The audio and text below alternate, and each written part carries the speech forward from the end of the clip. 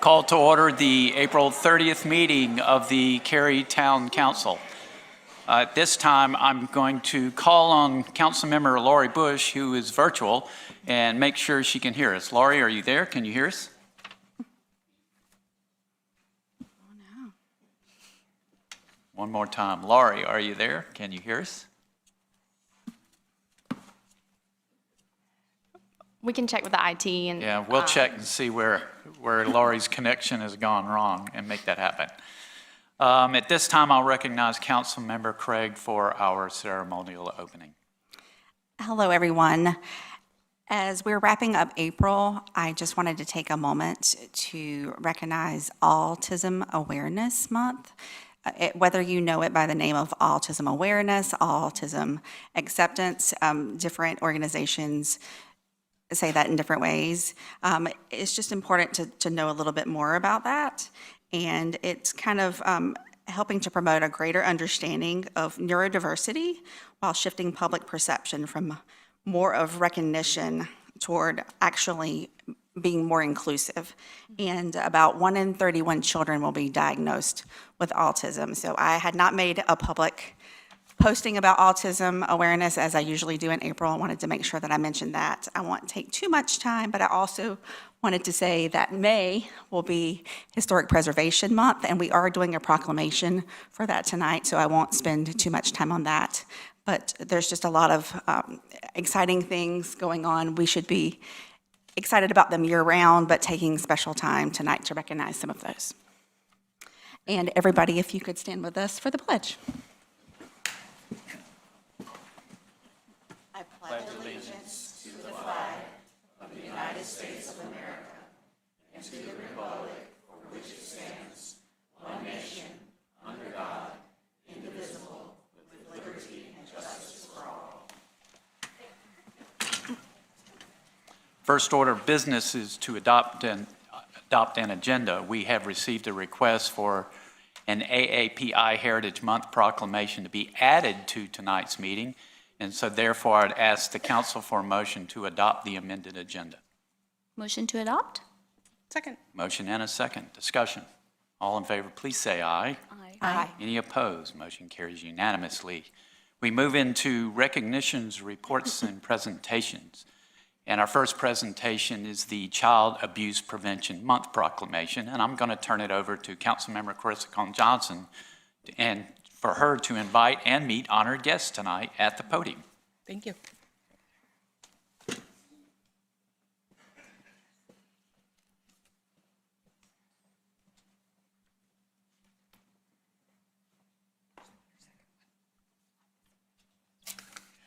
Could I invite the team from Safe Child to come join me down here? Thank you so much for being here this evening. If you'd come join us, that'd be great.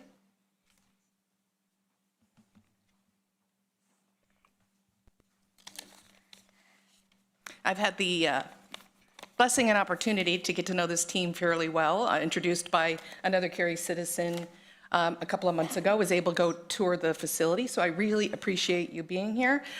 For those of you that are not aware, one of the things I've been doing over the last month is making sure that folks, my colleagues, as well as staff and quite a few other people understand that the role that the Safe Child team, which is quite a large team that delivers a lot of services for children who are in a really vulnerable state, typically experiencing abuse or neglect. So I just want to thank you for being here. I know I usually just speak off the cuff, but I have prepared remarks because I wanted to make sure I got this right. Because it is Child Abuse Prevention Month here on the last day, but it has been all month. And one of the things I wanted to point out is that you might have seen some of the pinwheels planted around Cary. There's some over at the Western Wake Human Services Building. We had a ceremony there. And there's some at the downtown park as well.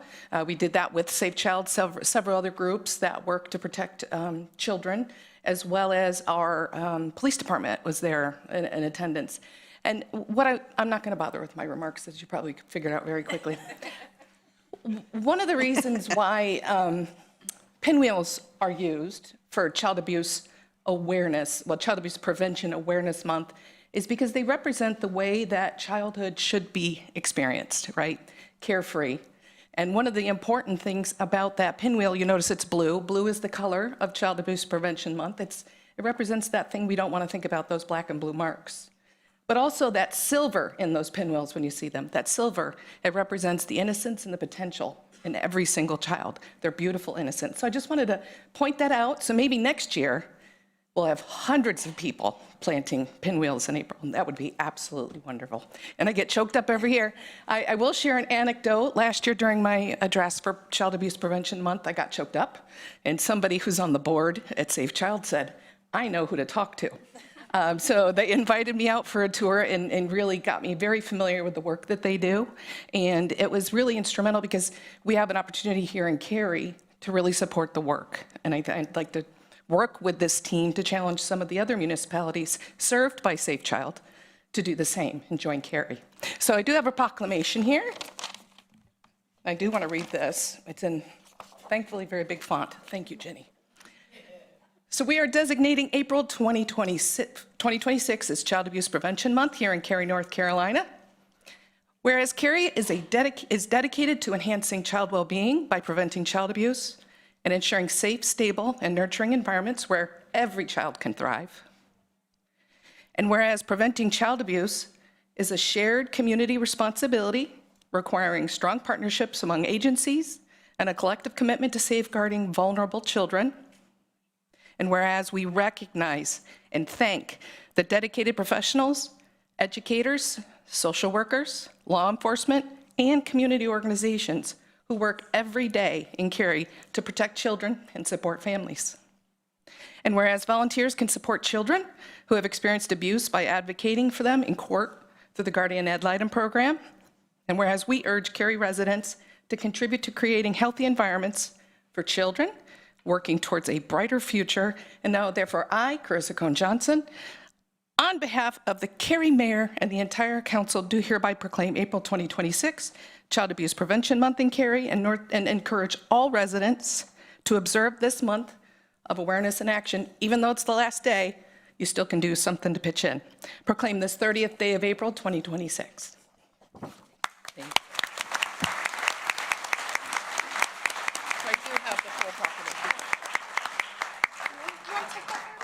you.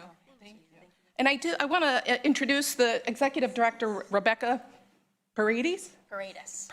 I got it. She just told me how to say it. I'd like to invite her up to say a few words. Thank you so much. Thank you. Thank you. Good evening.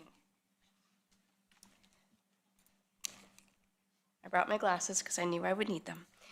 Thank you so much. Thank you for the opportunity to be here tonight. My name is Rebecca Paredes, and I serve as the Executive Director of Safe Child. I'm also a resident of the town of Cary.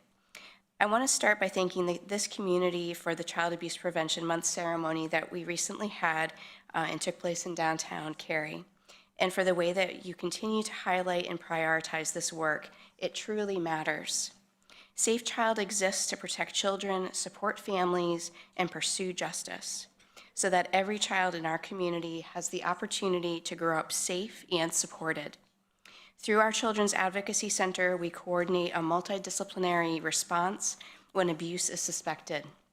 This means a child shares their story once in a safe and child-friendly environment, while law enforcement, child protective services, medical professionals, and advocates work together. It reduces trauma, strengthens cases, and most importantly, centers the needs of the child. But our work doesn't stop at just response. And I want to mention before I move to the next section that in 2025, 39 Cary children came through our center. And between January and just the end of this month, already we've seen 14 in just 4 months. And those are residents of Cary. April is Child Abuse Awareness, or Child Abuse Prevention Month, and is an important reminder that the strongest communities are the ones that invest in prevention. At Safe Child, that means equipping families with tools and support before a crisis occurs and providing education that helps adults recognize, respond to, and prevent abuse. This is where partnership matters. The work that we do is only possible because of communities that choose to invest in the safety and well-being of children. Your support helps to ensure that children in this community have access to coordinated services, that families are not navigating crisis alone, and prevention efforts reach further upstream. When we invest in children, we strengthen families. And when we strengthen families, we build a healthier, safer community for everyone. Thank you for your time, your leadership, and your consideration. Thank you.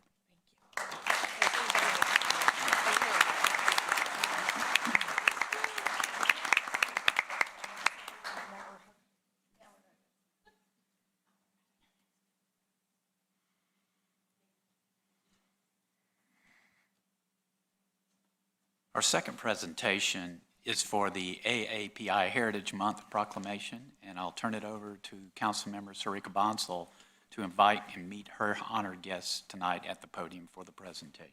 Thank you, Mayor.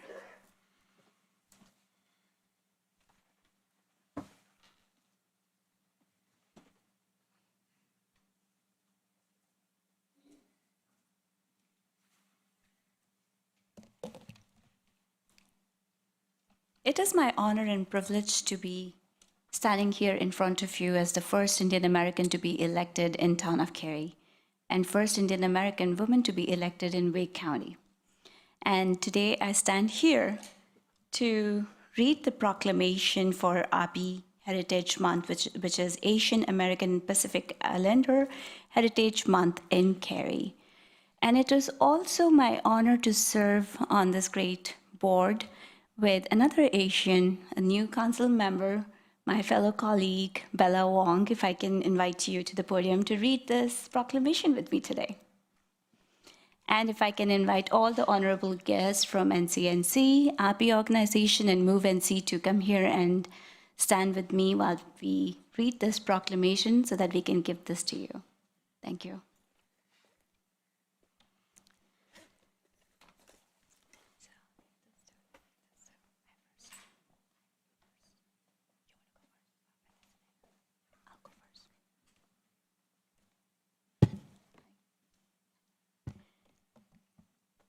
Designating May 2026 as Asian American and Pacific Islander Heritage Month in Cary, North Carolina. Whereas Asian Americans throughout the United States have ancestral ties to over 20 countries across East and Southeast Asia and the Indian subcontinent and the Pacific Islands, each with its own distinct history, culture, and language.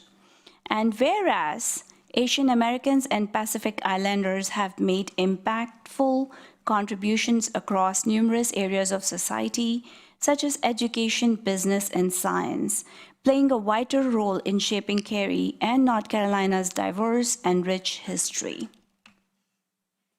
Thank you, Sarika. Whereas Cary acknowledges the vital importance of promoting understanding, encouraging appreciation, and increasing awareness of the rich and diverse cultures and history of Asian Americans and Pacific Islanders among its citizens. Now, therefore, I, Bella Huang, and Sarika Bansal, Cary Council members, on behalf of the Cary Mayor and Council, do hereby proclaim May 2026 as Asian American and Pacific Islander Heritage Month and encourage residents to celebrate the rich cultures, contributions, and traditions of the Asian Americans and Pacific Islander community. Proclaim this 30th day of April 2026.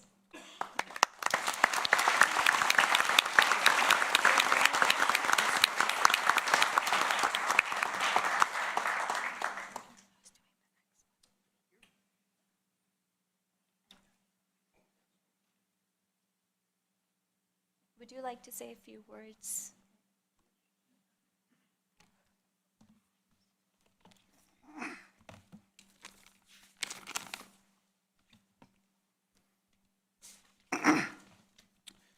Good evening, Mayor and Council members.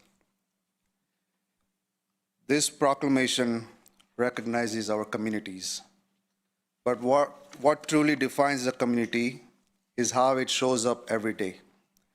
In small businesses that stay open late, in families that value education and hard work, in neighbors who quietly give back without asking for recognition. The Asian American Pacific Islander stories are not always loud, but they are steady, consistent, and deeply rooted. This month is a reminder to look closer, to see the contributions that often go unnoticed, to hear voices that are not always first to speak, to include perspectives that make this town stronger. Cary is growing, and its strength will come from how well we understand each other and not just celebrate once a year. Thank you for seeing us and for continuing to build a community where everybody belongs. Thank you.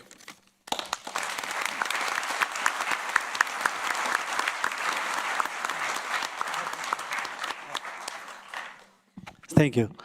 Good evening, everyone. Mayor, Town of Cary, council members, and all the wonderful community members from Cary and neighbor cities. It's my great honor and privilege tonight receiving a proclamation on behalf of Nepal Center of North Carolina, and we are so grateful to the town of Cary and all the council members. I'm also proud to say as a AAPI member community, because we are not here just only the community, we are actively involved in the community service, volunteer service, like civic engagement, youth empowerment, senior citizen activities, and others activity working with the towns. So in the meantime, we are sharing the culture, promoting the culture, AAPI culture, and everyone get the opportunity to learn the new culture and new things. That's why we have been working actively since last 2 decades. So thank you very much, and I would like to thank you.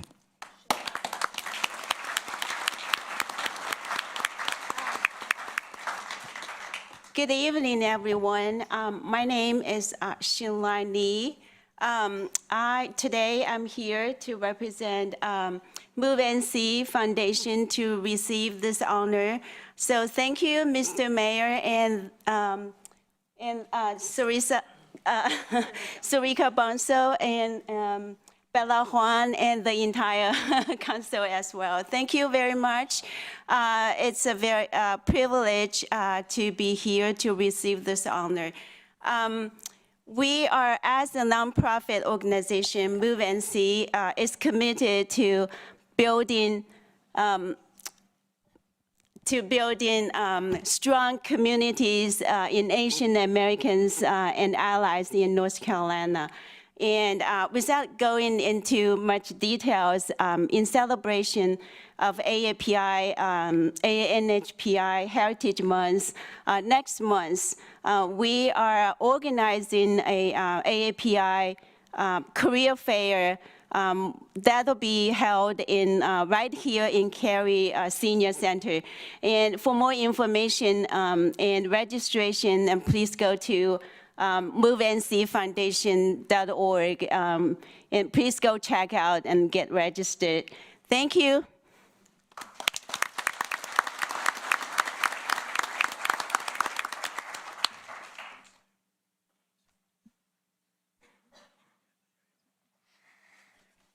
Before we do our next proclamation, I believe our Mayor Pro Tem is now on the line. I'm going to check and see if we can talk now. Ms. Bush, are you there? I am. Yay, we hear you. Thank you for joining us. Thank you. Okay, our third presentation is for ALS Awareness Month, and I'll invite those from ALS United to meet me at the podium to receive this proclamation.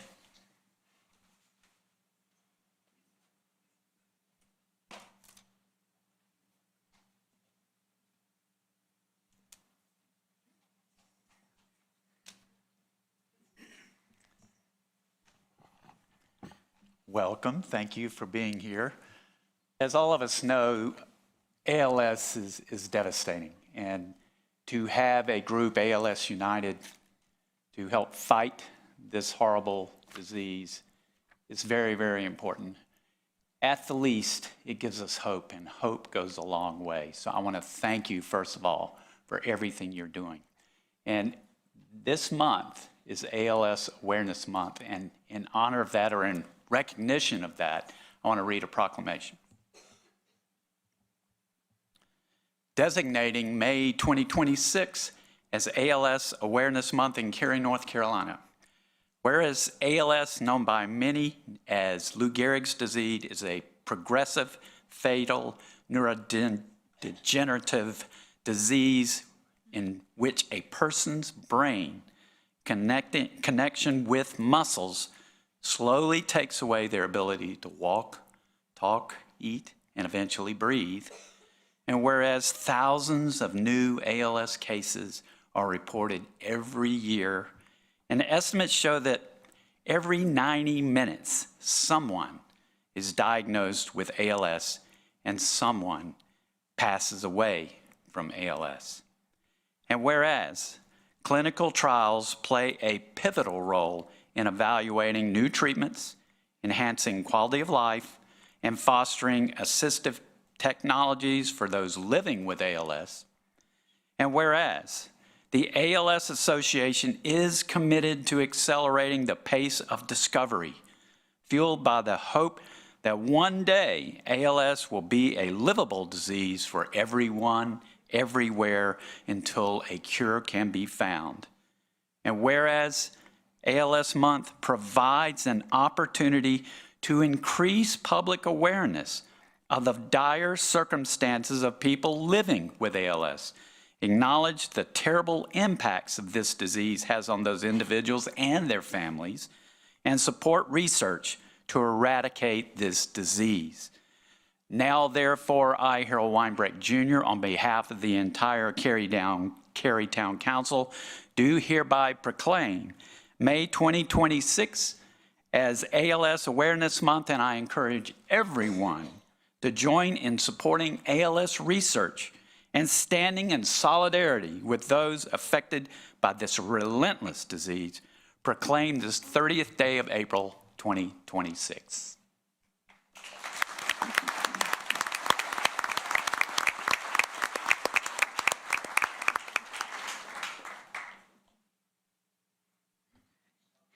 On behalf of ALS United North Carolina, thank you to the town of Cary for this meaningful proclamation and for standing with the ALS community.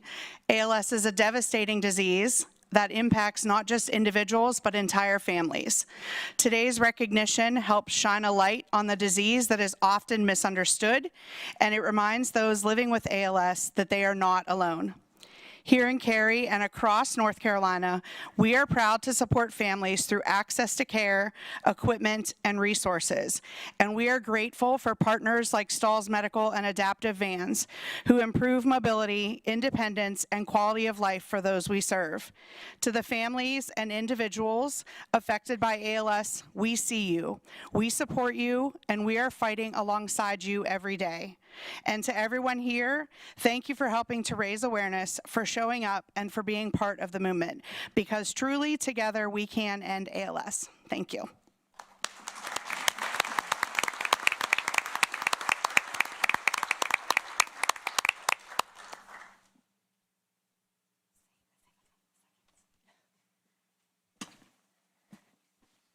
Our fourth proclamation is for Historic Preservation Month. I'll turn it over to Councilmember Michelle Craig to invite and meet her honored guest tonight at the podium for the presentation.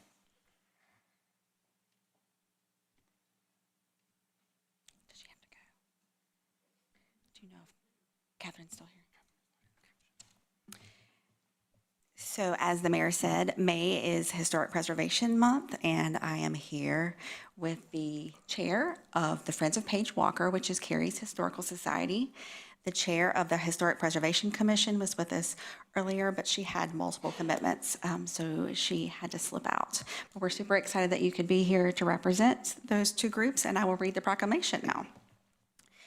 Designating May 2026 as Historic Preservation Month in Cary, North Carolina, whereas the Imagine Cary Community Plan recognizes the importance of preserving historic and cultural resources to maintain community character and help guide future growth, and whereas historic preservation in Cary is an act of stewardship that connects past, present, and future, ensuring that places of significance remain part of the community's shared experience as the town continues to grow, and whereas preservation supports economic vitality, heritage tourism, and environmental sustainability by encouraging the reuse of existing buildings and maintaining the character that makes Cary a distinctive and desirable community, and whereas the town of Cary has established a Historic Preservation Commission to advise on the identification and recognition of significant historic resources, and whereas throughout the month of May, we will be commemorating our community's heritage with a series of programs, tours, and exhibits,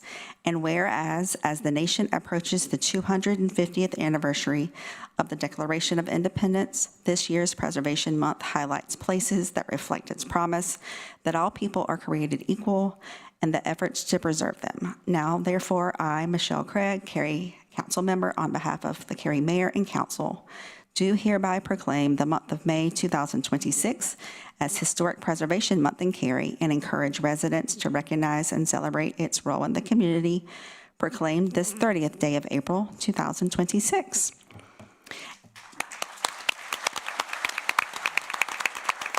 I'll present that to you.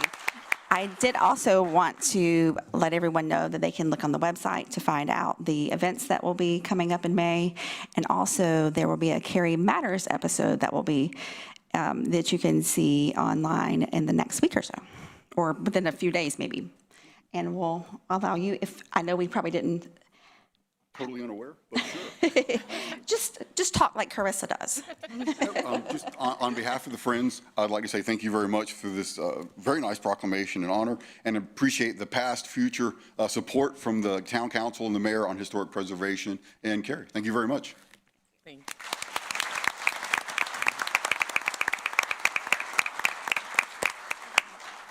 Our fifth presentation is to recognize the culinary students from one of our sister cities in Le Touquet, France. And I'll turn it over once again to Councilmember Craig to recognize the students and honored guests.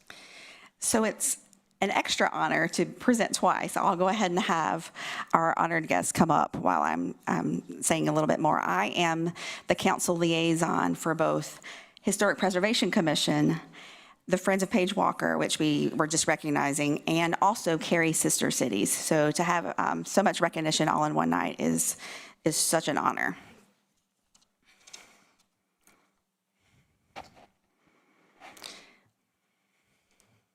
So we're having the students and chaperones come to the podium.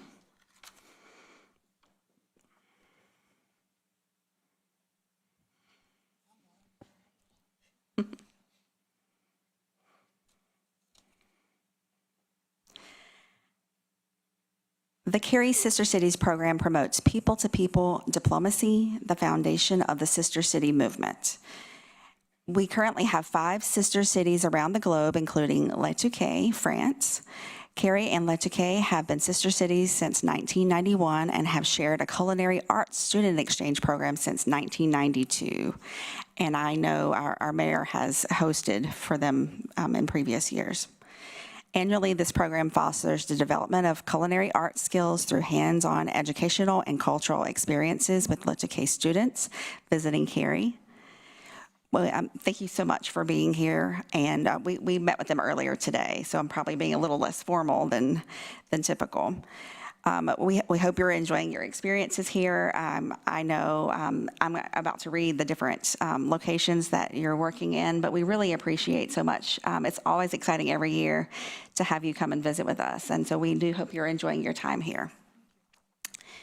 I understand this year the host institutions are Herons, Maximilians, Peck and Plume, Tram and Draft, Vino and Tap.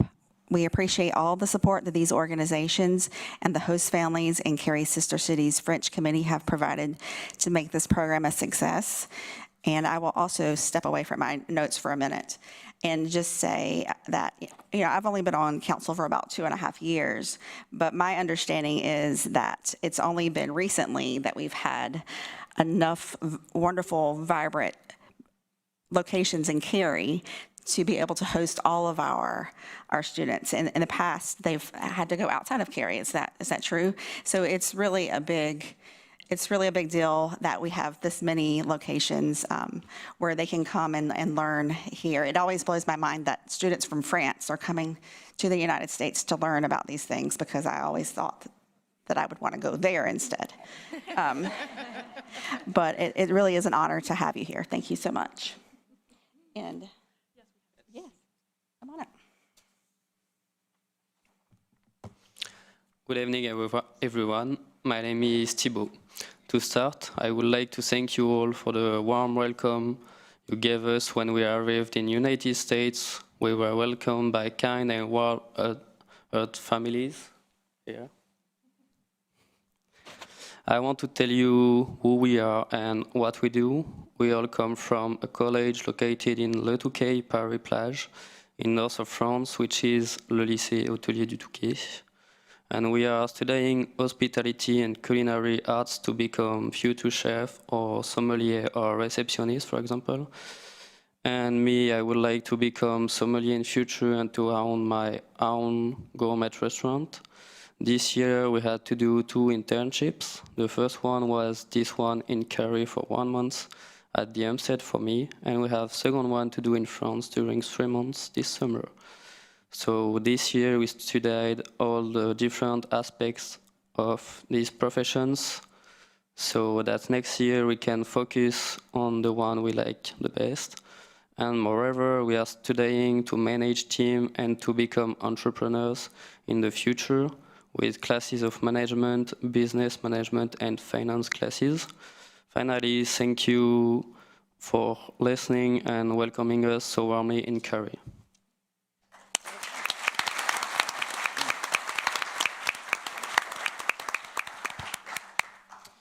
Bonjour à tous.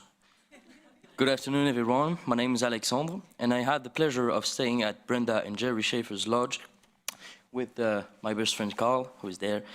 So for the last 2 weeks, during our stay, we had the privilege of meeting new people, engage, learn, and basically in a very meaningful way from every single person we encountered.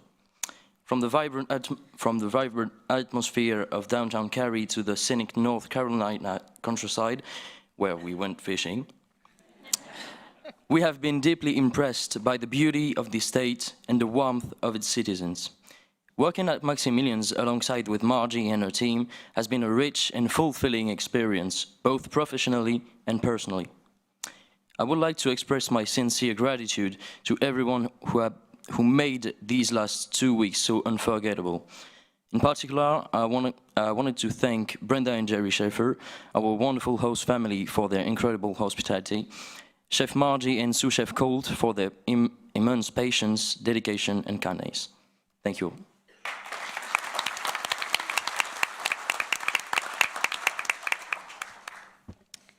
Good evening, everyone.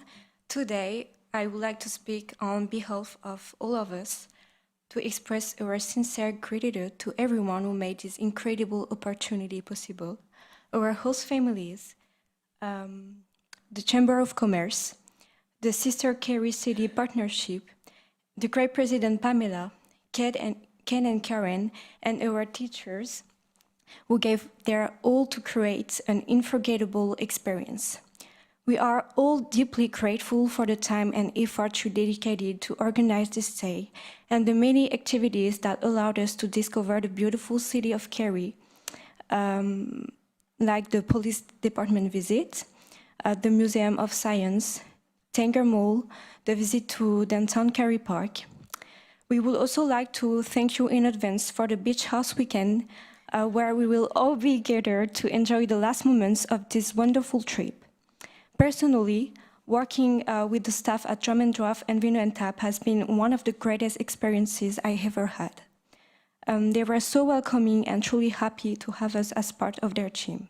Finally, I would especially like to thank Suzanne Salomon, my host family, for the warm welcome she gave us and for her kindness throughout this day.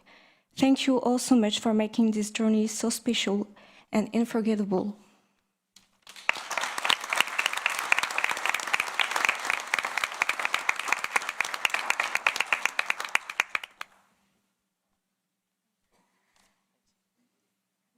And if you ever get a chance to go to Le Touquet, you got to check it out. It's a beautiful place. All right. We now move to the public speaks out portion of our meeting. We've included instructions for speaking at this forum online and on the printed agenda. There were 3 opportunities to participate in public speaks out: through written comments, by calling in, or by attending here in person tonight. And if you are here in person and would like to speak, I would ask that you please take a seat in the rows to my right that are now highlighted. Public Speaks Out speakers have up to 3 minutes each for their comments and may speak on any town-related topic as long as it's not a public hearing, and that's to your advantage. You get more time at a public hearing. The 3-minute time limit will be enforced, not to be rude, but to be fair to all of our speakers. We have a timer on the podium. It'll start off with a green light. When the light turns yellow, that means you have 30 seconds remaining.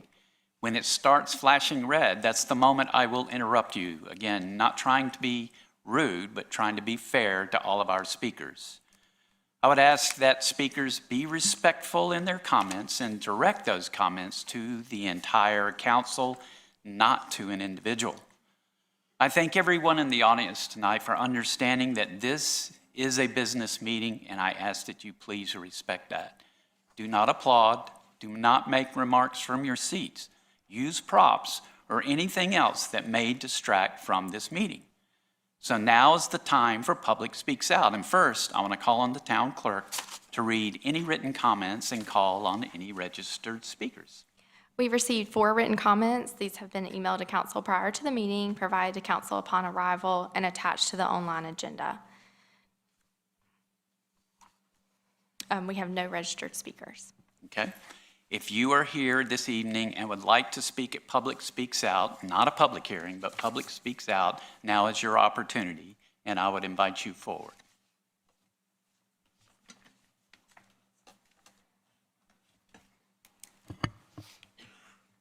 Good evening. Mr. Mayor and members of the City Council. I'm here with a safety issue that I Give want. us your name, please. I'm sorry. My name is Tom Staley, Thank you, Mr. S-T-A-L-E-Y. I'm at 1209 Kelty Court in Cary, North Carolina. I'm here with a safety awareness that I wanted to bring before the City Council. I have brought it to the attention of the individuals working for the town of Cary. This has reference to the urban park. As you travel east on Chatham, when you turn right into Urban Park, there's a road that kind of sandwiches the park on both sides. Recently, I experienced several mothers with children, one with 3 children, and children can be children, and mothers have a lot on their hands. There is a row of bushes between the road and the park, and there are breaks in the bushes, and the bushes are taller than the children. There are also maybe 4x4 or 5x4 posts along through there. What I experienced and what I saw was when a mother was attending to one child, one ran between the bushes out onto the road. I think a simple colored rope or a rope of some type that could maybe break up where the bushes are, but have maybe 2 areas where they could enter the urban park. If a child should get loose and a car should pass there, there's not enough time to stop. The child will be run over. I can't imagine the loss of a family member that would lose a child. Secondly, the $1 million lawsuit that the town of Cary would, I'm sure, have to incur, which would be minor to the loss of the child. So I would like to ask the City Council if they could perhaps speak with the Parks Department and see if we could get some type of a colored, I say colored because I think it'd be pretty to have a yellow or red, rope between the 4x4s with specific openings for the parents to take their children in and out of the park, because there's probably 7 or 8 places children could run. And mom can't be in 3 places at one time. Thank you. Thank you, Mr. Staley.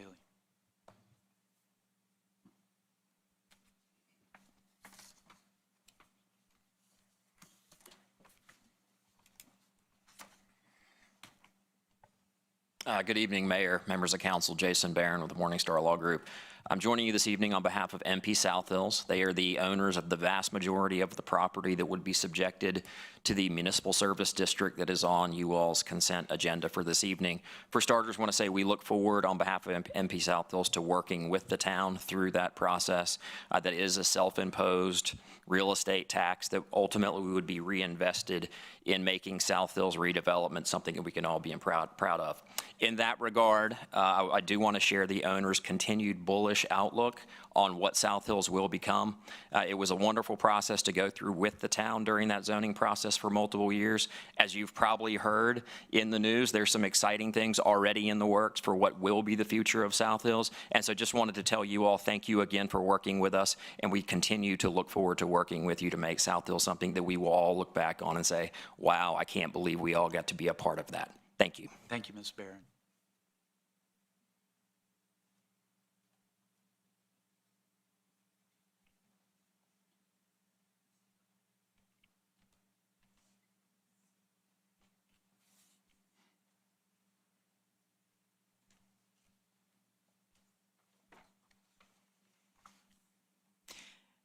Good evening, Mayor and Council. My name is Renee Miller, and perhaps I'm rushing ahead a little bit this evening, but I have had the opportunity to attend 4 of the budget priority sessions conducted by the town staff over the last few months.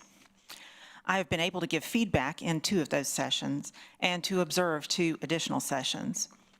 3 of the groups have included leaders, both elected and volunteers. And the feedback from the group that included leaders emeritus, I found the most informative, since many in that room have long influenced our town. The age groups varied, but tended to be the more senior citizens of our community. Taking advantage of these opportunities has put me in a unique position to draw several conclusions. Citizens want to maintain the quality of life in Cary in two primary areas. Community safety and maintaining our facilities and infrastructure came out important in the citizen groups. Service levels are also important within the groups I observed. From my less formal conversations, affordability, especially in keeping taxes more level for people on fixed incomes, is also important, even for those who are not senior citizens yet. As the staff enters the final stages of the budget development, and you set the policy to guide that process, I ask that you consider this early feedback.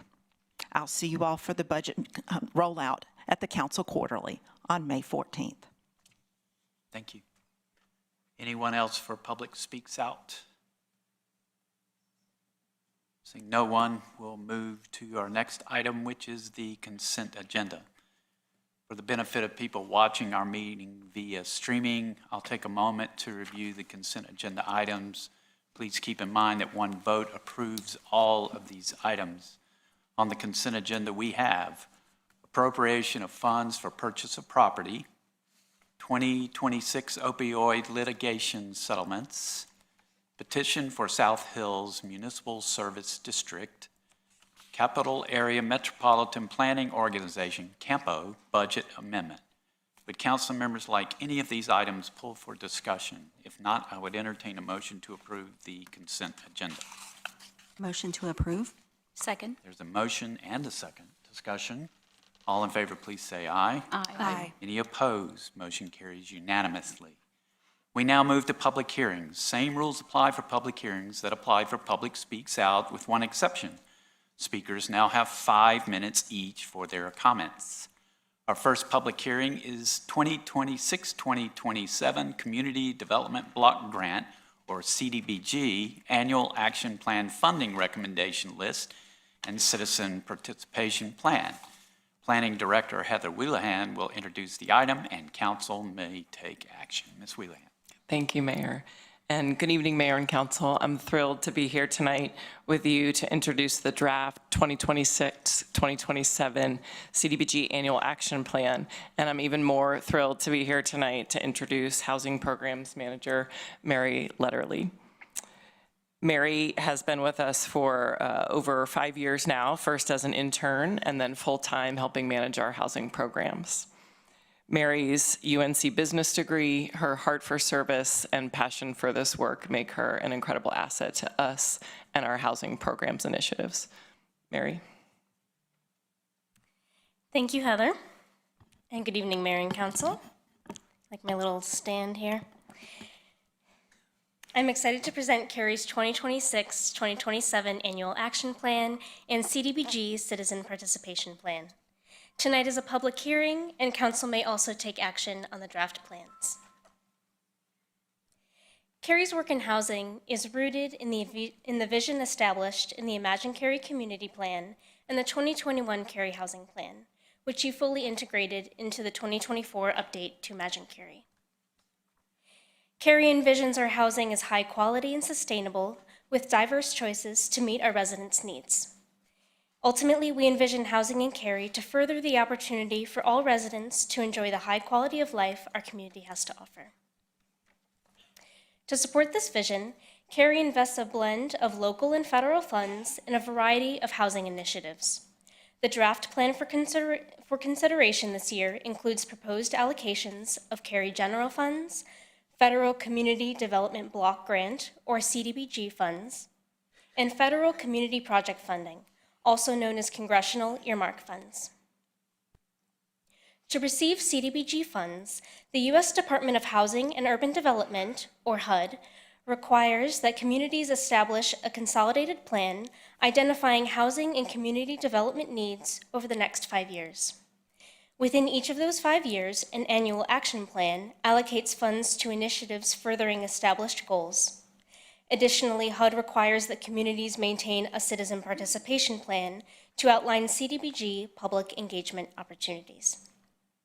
Last year, Council adopted the 2025-2030 Consolidated Plan that set goals for how CDBG funds will be used in those 5 years. And this year, for your consideration, we are bringing forward the 2026-2027 Annual Action Plan to propose how this year's funding will fulfill those goals and to propose minor updates to our Citizen Participation Plan. I will share more details on both of those plans, but first turning to process. This year, we opened funding applications in December. Applications were then scored by a panel based on alignment with Cary housing goals and HUD national objectives. On March 3rd, we hosted an opportunity for public input at Herb Young Community Center. We then drafted this annual action plan, identifying core objectives and award recommendations, and proposed minor updates to the Citizen Participation Plan. The plans have been open for public comment for 30 days, during which we received comments at the April 7th Budget Open House. As I said, tonight is a public hearing, and you may take action to approve the draft plans. Once we have approved draft plans, staff will then submit them to HUD, and if approved, we will move ahead with initiative implementation. Annually, we are required to submit our plans to HUD by May 15th, which is why you see them before Cary's local budget is finalized in June. While developing these plans, we engaged the public in several ways. As I mentioned, we held an opportunity for public input, a new event that gathered over a dozen community members to provide input before the annual action plan was drafted. We also engaged residents at the April 7th Budget Open House. Additionally, we sent direct emails to stakeholders, shared the plans with local housing groups, and invited comments via social media posts, newspaper ads, and the email newsletter This Week in Cary. Community members shared feedback during the recent Public Speaks Out sessions, and finally, a public hearing will follow this presentation. A full summary of all comments received will be included in the final annual action plan when submitted to HUD. As I mentioned, Cary's Citizen Participation Plan outlines how we fulfill federal public engagement requirements for CDBG activities.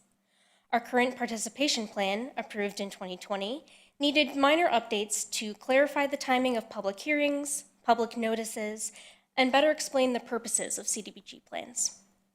The updated plan was available for public comment for 30 days and is included as an attachment to the staff report. If approved this evening, the new plan will be effective until Cary desires or new federal requirements call for another update.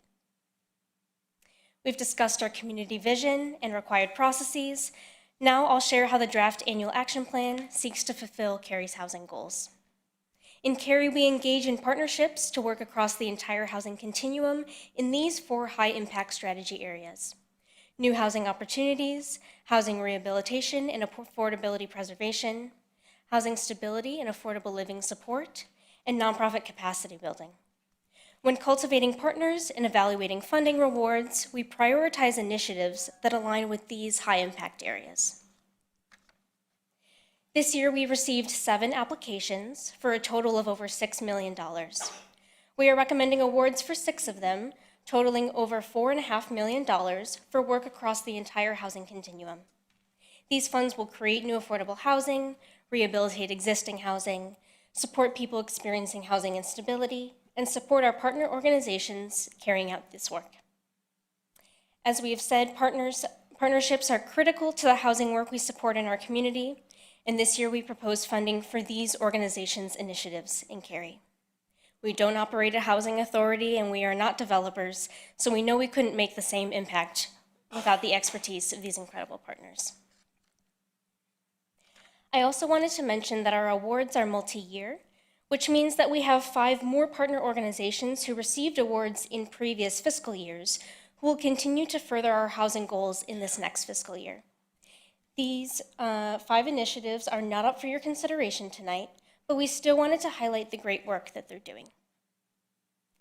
For this year's awards, we first proposed $750,000 in gap financing for the redevelopment of the Greenwood Forest Baptist Church property to create a mixed-use development including 62 units of new affordable housing, a daycare, and community program space. This project is a partnership between Greenwood Forest, DHIC, and the Carrying Place, also known as the Canopy at the Timothy Ash Carr Center. Additionally, Cary has submitted an application for federal community project funding. If approved, an additional $1.5 million would go to support this project. We also propose $750,000 for Healthy Homes Cary, our home repair program, which helps income-eligible homeowners make critical repairs and accessibility modifications. We manage Healthy Homes Cary in partnership with Preserving Home, formerly known as Rebuilding Together of the Triangle. Third, the Stable Homes Cary program, which you established in 2024 with a proposed award of $600,000. In partnership with Neighbor Up, formerly Dorcas Ministries, the program aims to keep residents in their homes and support them when relocation is necessary. This includes administration of the Oasis Utility Bill Fund program and the Play It Forward program. Also recommended is $145,086 for the Raleigh Area Land Trust to purchase and rehabilitate one home in Cary for affordable homeownership. RALT uses the Community Land Trust model and leverages additional funding sources. For White Oak Foundation, we've proposed $60,121 for emergency housing and food assistance, along with senior programming. An additional award of $200,000 would support pre-development soft costs for 60 units of affordable senior housing. Finally, staff has proposed $50,000 in nonprofit capacity support for partners furthering housing and community development goals, a core intent of the Cary Housing Plan. This has produced more efficient and effective programs that have increased capacity to serve more Cary residents annually. Awards may include scholarship support to the North Carolina Center for Nonprofits Management Institute, strategic planning and staff development, and training for faith-based development partners. We are excited to make these recommendations and grateful to these organizations for the work that they do to create housing and support Cary residents. As I mentioned, we use a blend of funds. This initial draft awards package before you for consideration is composed of $747,211 in current year CDBG funds, $104,826 in prior unused CDBG funds recuperated from expired or complete projects, and almost $2.2 million in requested FY27 Cary general funds. As mentioned earlier, if Cary's community project funding application is approved, an additional $1.5 million will support the Carr Center. This would total $4,542,872. Based on council and community feedback, staff has prepared another option for consideration. This option proposes an increase to the general fund allocation by $757,128 for a total award package of $5.3 million. This represents an increase in what is currently in the department-requested FY27 budget. In both options, the CDBG allocations are the same. Ultimately, to vote on the annual action plan tonight, council and the community should be in alignment on how CDBG dollars are allocated in this plan. Providing a complete picture of all fund sources allocated to housing goals does strengthen the annual action plan. So council could choose to add additional general funds tonight via this annual action plan or through the budget process over the coming months or at any time throughout the year. If council chooses to adopt option 2, staff suggests additional allocations to these projects. To the Carr Center development, an additional $552,249 would be recommended for a total of over $2.8 million. To White Oak Community Services, an additional $64,879 for a total of $125,000. And for senior housing, an additional $140,000 for a total of $340,000. This concludes my presentation, and after the public hearing, I am happy to answer any questions you may have. Thank you. Now is the time for the public hearing for 2026-2027 CDB Annual Action Plan Funding Recommendation, and I'll call on the clerk to read any written comments and call on any registered speakers. We had no written comments and 3 registered speakers. The first in-person speaker is Mary Kentz, followed by Susan Kinsey, and Tim Lee.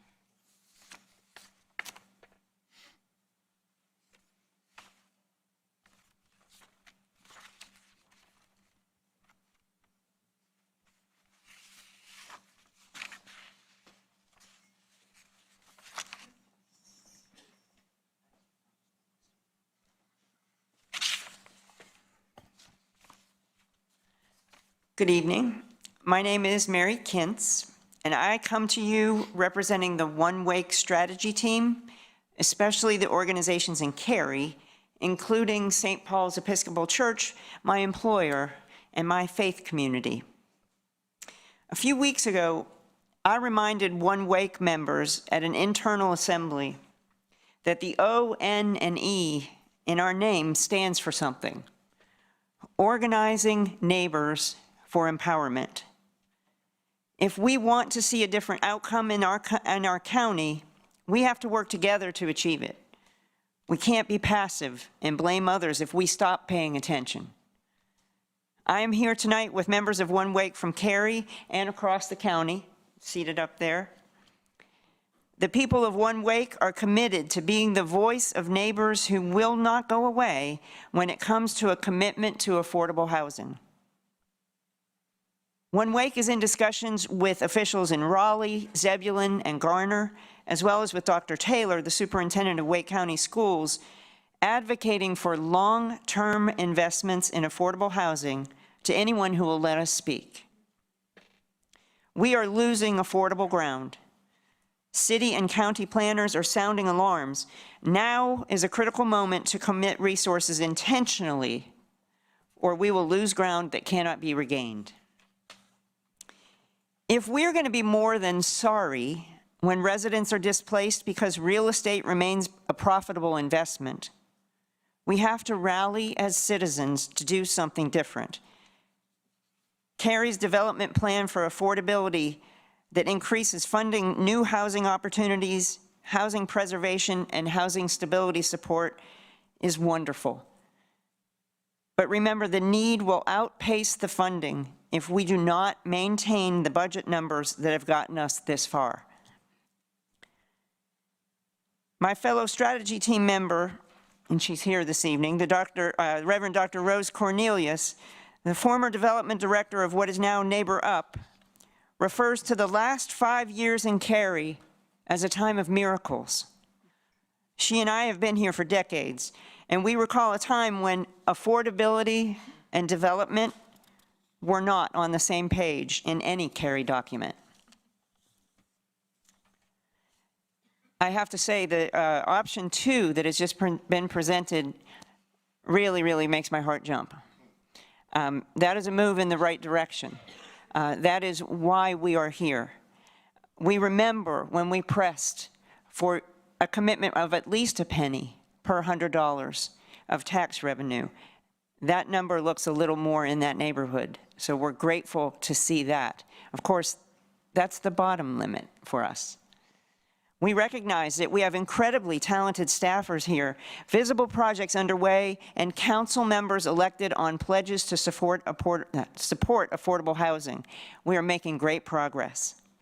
Progress does have a price. It's no secret that building costs are rising rapidly. So that is the question we came here with. Why are we decreasing AAP funding in the budget? Why did we go from funding at $5 million in 2024 and then dropping to $3.04 million? I see now that that's, again, rising. I urge you to consider at least option 2. We realize there are tough decisions to be made in everyone's budget. We will not advocate for the burden to be placed on young working people, single parents, healthcare workers caring for our aging population, and countless others who cannot afford to live and work in Cary. This is not the time to exclude them from the budget. You have already invested so much, especially in your staff and your community partners. Please do not backtrack. Thank you. Our next registered speaker is Susan Kinsey. Good evening. My name is Susan Kinsey, and I'm a member of the One Wake team from Macedonia United Methodist Church here in Cary. I am one of those many One Wake voices of our neighbors who are focused on the commitment to affordable housing in Cary and in Wake County. Like others tonight, I'm here to ask for your continued commitment to at least a penny for housing, and like the speaker before me, we're pleased to see some positive movement in that direction. But I also hope tonight that in some small way, I can help you see some of the faces of those most impacted by the lack of affordable housing in this area. The first home my husband and I owned was in the Iron Gate subdivision in Cary. We were two young working adults living in a modest but affordable home. We could walk into downtown Cary in one direction and to the many wonderful, diverse restaurants and shops near Chatham Estates in the other direction. Cary has changed dramatically since then, with a number of the homes we used to walk past now torn down and replaced by larger and more expensive homes, townhomes, and condos. Like other areas in Wake County, Cary has experienced significant growth, and significant investments have been made, including making downtown Cary a destination area with more upscale housing, a beautiful park, and multiple restaurants and pubs. But young adults in our church, just like our teachers, first responders, and so many others, struggle to rent or buy a home nearby. So they work here, but they can't afford to live here. The Wake County State of Housing Report describes it this way, and I quote, "Rising rents, limited affordable housing, and widening gaps in access have made it increasingly difficult for many residents to secure and maintain stable housing." At Macedonia, I'm both blessed and humbled to coordinate our church food pantry and to serve on our missions and community assistance teams. I've seen firsthand the challenges that both single adults and families face as they try to balance the rising cost of transportation, utilities, food, health care, child care, and other essentials with their critical need for decent, safe, and affordable housing. But I've also seen firsthand the rundown, poorly maintained homes in this area that some families are forced to rent when they have no other affordable options. The financial strain and stress is hurting children and families in our community. Our children deserve stability, a safe place to lay their heads at night, to not be uprooted every few months when their parents can no longer afford rent or utilities in the current place they're staying. For their parents to live and work in the same community so they can attend PTA and other school events like my husband and I did. You can help families have pride in where they live, work, and learn. So tonight, I ask you to reserve at least a penny for housing and support an affordable housing bond next year. Thank you. Our last registered speaker is Tim Lee.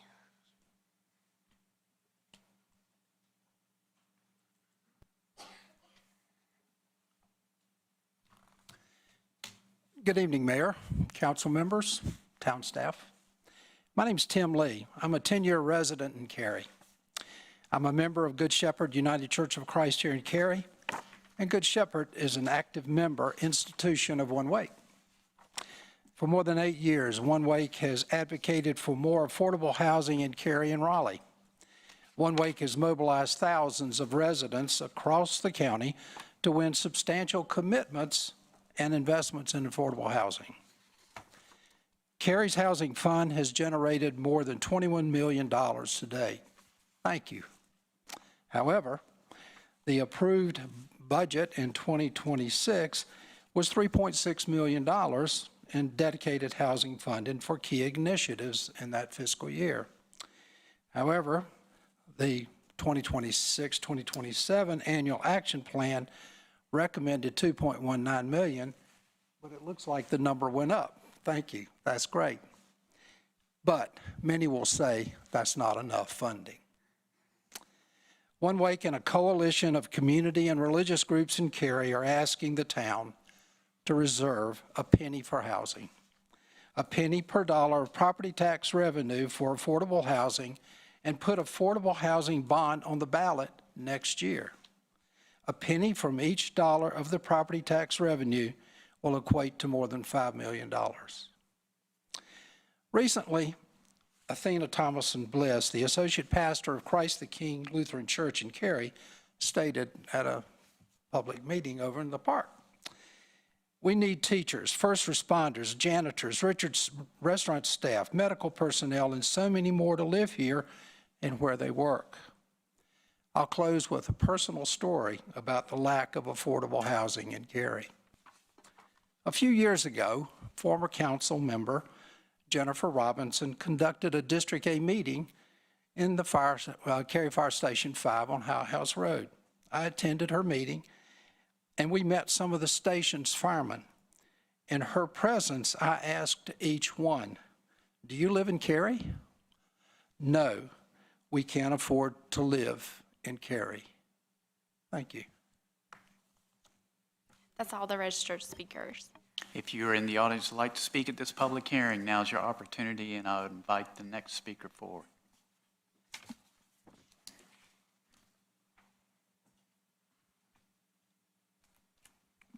Good evening. Charles Tyner, pastor of White Oak Missionary Baptist Church, best church on this side of heaven. Also CEO of the White Oak Foundation. Come tonight with no sermon, come tonight with some good news to tell you thank you for all that you've done for White Oak Foundation. Because of what you've done, on June 10th, you will get the invitation. We will provide 30 townhouses, affordable townhouses, for the town of Cary. Thank you for what you have done. Now, a little disappointed. Yeah, you can clap. You can clap. Yeah. I hate to say that, Mr. Mayor, because we've been through so much. I've been in this church for 54 years, and we Been here 54 years. That's right. That's right. You know, and wouldn't stop either. So, but what I want you to understand is that we now have a daycare, 10,000 square feet daycare. We now have these affordable houses. We now have a building that operates, that we can service people who come and need help. That's because of you all. They're not standing in your lobby saying, I need this, because you got us. You got the nonprofits. Not only White Oak, but you got all of them that says if you need anything, come to us, because Cary supports us, and we're going to support the citizens of Cary. I was a little disappointed tonight, and I said I wasn't going to do a sermon, but it's coming on me right now. I want you to know that I was a little disappointed at the amount of money that you're going to give us, but then you came back with a sucker. I like that. You came back and you said, let's look at doing more if you all approve it. Let me tell you, on June 10th, we're going to dedicate, cut ribbons for those houses. And by the way, some Cary employees got their applications in and live over there too. Just want you to know, okay? But we plan, starting at the end of this year, to put together a independent living center for seniors. And we gonna need your help. I'll be back next year, Mayor. God be willing, I'll be back next year, because we know that there's a need for affordable housing in Cary. Just want to say thank you. Do all you can. We're not going back, folks. We can't go back. We can't. I saw the figures less than last year. That's just not right. We got to continue to move forward, give more money so we can have affordable housing in Cary. Thank you for what you've done. I know you're going to do what's right. Oh, yes, you will. Thank you. Next speaker, please.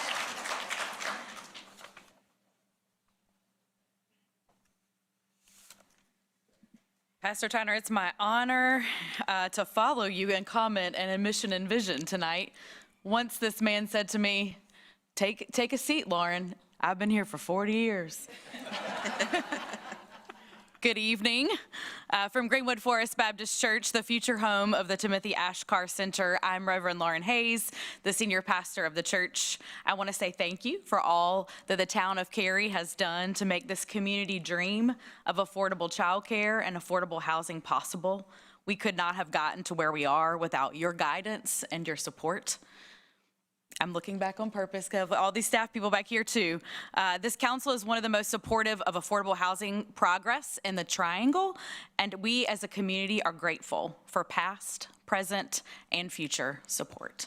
The Carr Center is a partnership of Greenwood Forest, the Caring Place, DHIC, and the YMCA of the Triangle, all of whom have been supported over the years by our city government. Thank you for supporting so many efforts with CDBG funding, like helping the Caring Place acquire and maintain housing in Cary for working homeless families with children. I speak on behalf of Leslie Covington tonight as well. She's not here to thank you in person, but we want you to remember that funding has seen 15 properties become homes for those families navigating the transition from homelessness to housing, and allowed TCP to join with Greenwood Forest and co-developing the Carr Center.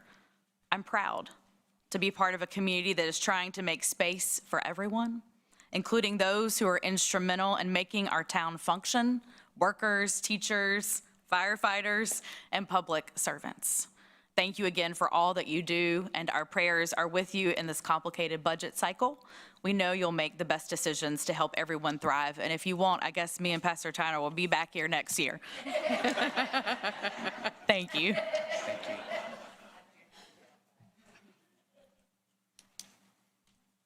you. Good evening, Mayor, Town Council. So I'm Tim Fisher. I'm the project manager for DHIC on this project, and I just wanted to take a moment and tell you I've been doing this for almost a decade at this point, not that long, but long enough to learn a few lessons. And I can say unequivocally that one of the biggest lessons I've learned is the only way that we are going to solve this crisis is with partnerships like this.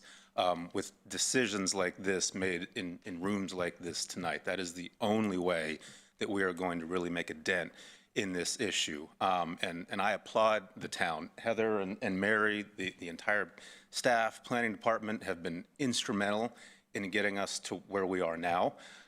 So now it's just a matter of that continued support to get us to where we need to be. So I wanted to thank you for everything you've done so far and everything that it sounds like you'll be doing in the future. So thank you. Thank you. Anyone else for for this public hearing? I almost said public speaks out. Anyone else for this public hearing? Seeing no one, I'll close the public hearing and I'll make my comments first and then I'll let my colleagues speak. The situation Cary is in was not an evil grand plan.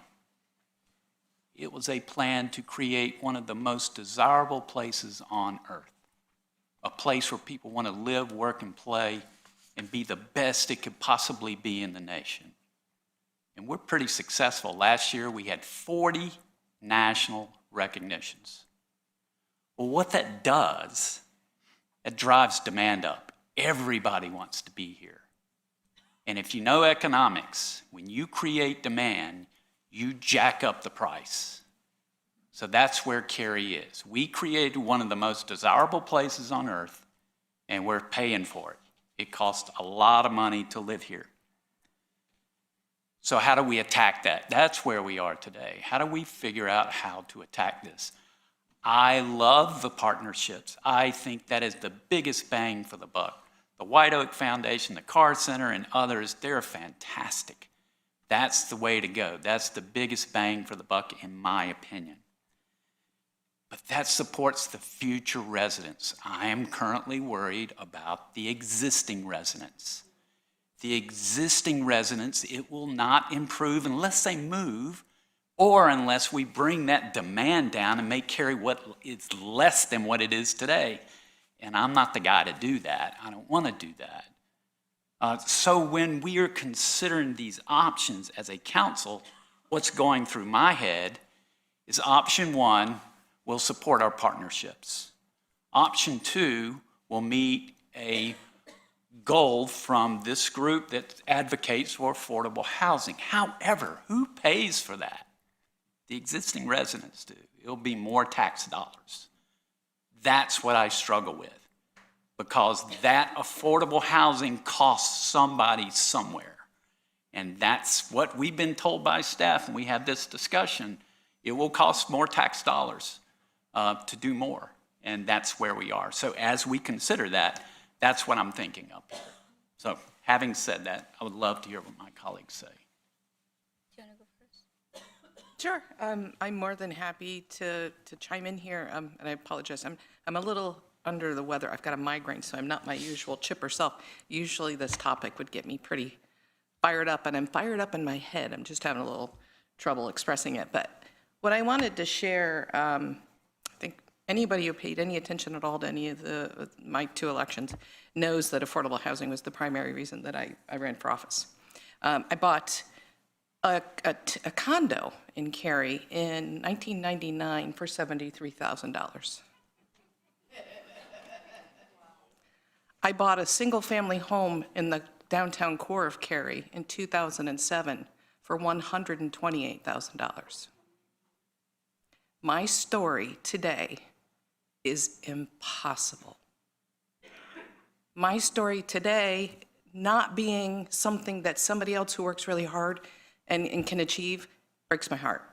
So for that reason, when I saw my downtown neighborhood gentrifying very quickly, I ran for office years sooner than I intended to, because I wanted to try to be part of a potential solution. I believe this entire council has the will to be part of that potential solution right now. I really do. And I want to address One Wake specifically. Don't get me wrong, I love all of our nonprofit partners. You're amazing, and I'll show up to all your galas. But One Wake stuck a microphone in my face twice and made me commit, right, to this penny funding. And when I speak to people who are members of One Wake and they say, hey, I know you're an ally, sorry if we're being kind of strong, I always tell them the same thing, please keep it up. Keep the pressure up, not just here, but in the surrounding communities. It really does help get the conversation to not die down, and that's really what's paramount here. As long as people continue to pay attention, we're more likely to make more progress. So I want to thank you for being bird dogs. One of my favorite expressions, just bird dogging us. It's very helpful, and you were the primary thing that we all said when we saw the initial reasonable ask by staff, because they're also trying not to cost burden the taxpayers here in Cary. So they brought us an ask for housing funding, but we did all say, hey, we said a penny, let's find that penny. Let's find good projects. We weren't going to just bring it up to a penny and misuse funds, but we knew that there are projects here in Cary that staff was able to suggest, excellent ways to get that to the penny that we committed to. So I just want to thank you for bird dogging us. It's very helpful. Other comments? You want to go first? I have a whole page worth of comments. It's just trying to figure out where to start and to organize my thinking. First, I want to thank One Wake and all of the advocates in Cary and our partnerships. Back when, roughly 2.5 years ago, well, actually 3 years ago when I started knocking doors. So if you think about each time I knocked, it was about 5,500 knocks, 5,500. And every time the door opened, the conversation was surrounded, it was about affordable housing. It wasn't on my radar, as you said. I wasn't thinking about running for office initially. I had been an advocate in many areas as a teacher, and have seen our children from my school that I've been at for 10 years now displaced, many moving out of Cary because of lack of affordability. And when the idea of running was presented to me, or when the idea of needing additional affordable housing champions on the council, I said, I will help you find someone, and then realized that I was the someone. So that was why I ran for office. That was reason number one. And so looking at District B, where I represent, the median household income in Cary, the numbers obviously constantly change. I want to say it's roughly $130,000 right now. District B, or higher. District B is $40,000 less than the average. And so we have $1 million homes in the downtown area now to kind of balance out places, I'm getting emotional now, places like Chatham Estates, where we're about to lose 144 units of affordable housing. And so when Ms. Kinsey spoke about, she spoke about housing stability, and then, she also spoke about, or the prior speaker, about how we're making great progress. We're losing so much. And as the mayor was speaking, I just took a little note, the affordable housing crisis is not unique to Cary. We're a very desirable place to live, but this is a crisis everywhere. But what we have to be now is proactive, not just reactive. With Chatham Estates, with the Stable Homes Program, we're trying our best to help with future stability of those families by helping them to get on their feet as they are going to be displaced. And as a child who moved around so much and went to 9 different schools between kindergarten and my senior year, housing stability is a very important thing. So we need to help with those things, but we also need to be proactive in thinking about what we can do, because we're not going to add 144 units all at once. So I think it'll probably be obvious how I'll be voting tonight, but we can never do enough is my point. It'll never be enough, but that doesn't mean that we shouldn't try, because Cary should continue to be a place for everyone. Transit is a wonderful thing that I love and talked so much at those doors also, and I want us to invest in that, but transit is not an answer to getting people to Cary. That people who, most of the teachers that I work with, most of the staff I work with don't live in Cary. And the people that take care of Cary, as Reverend Tyner said, Cary employees are applying for that housing. People who take care of Cary should be taken care of also. And so I will do everything I can to have my vote count for investing as much as we can. And I know that when we invest a penny into affordable housing, that we have to be careful because, as I said, our district has considerably lower household income overall, but I believe we can think about ways to save in other areas.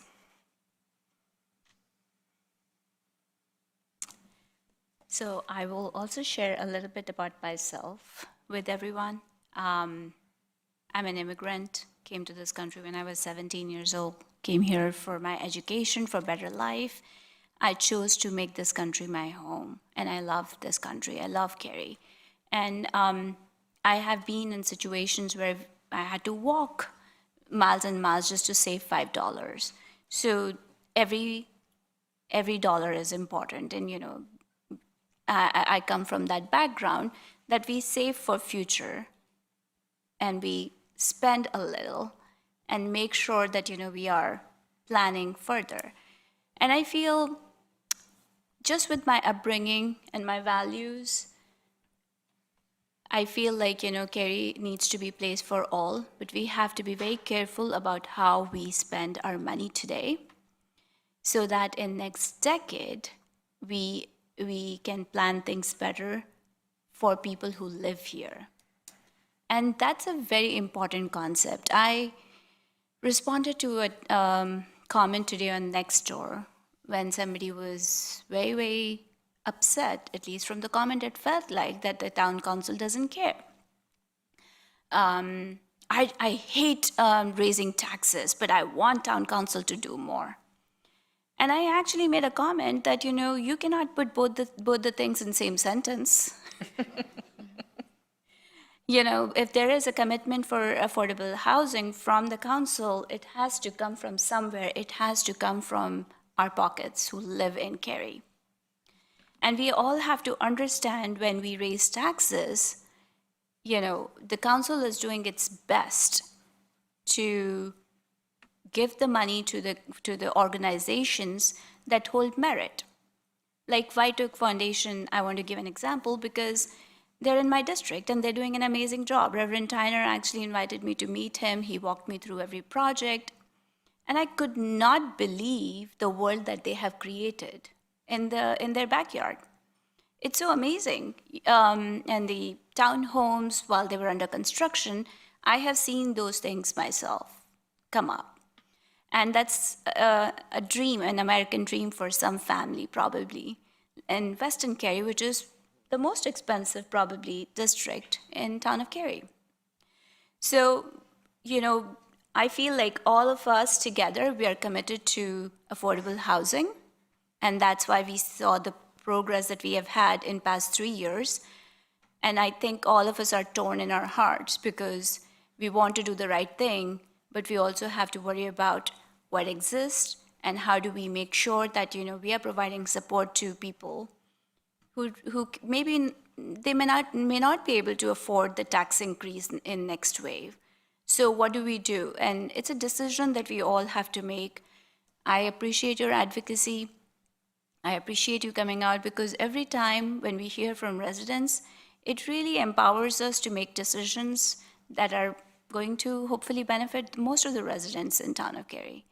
So I feel like, you know, the commitment for White Oak Foundation is very critical for me. And I also want to say something to newer council members, Bella, Council Member Richard, sorry, it's a formal meeting, and Councilwoman Wong. On behalf of White Oak, I want to say that, you know, last year, when we really needed the money back, when we were trying to save every dollar, every cent, our Department of Housing and Planning actually went back to White Oak Foundation, and I see Reverend Tyner saying yes. And they actually gave money back to the town in good faith. And they said, you guys are struggling right now, so we will give you this money back with an expectation in the next few years, you're going to help us bring this funding back so that we can build the units that are promised. And so the commitment that we're making today does not really meet that level, that the money that was given back to us, but we are trying our best. Reverend Tyner, I know this is not where we need to be, but, you know, town of Cary is right now at a turning point, and you have been a great strategic partner for us. So we are trying to do our best here. So I just wanted to give some, like, you know, back history. Yeah. Other comments? Yeah. So Brainy, let me go first. New council members, and appreciate the staff because we have, as this is our first year, like only 5 months on the council. We've been learning affordable housing and all those information throwing to us. We need to digest. It's like you give your kid a year's like lunches, or they need to eat them all and like digest in a short time. But what I learned from this process is really not thanks to all the nonprofit organizations who put effort in this affordable housing advocacy.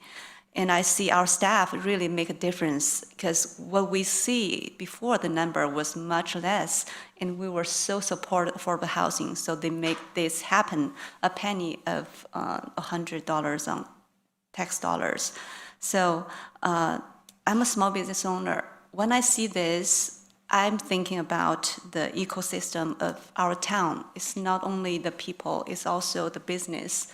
So who are going to pick up trash, and who are going to be the teachers and police officers and firefighters? Because in the long run, we don't want our residents to live in Cary, but it's hard to find workforce in our community. So that would be a problem. And I heard so many times that Cary is so proactive. we made our investment in advance to prevent these difficulties for the future residents. So I see this affordable housing as investment. We are investing in our future, not only in the people, but the life and service qualities in Cary. So after hearing all of you guys' comments, it really made me feel I love this council because we all have different angles of seeing the same issue, but all come together, we make a decision together that the best benefit of our people here. So I appreciate the option 2, $5.3 million to invest in affordable housing. I know that's not enough, but everything, as we see the rules is growing deeper and deeper, and every year we investing a little bit more, and we can see 5 years, 10 years future. My children could find a house when they are young professionals, or someone's grandkids can still live in Cary, and the family can still do the reunion within 10 miles. Thank you, Councilmember Wong. I want to begin by thanking the advocates in the room tonight as well. Your voices are invaluable. I am deeply appreciative of your passion. I'm admittedly a bleeding heart, so perhaps it's not hard for my heart to be with you, but my heart is with our shared values. I will say, as a brand new council member, though, I also am feeling the gravity of weighing competing priorities, many equally worthy priorities. And so I have a few questions. Mary, just as a point of shared understanding that the CDBG funds require us by May 15th to at least decide tonight, if we're going to take action, to commit those funds. But these additional dollars that will come from general fund, we could either commit option 1 tonight.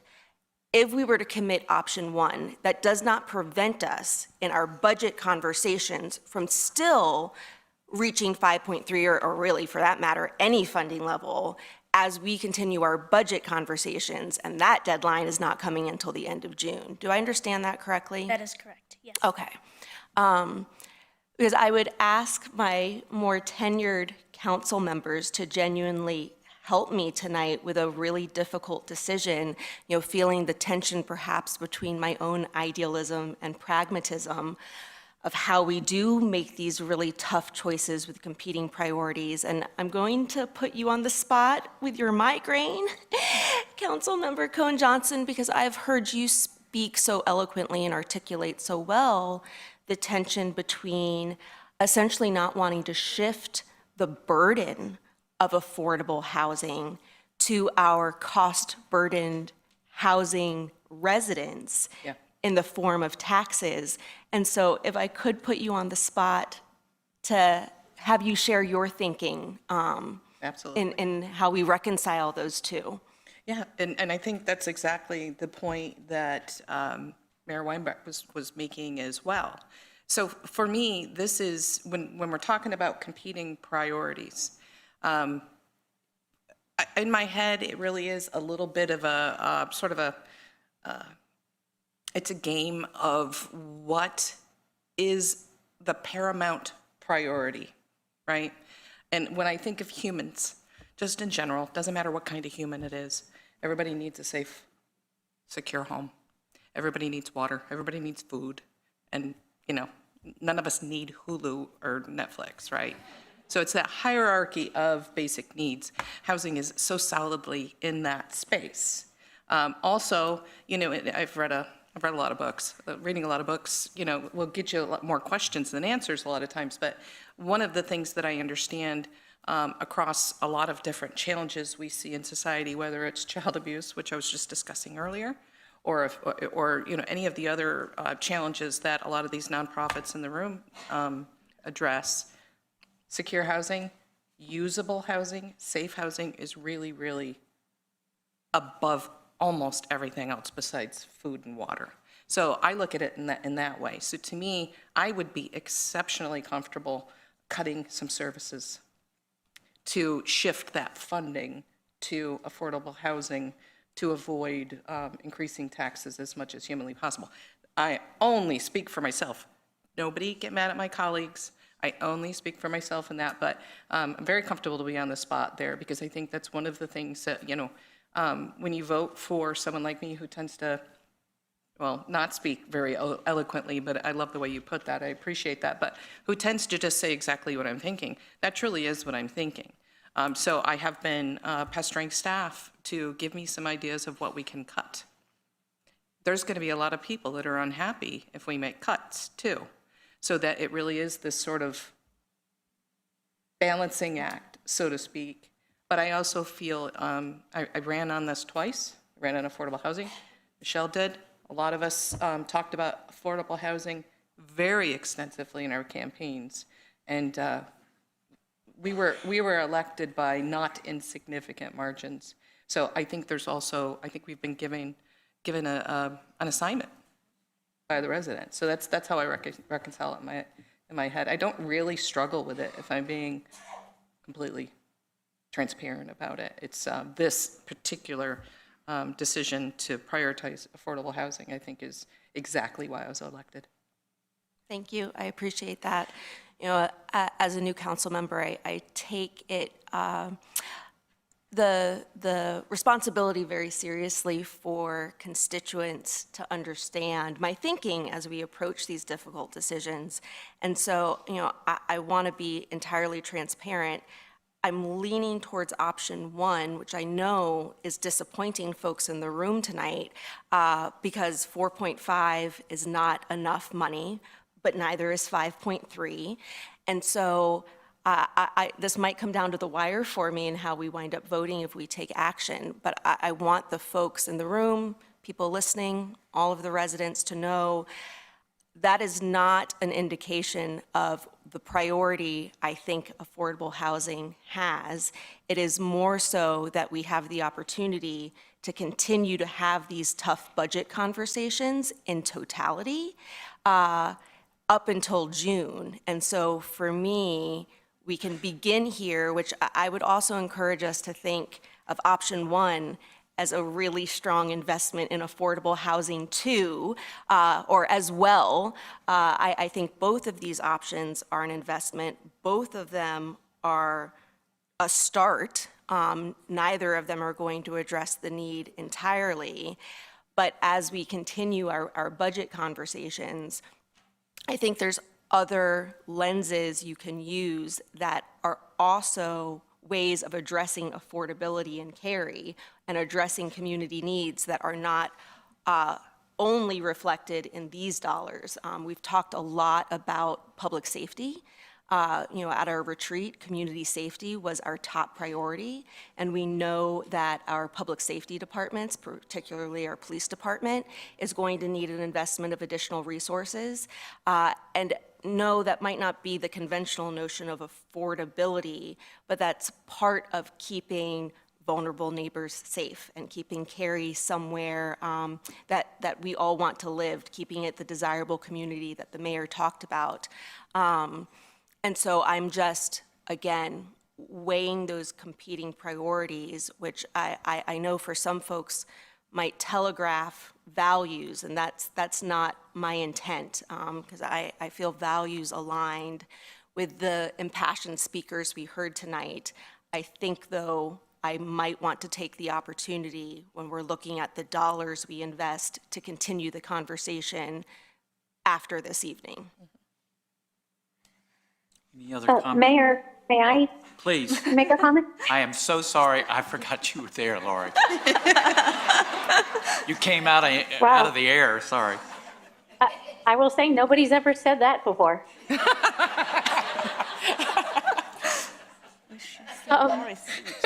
So I wanted to make a couple of comments, and I truly appreciate the conversation that is happening right now.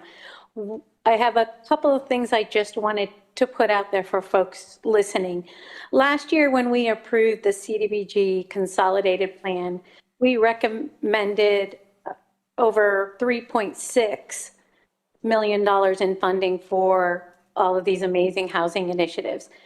The base funding recommendation right now is 3.042 million, which is 600,000 less than last year, which includes the mix of federal CDBG funds. So we're actually, if we don't add more, we're actually allocating less, except we are, and I'm just doing factual. We do have the $1.5 million federal congressional project funding for the Carr Center, but that may or may not happen. I'm hopeful that the grant is successful and that the amount would add to the 3 million, making it 4.5 million if we go with option one, but that's not a guarantee. So from my perspective, again, as so many of us have said, we are committed to affordable housing. We said we are committed to finding ways to get to a penny on the tax rate as a general number of the minimum amount we want to spend. What concerns me is that the base number is actually less this year than it was last year without the additional funding. And my personal commitment, as we increase budgets, as we increase our population, as the challenges become even more, that weighs heavily on my heart to make sure that I understand the number's not guaranteed, but putting our money where our mouth is, by basically saying that we committed to this, to the community, we will align with that. And the other comment I might make is that although tonight we're talking about line items and dollar amounts, what's really at stake are people's lives.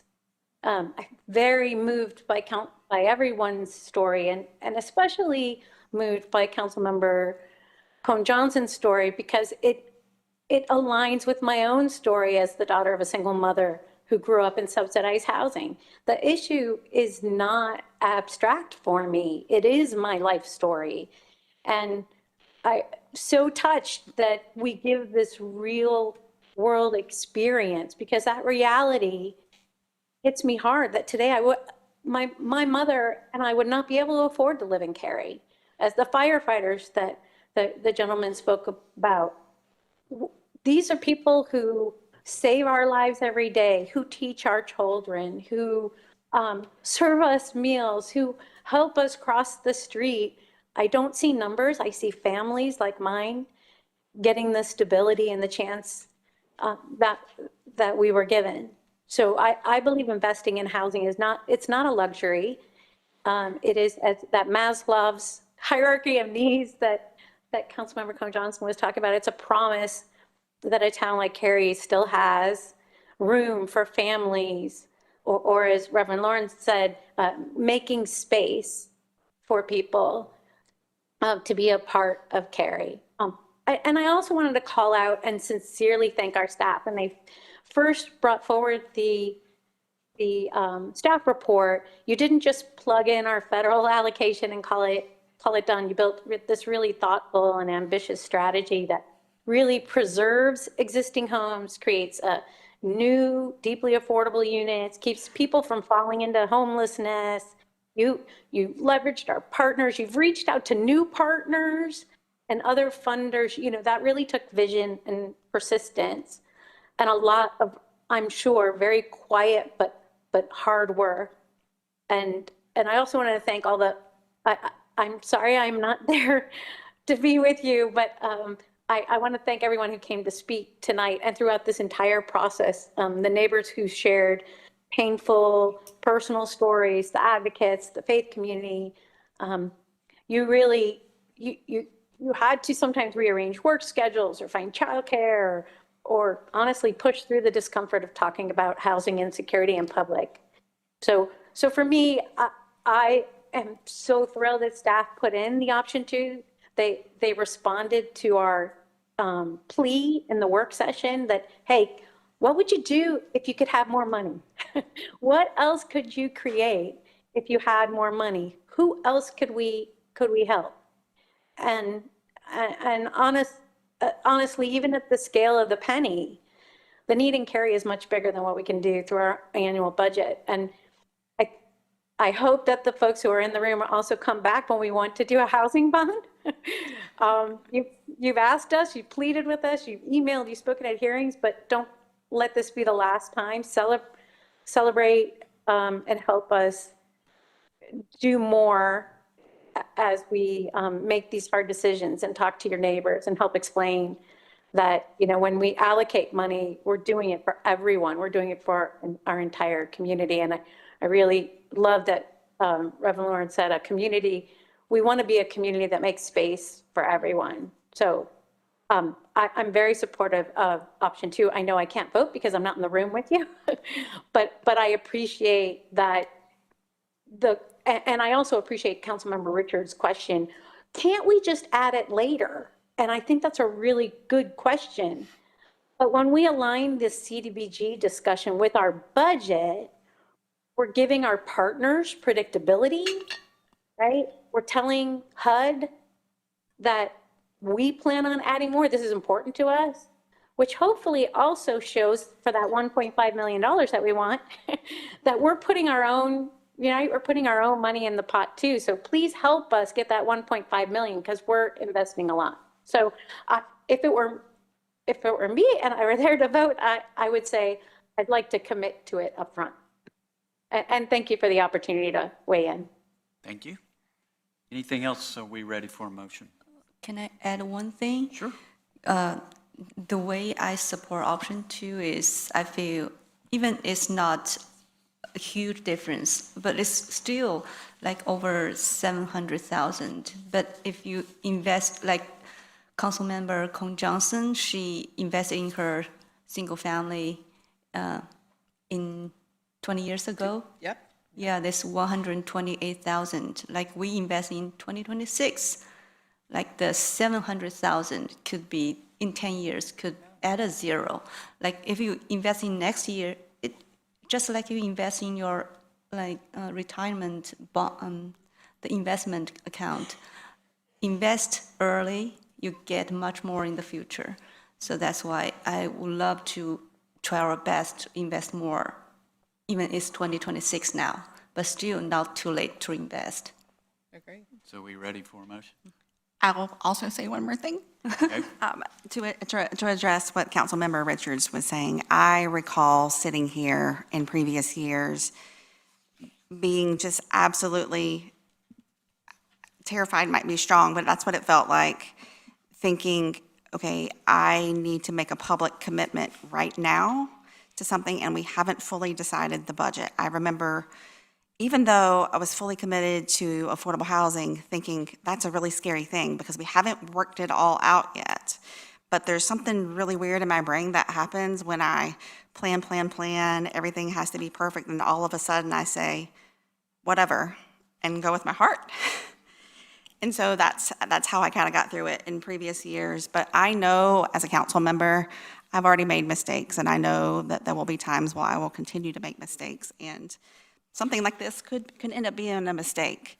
But I also know that if a mistake, like if it were a mistake and it was something that kept me from being reelected, then I would just find a new way to help people. I would sit out here with one wig possibly and advocate in a different way. But that. And get my T-shirt, yeah.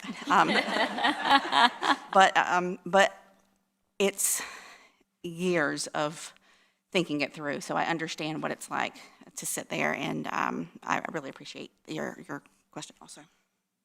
Oh, I'd love to make a motion. Please. I'd like to make a motion to approve option 2, $5.3 million in funding to the annual action plan and citizen participation plan. And so I move that we adopt the resolution attached to this motion approving the Citizen Participation Plan and the 2026-2027 Annual Action Plan with a total of $5.3 million in awards as presented by staff so well tonight. Second. There's a motion and a second. For discussion, I would like to explain how I'm going to vote. I'm going to not support this, and that's because, one, we have a huge backlog in public safety. So to cut would cut levels of service. And two, this is going to add to your tax rate. And I can't look a senior citizen in the face and say, I'm going to add to your tax rate to support future citizens when they can't afford to stay in their own house. So those things weigh heavily on me. And so I think Brittany is exactly right. We're talking about CDBG funds tonight. We're not talking about policy. We can do policy anytime. We're talking about CDBG funds. And if we did option 1 and did the CDBG funds, we can set our policy to 1 cent, 2 cents, whatever you want to set it, do a bond, anything we want to do as we move forward. But that's not the question before us tonight. We have a deadline, May 15th. We got to decide what to do with CDBG funds. And then you add on top of that the great projects, and I'll emphasize great projects we have. It's just giving more money to them, so we're not getting more housing. We're just providing more support to those great projects, which isn't necessarily a bad thing, but that's what the extra tax dollars are going to go for. So I have a real difficult time supporting the proposal. So continuing discussion, just to point out one thing, making this decision does not have to raise our tax rate. It would mean cuts in an area, but and maybe it was just the way I was interpreting it, but it doesn't have to be cuts and raising taxes. The tax rate will not be as low as it was last year.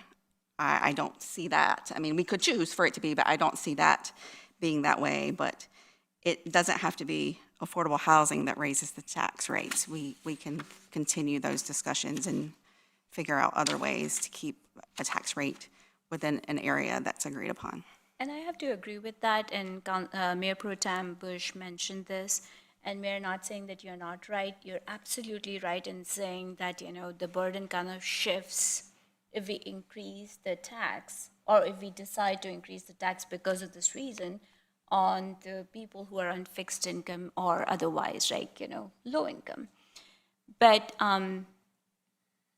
Mayor Pro Tem mentioned this earlier, that, with Cary's budget, we can find efficiencies, and that's exactly, Councilwoman Craig, you mentioned, by allocating $700K plus more on this does not mean that we have to take away money from public safety. Public safety remains the top priority for this council, as we all decided in our quarterly. But there are other areas for improvement, and I hope that we can find those areas where we can take that funding back from to fill the gap. And it doesn't have to be an increase in tax. Agree. We'll bring you some options, whichever route you take. Excellent. Our staff are magicians. They always can. We ready for a vote? All in favor of the motion, please, option 2, please say aye. Aye. Those opposed, no. Motion carries 5-1. Thank you. Thank you, Council.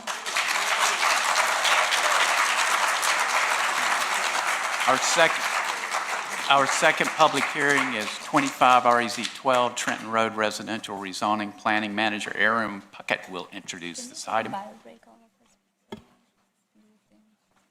Okay, I've been asked for a 5-minute break.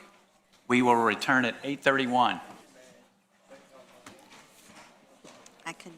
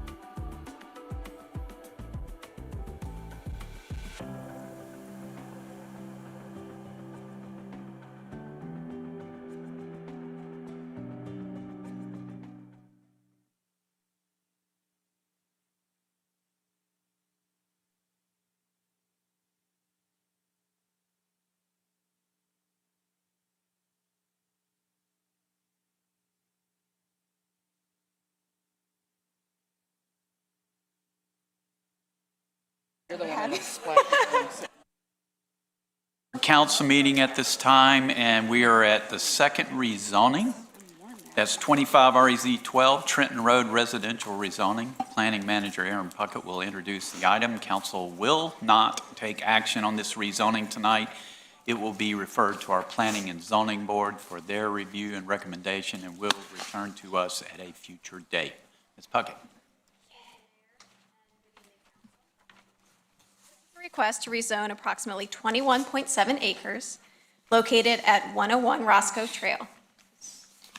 The site is located on Trenton Road, east of the SAS campus and south of I-40 and Cary's border with the city of Raleigh. There are several detached dwellings to the south and residential subdivisions in Raleigh to the north. The parcel is currently owned by the state of North Carolina, and there is an existing telecommunications tower and temporary offices on the site. Cary's GIS indicates a stream buffer in the southern portion of the site. Field determination of such features is required at time of development plan review. Cary's Parks, Recreation, and Cultural Resources Master Plan indicates a future street side trail along the west side of Trenton Road, which is the opposite side from this site. Trenton Road is a 3-lane thoroughfare on Cary's future roadway widths map, and any applicable right-of-way dedication and frontage improvements would be required at time of development plan. The site is currently zoned office and institutional, or O&I, and the applicant proposes to rezone the site to residential multifamily conditional use, or RMFCU. The applicant has also offered several zoning conditions. These include a maximum of 175 dwellings, or approximately 8.1 units per acre, with uses limited to multifamily dwellings and townhouses. No additional minimums or maximums are proposed for either housing type. A number of building requirements are offered to ensure some smaller form buildings, even if the site develops entirely as multifamily. This is a maximum 3-story building height, a maximum of 12 units for all multifamily buildings, locating the majority of units in buildings with a maximum of 5 units, with the units side by side. So these could be true townhouses or townhouse style multifamily. And ensuring balconies, porches, or patios for at least half of all units. Also providing a minimum of 9 electric vehicle charging spaces with at least 4 publicly accessible. The development will also include at least 10,000 square feet of outdoor community gathering area, and this is double the LDO requirement. At least 15% of the site will remain undisturbed open space. The LDO requires 20% of the site to be an open space, but this condition further ensures a substantial portion of that required space will also remain undisturbed.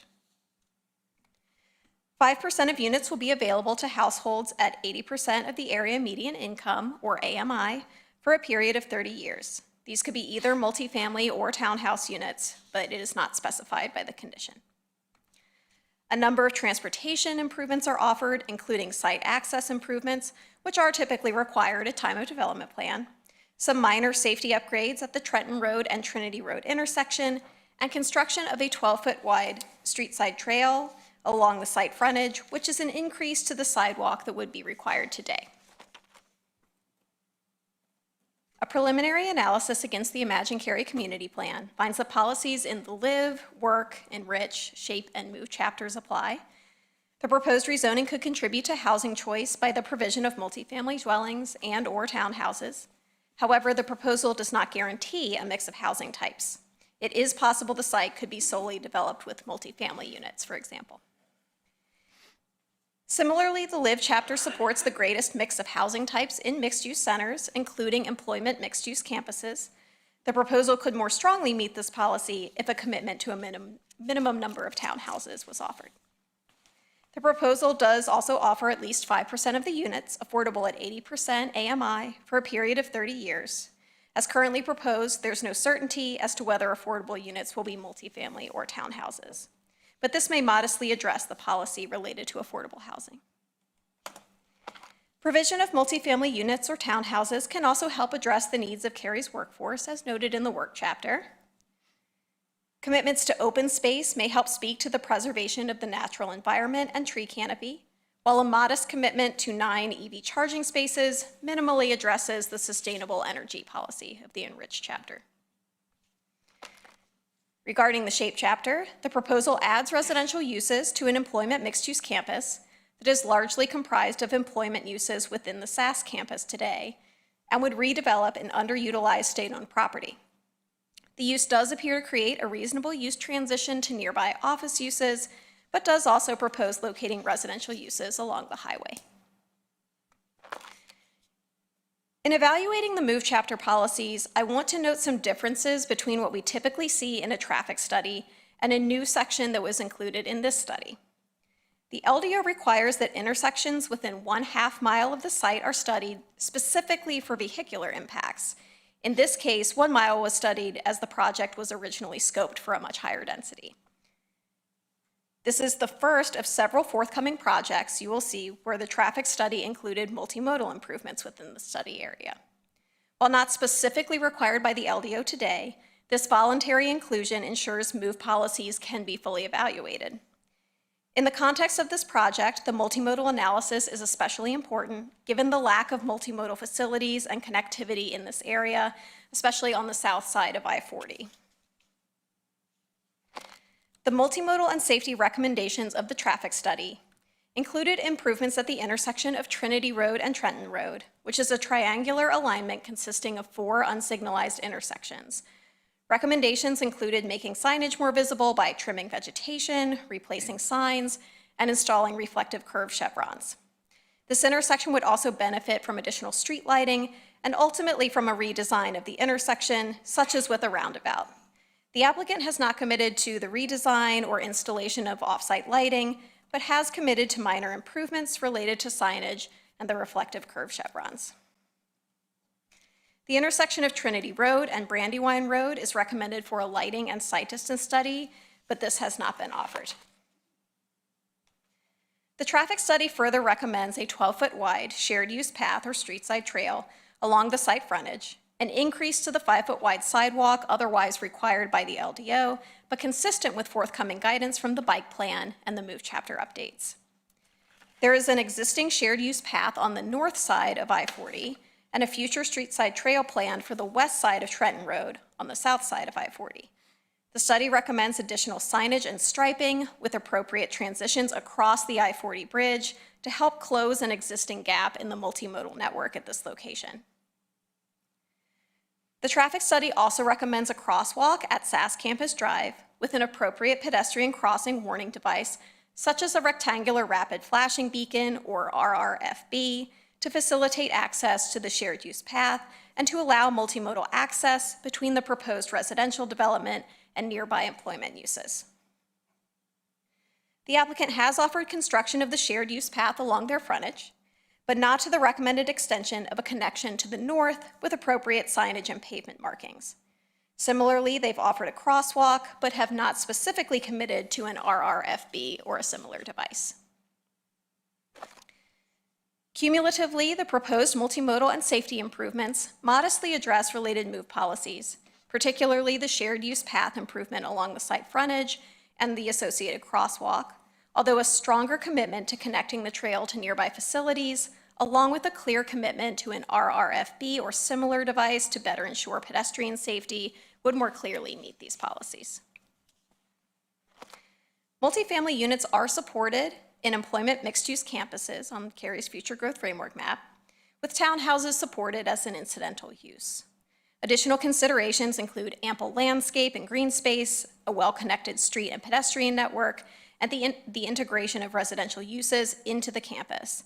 The provision of gathering space and undisturbed open space can help address some of these items, while the proposal does not specifically cite residential uses in a location that integrates them into the larger campus or fully facilitates walkable connections. A neighborhood meeting was held in September of last year, and 120 members of the public attended.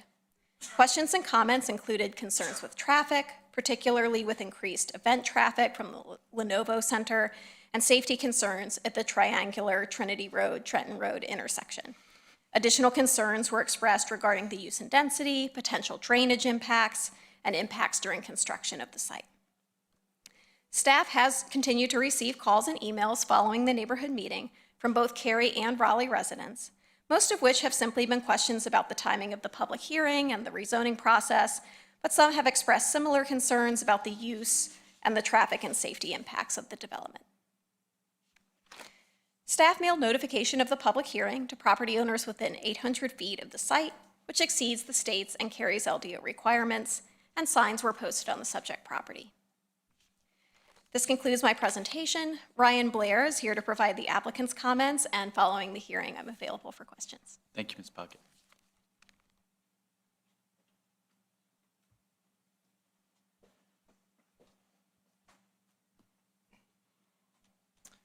Good evening, Mayor and Council. For those who do not know me, I'm Ryan Blair with Heritage. We are a Raleigh-based development firm. This would be our third project in Cary. Many of you may know me from Alston Yards, our project in West Cary that we are gracious for you and staff, and we hope to start that imminently after getting permits and finalizing the remaining items with Cary. And I saw Safe Child here today, which was wonderful to see their success. We actually helped them develop their Safe Child Advocacy Center as the developer back in 2020. That started with Kristen Duranja.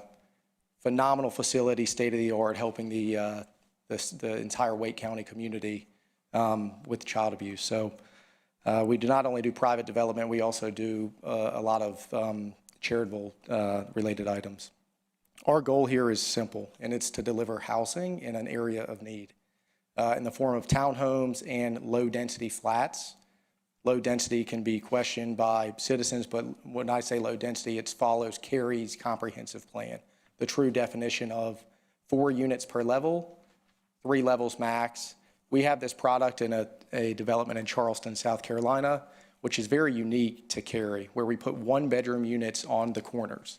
It allows a family, young family with a baby, young couple, or an older couple to have windows on 2 sides, not be in a bowling alley in the center of a multifamily development. So it's very unique as a product type that creates an affordable but more lower density product for the citizens that we think is needed. And this fits squarely in the missing middle definition of the housing experts for attached housing in a little bit more dense format than a traditional subdivision that the research shows helps with affordability and natural affordability without us asking for donations and or contributions to the cause. So we met with all of the neighbors multiple times. First, it started with SAS. We had multiple meetings with their representatives as well as the owner of SAS, answered a variety of questions. We hosted a neighborhood meeting. We've answered various emails from the citizens, and our neighbors in Raleigh generously hosted us at their house, and we had multiple meetings with them as well. Some of them are here today opposing the rezoning, but I actually got a hug from one of them. I think we all respect one another, so it's good to see everybody here. And when we initially proposed this rezoning, we proposed 350 multifamily units in a traditional apartment style development. After that, that is when we met with all of the neighbors. There was one common theme from the neighbors, which was they were concerned about traffic. So we said, okay, let's take a step back. We've reduced our application by 50%, down to 175 units. The land value is still, this cost is still the same, the improvements are still the same, and we're trying to fill a gap of delivering housing at a cost that is feasible for people to attain while also looking at the traffic impacts to the neighborhood. The second thing that we did was we changed the product type to be more consistent and transitional with the neighborhood. So we went to a more townhome style product that could be for sale or for rent in lieu of a 3-story typical garden style apartment complex that generally has 30 to 36 units per building at a minimum. And then the third thing that we did, it was requested by us to meet with the city of Raleigh. I have a great relationship with Paul Callum, the head of transportation, through some projects that we've done together in the past. And there was a conflict between across the bridge, the Raleigh street conditions could not be generated by the Cary citizens, and they wanted us to work together. So we reached out to the transportation department, and within 3 days we had a call, all hands on deck call. The Raleigh Transportation Department is not able to offer any of the improvements that were requested. Those included raised pedestrian crossings and a variety of pedestrian-related safety features due to the classification of the road and it not meeting their ordinance. And so we attempted to do so. That is not allowed. They further pointed out that NCDOT controls this road, which, as you saw in some of our conditions, we did not offer the RFFB flashing beacon because NCDOT controls the road in front of us, and they will not allow that. If they do allow that, then we would put that in. And lastly, in terms of traffic, the current zoning of this site is OI, so it allows office use today at a density much greater than what we are proposing. It also allows multifamily residences over retail. Both of those do not work in this current environment. We have developed award-winning offices in Raleigh-Durham, and the office market, as many of you know, has a tremendous amount of vacancy, and it is very challenging to develop. Secondly, in terms of retail, the SAS Campus Drive, street is a private street. There is no interchange off of Wade Avenue, and retail would not be feasible in this area. So we'd be developing shell retail space that would likely never get leased, that would effectively just add extra cost to the renters and or owners of the units. So what we've done is we've tried to create a more transitional development with townhomes, flats that transition to the neighborhood at a lower density and meet the comprehensive plan within this mixed-use, employment mixed-use campus. There's 2 million square feet of office and 1 hotel within this campus. There is no mixed use at the moment. This would fulfill a walkable destination for the SAS employees to walk to work. Thank you for your time. I have Kevin Dean from Kimley Horn here, if you guys have any transportation questions, as well as some of our team from Heritage. Thank you. Thank you.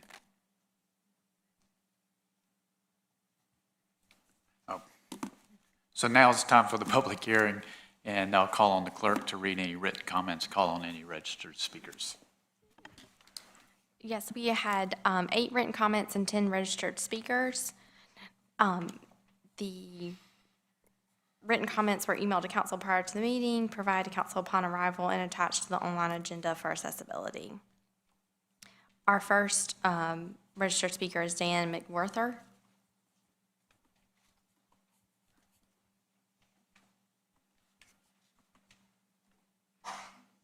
Mr. Mayor, council members, my name is Dan McWhorter. I live in the Medfield neighborhood, which doesn't appear on the maps or the charts or anywhere, south of the proposed development at just 2 houses in the intersection of Trinity and Trenton and Arrington, which is often left out in the discussions. Traffic safety should be a major concern when the members of the committee consider the 25 REZ 12 zone rezoning.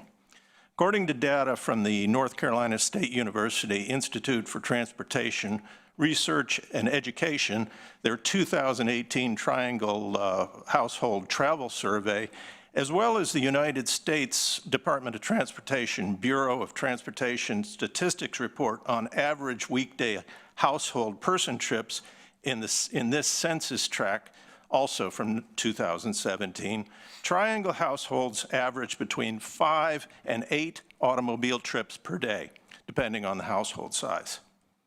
Considering each of these trips is two-way, 175 additional households at a conservative estimate of 5 trips per day adds over 1,500 automobiles on the Trenton Road each day.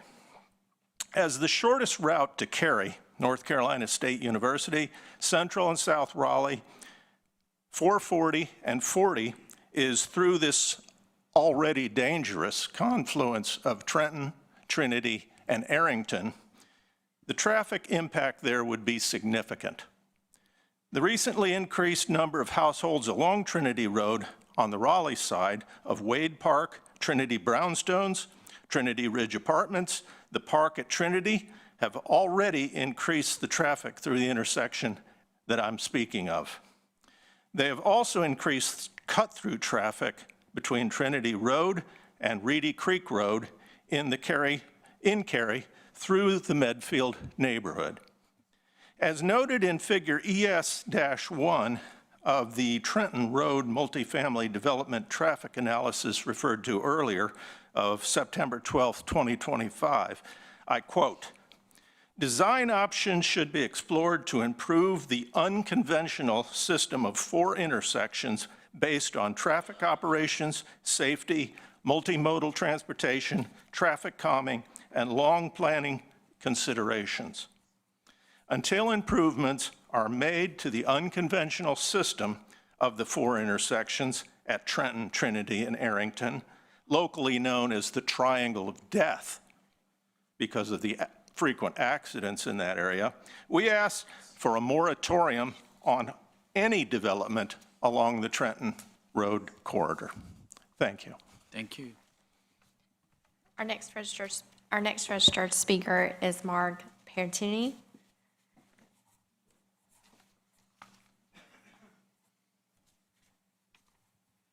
Good evening, Mayor, council members. Thank you for being here tonight and hearing us.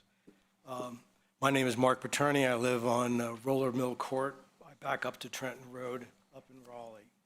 I and many neighbors and users of the Reedy Creek Trenton Road corridor oppose the rezoning as currently proposed. We believe 175 residential units for this site are too many based on the limited road connectivity and the impacts on traffic safety and congestion. We do not believe the traffic analysis report conducted for this application accurately or adequately describes the impacts of this and other planned and proposed developments in the area. You've had a description of Roscoe Trail development proposal, where it's located. Trenton and Reedy Creek Roads, as you know, is a single 2-lane roadway from Trinity Road in Cary up to Edwards Mill Road in Raleigh. North of I-40, Reedy Creek Roads and Trenton Road are residential with 22 private driveways and 6 residential communities intersecting the road. It has a 25-mile-per-hour limit.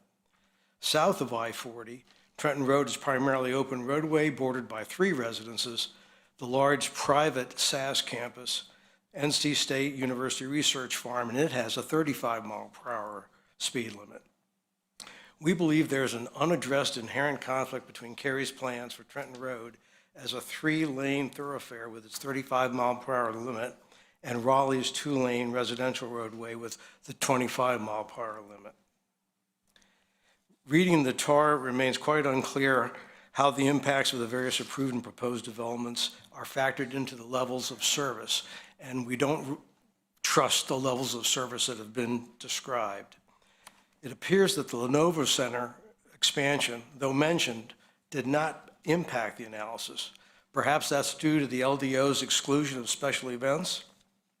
We feel this is increasingly inappropriate considering the size and scope of the expansion of the Lenovo Center and the combined impacts of that center, Carter Finley Stadium, and the Wake Med Soccer Park. The TAR estimates that 175 residential units will generate 1,329 vehicle trips per day. That's a low estimate, as you've already heard. North Carolina Department of Transportation indicates that Trenton Road currently carries an average of 1,300 vehicle trips per day. Therefore, this one development on 21 acres is going to double the traffic on Trenton Road. And this development only connects to Trenton Road. There is not a second public road providing access. Traffic volumes on Trinity and Chapel Hill roads are already approaching pre-pandemic levels. The TAR fails to mention the development plans previously approved but not yet completed, so it's quite unclear if their traffic impacts are considered.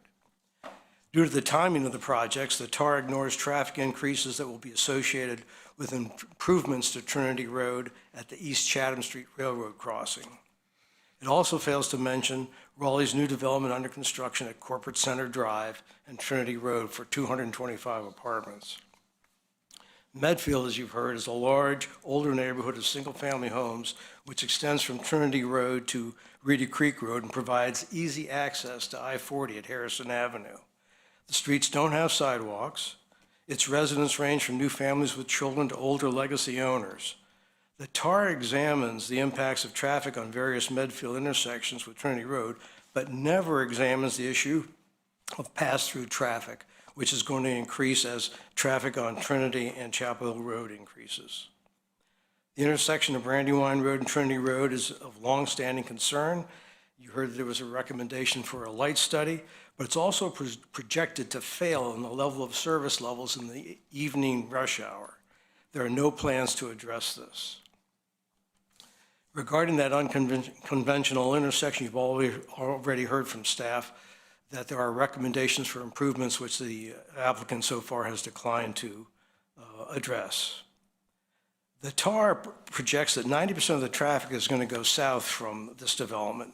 I don't believe that that is true. It ignores the fact that the closest employment centers are to the north. There's Bandwidth, UNC Rex Hospital, Blue Ridge Corridor, NC Department of Health and Human Services, and many others, all within 3.5 miles of this site.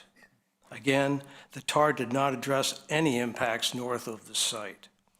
We don't believe the TAR provides an accurate view of the impact that these units would have on traffic and traffic safety in the area. Our daily driving experiences... I'm sorry, I have to interrupt you. Your time has expired. If you have additional comments you would like to I will leave them with the clerk. Thank you so much. Thank you. Our next speaker is Laura Ford.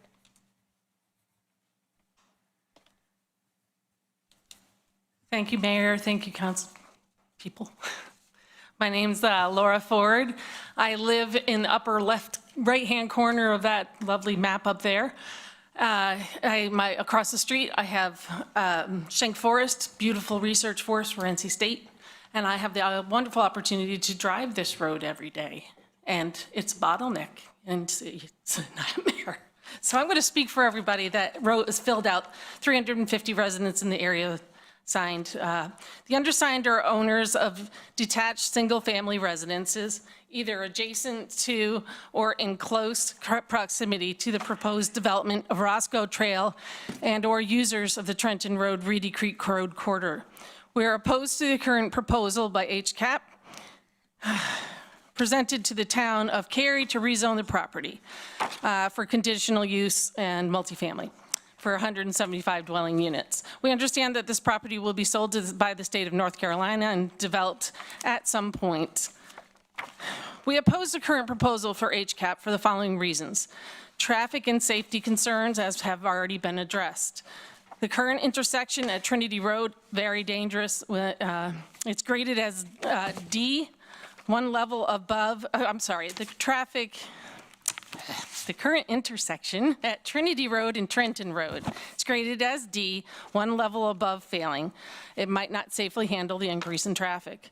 The amount of traffic diverging through Medfield subdivision has been mentioned. Trenton Road is the only road to ingress and egress all traffic from the development. A complex this large usually requires two different roads.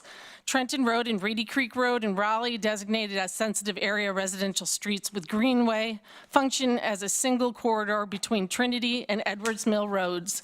So traffic and safety on the Raleigh side of I-40 is going to be impacted. Pedestrian access to Umstead Park, a selling feature, is going to require pedestrians to cross a very dangerous bridge with no way to walk without walking in the lane of traffic. Adjacent areas are unique. They contain numerous natural lands such as William B. Umstead Park and are heavily used by recreationalists. We have environmental concerns regarding Richmond Lake Dam. It's designated by the USDA as a high hazard due to downstream development and silt accumulation in the lake. More silt accumulation will exacerbate the risk of overtopping the dam and of structural failure. The project is at the outer limits of Cary's interface with the city of Raleigh utilities, and it's also interfacing with the DOT's inherent issues. As a result, and there are going to be issues with wastewater and require dumping. As the residents that signed this petition, we are asking that you reconsider this for development altogether. Thank you. Thank you. Our next speaker is Philip Sofrit.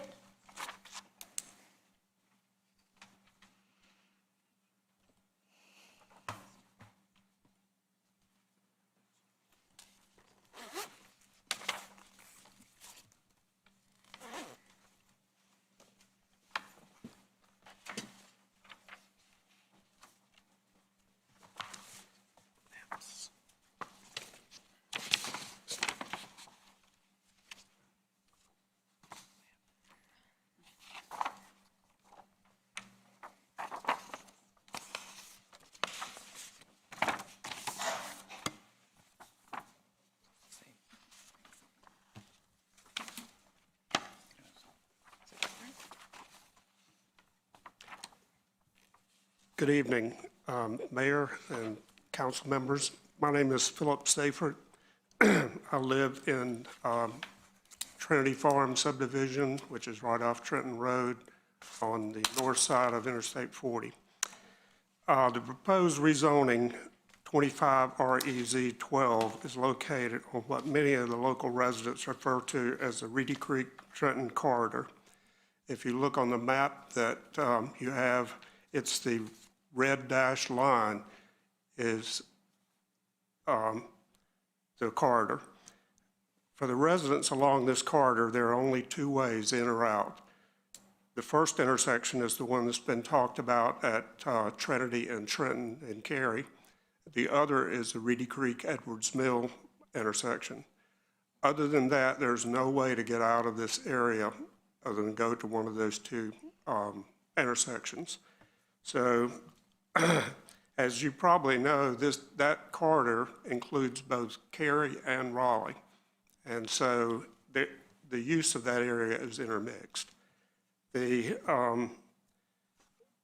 Trenton and Reedy Creek roads on the Raleigh side of the corridor have only 2 lanes, are designed as a sensitive area roadway, and most of that length is 25 miles per hour.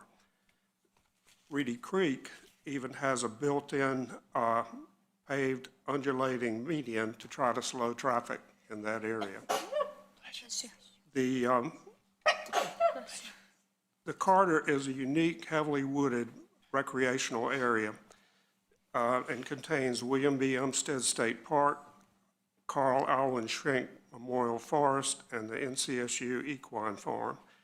It is very popular with both cyclists and pedestrians. While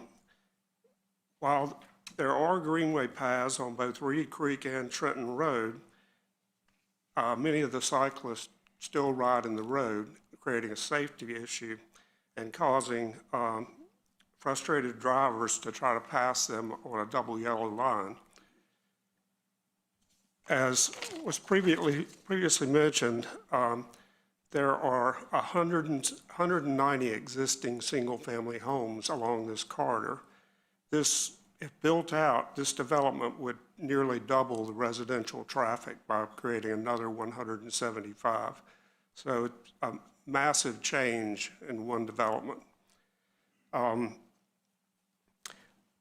speak in opposition to this rezoning as proposed in that it is not consistent with the existing single-family neighborhoods and natural environments, and it's not compatible with the existing infrastructure. I'd like to finish by complimenting the Cary Town Council and your amazing staff for the way you've guided recent changes in downtown Cary. You are managing to grow without losing what makes Cary special. I believe this corridor is also a special part of Cary. There is a place and time for this type of high-density development, but I don't believe this is it. Thank you. Thank you. Our next registered speaker is Jean Spooner.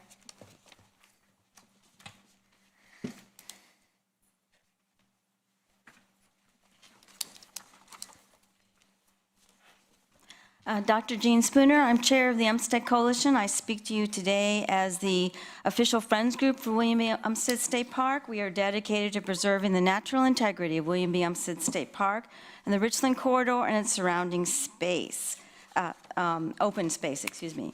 And some of our, I know that there's folks in the audience that had to leave early, but if I could just ask those who are opposed to stand, it would be so they came all this way, and thank you. This is an amazing sensitive area track. It's forested, and its adjacent neighbors are Carl Alwyn Schenck Memorial Forest, just downstream on Richland Creek, and Richland Lake is William B. Umstead State Park, and low-density residential from the city of Raleigh. This is the next spot. So the adjacent folks are protected by some other resources, and we would ask these to be too. The Umstead State Park is listed under the National Register of Historic Places in large part because of its forest landscape that was created. And we have a link to your Page Walker Hotel. It's the same family that's the company mill, the Page Mill in the park. Just thought I'd throw that out since it's Historic Month. This site is currently mostly forested, and 10 of the acres are flood-prone soils, almost 50%. And they drain to Richland Creek through Shank Forest, Richland Lake, a flood control structure which is under grave concern now by NRCS in Wake County for its life longevity due to sediment erosion control and its high hazard dam needing repair, and William B. Umstead State Park. So we have a lot of environmental things to issue here. We would ask that the council not approve the zoning until the petitioner adds conditional uses that include protection of the environmental sensitive area and the drainage, including specifically what Raleigh does in the adjacent land, which is to limit the impervious to 30%, 45% if they have extra stormwater controls, and provide preservation of tree corridors along the water resources draining, and the turbidity measurements during construction. All of these were dismissed when we asked for them for the developer. I don't think they should be dismissed. If you turn to your page 3, the attachment 1, you will see the site is right here. And you can see half of this site is floodplain soils, all draining. And the upper part of the site drains more than 5 acres, and the lower part of the site drains more than 25 acres. In Raleigh's adjacent MPO, that would have required, because it drains to William B. Umstead State Park, preservation of the forest along the drainage corridors. We ask that you or the developer propose that happen in order for you to propose this. The second one just shows the drainage as it goes into William B. Umstead State Park. The next two graphics are the Raleigh Metro Park overlay districts all along William B. Umstead State Park with specific low density and impervious limits. Now, I know you're not Raleigh. You're better than Raleigh. But I still added the Raleigh code because these are your adjacent neighbors with their protection to the specific corridor with the specific drainage concerns to William B. Umstead State Park. And I highlighted the recommendations I would ask the petitioner to include as conditions are right from these protections that we have worked so hard for William B. Umstead State Park in the open space. Thank you so much. Thank you. Our next speaker is Steve Grinsom.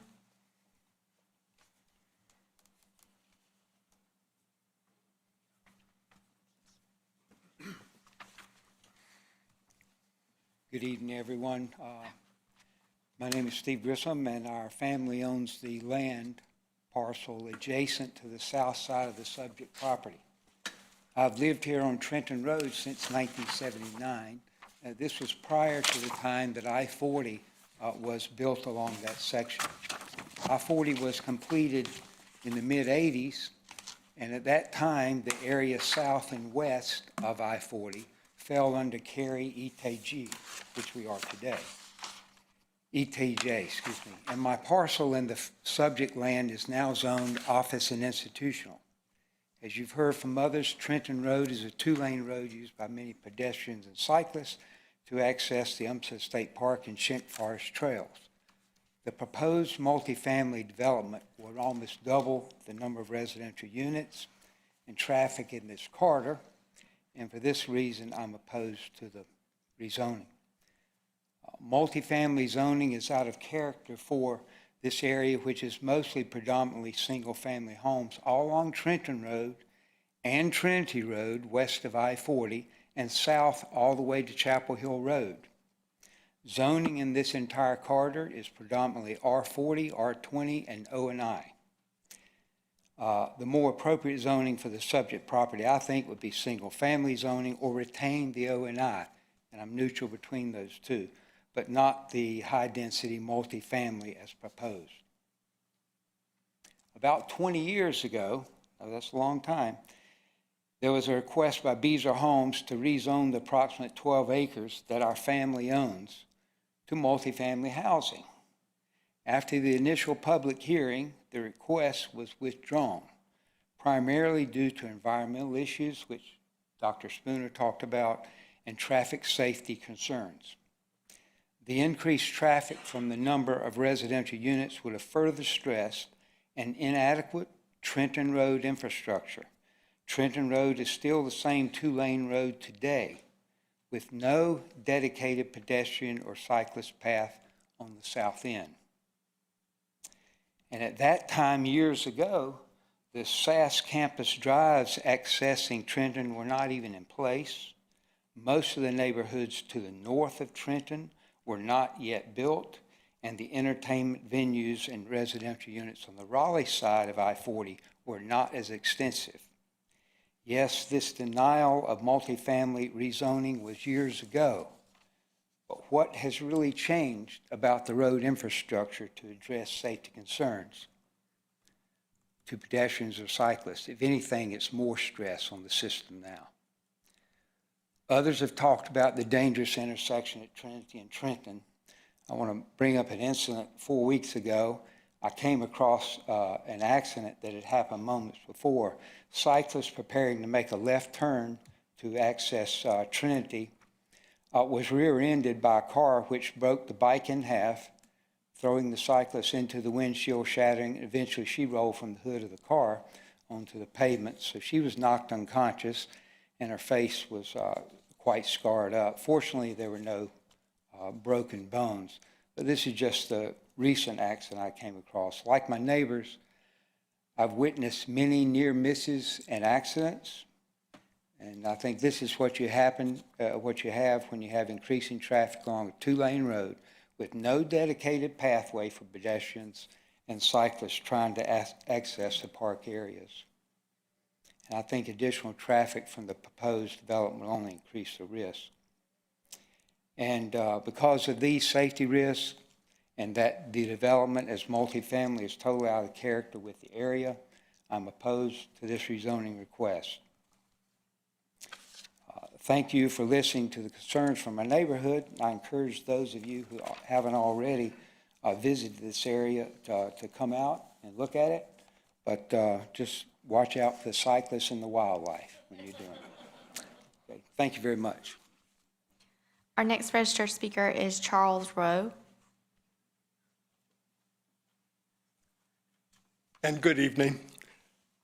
My name is Charles Rowe, and for 40 years, I and my wife have resided at 6410 Arrington Road. That's in, of course, as you've heard, in the Medfield neighborhood within Cary's ETJ. And previously, I lived in central Cary.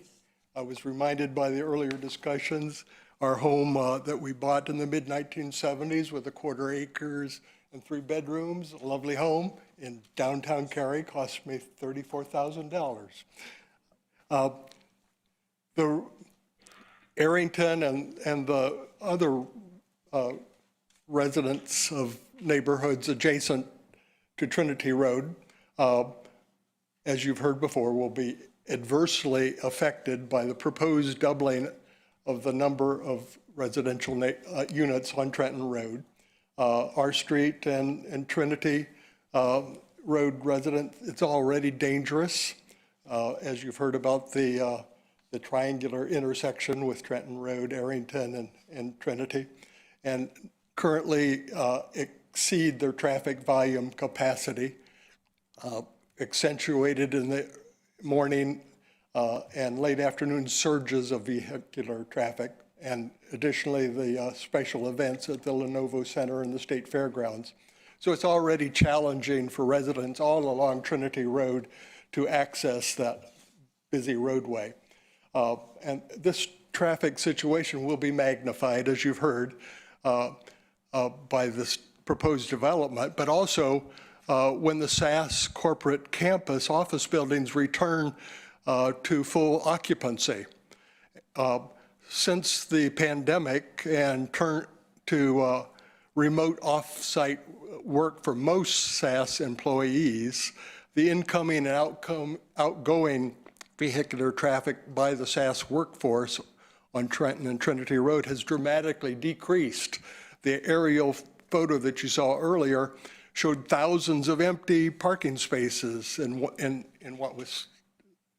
you were able to see in the SAS campus. But the traffic volume entering into and egressing from that corporate campus onto Trenton Road will likely increase greatly in the future. And a substantial number of vehicles going into and exiting from Trenton Road turn into our Medfield neighborhood, particularly Arrington, Brandywine, and Electra roads, where dozens, really hundreds of other families reside. I think this rezoning decision begs for your broader perspective and deeper consideration in context with comprehensive planning for this entire northeast sector of Cary. And I suggest that you not approve this rezoning request at this premature time, and appeal to you, the town council, and your professional staff, not to treat this rezoning request as an isolated decision, but instead in context with needed comprehensive planning for the larger area of northeast Cary. And maybe a slightly different perspective. It's probable, I think, that the current owners of the SAS Corporation will relatively soon be determining the future ownership and uses of the nearly dozen now largely unoccupied office buildings on its corporate campus. Additionally, the future uses for the nearly 1,000 acres of land stretching between I-40 and near Harrison Avenue, with its forest lands, its meadows, its ponds on that existing corporate campus and on both sides of Trenton Road, will be decided either potentially for constructing more intensive commercial and residential development, or better yet, in my opinion, for public acquisition, for a possible combination of a municipal park, a bond park #2, a future public school complex, other public needs and assets. We're not making any more land. And this sizable remaining tract of undeveloped land within Cary's jurisdiction is Cary's golden opportunity. Mr. Rowe, I'm sorry I have to interrupt So you. please plan accordingly and comprehensively. Thank you. Our next registered speaker is Chris Wan.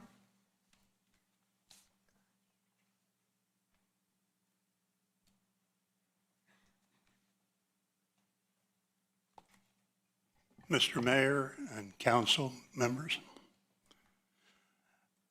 before I get started in my prepared remarks, which are relatively short, I'd like you to have a perspective on someone living north of I-40 and the way in which the community that we live in has developed.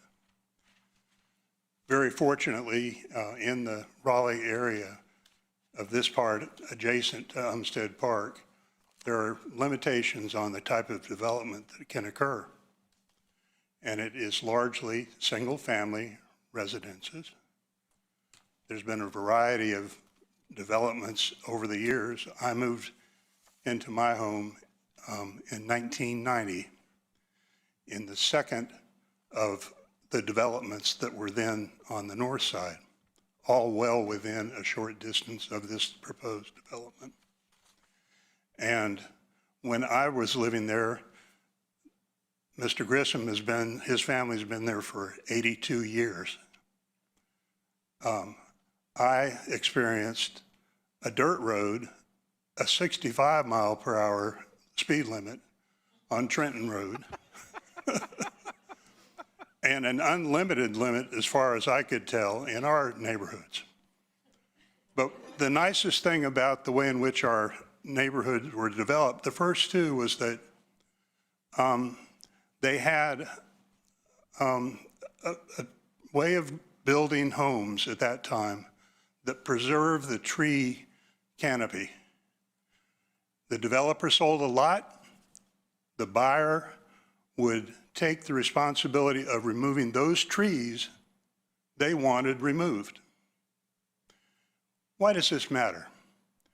It matters because the implications of the new way in which you develop a piece of property, which in my experience, even on our side, has been to eliminate the tree canopy and turn it into a developable area without any limitation. It's an efficient way to go about doing that. So what we're going to experience and what I'm going to focus on is the fact that this is a multifamily development. Gene Spooner has already talked about how the soil is affected, and I think that's important. But you need to know that there's a creek that goes through this property, okay? Now my prepared remarks. My name is Chris Wine. I've had the privilege of living in the Westridge subdivision for 36 years. Westridge is located across US I-40 from the proposed development. Our home is located on the upper portions of Richland Lake, the backwaters, if you want to say, where the creek comes into the lake. When we moved into that, it was probably 10 acres of water. It was probably 4 feet deep. Not because of the development all in Cary, but upstream of the lake, sedimentation has occurred since that time, and it's now probably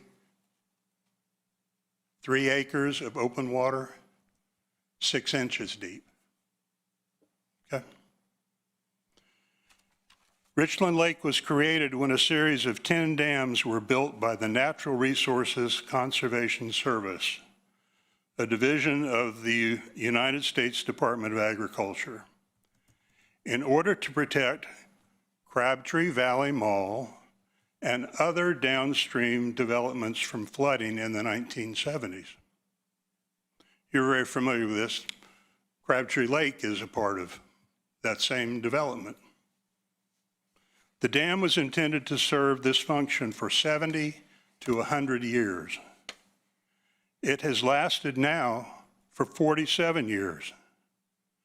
Because Richland Lake has experienced unexpected siltation or sedimentation due to upstream development, the NRCS has determined that the dam which created Richland Lake is a, quote, high danger dam, requiring remediation, possibly dredging, or raising the lake level so that the life of the dam can be extended for another 70 to 100 years. Maybe that means 40 I'm years. sorry, but I have to interrupt you. Your time has expired. I would love to read your comments if you could leave them with the I clerk. will make it available to the, Thank I'd you. like to, my point is keep the silt on site. Thank you. Our next registered speaker is Eric Hunt.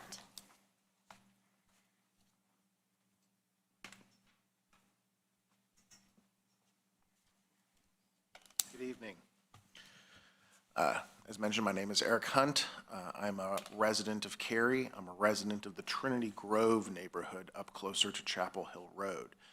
A little bit about me, I'm an attorney, and when asked if I could come say some words, I said, well, I can't turn down a good advocacy, a good fight. And had so many good advocates from our community heard here tonight, so I do love and appreciate that. But you may also be wondering, why am I speaking on this, since I live almost 2.5 miles away from this development. And I think what I wanted to use with my time today, a lot of the commenters have talked about some of the technical natures and some of the technical issues on the TAR. But I wanted to pick up on something one of the commenters said about the holistic view of this region. And I just want to say a few kind of words about this. So this site sits on an island. It is far from everything. The way to get out to Raleigh is on Edwards Mill, or you can go down to Trinity Road, go all the way to the Lenovo Center, or you can come down all the way to Chapel Hill Road in Trinity if you don't cut through the Medfield neighborhood. And so these are the access points. And so when we look at this, not just as a development, not just as the 1 mile, not just even as the 2 miles, but as the area of Northeast Cary, I would strongly encourage the town to take a look at what is the plan. Ask yourselves, what is the plan? And I would propose and put to you that, all of the excellent work of the staff being done over the past decades aside, this may be a time to reevaluate and look and see whether the actual development plans for this region match what is the current status and what is forthcoming. The Lenovo Center, the massive development in the UNC and the Rex Hospital area, DHHS, Wake Soccer Park, all of these things, we really encourage you to look, and I submitted written comments, but I do think a couple of things to note here.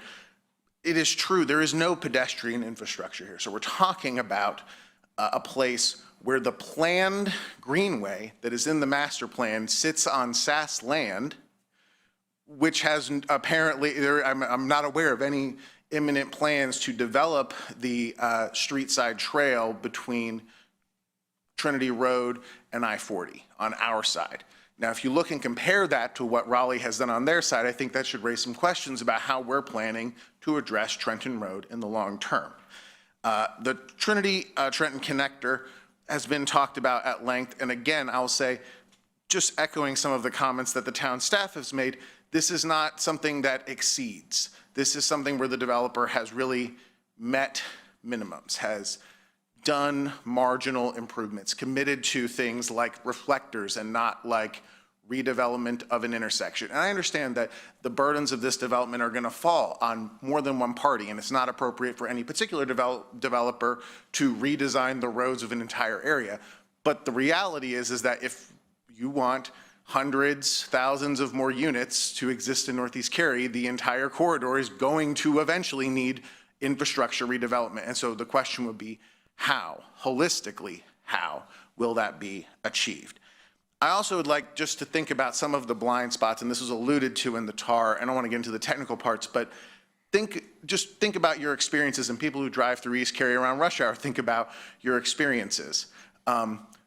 Is it still the case that special events don't have impacts on our rush hour traffic? I remember in October of 2025 when it took me 3 hours to get home due to the Chris Brown concert.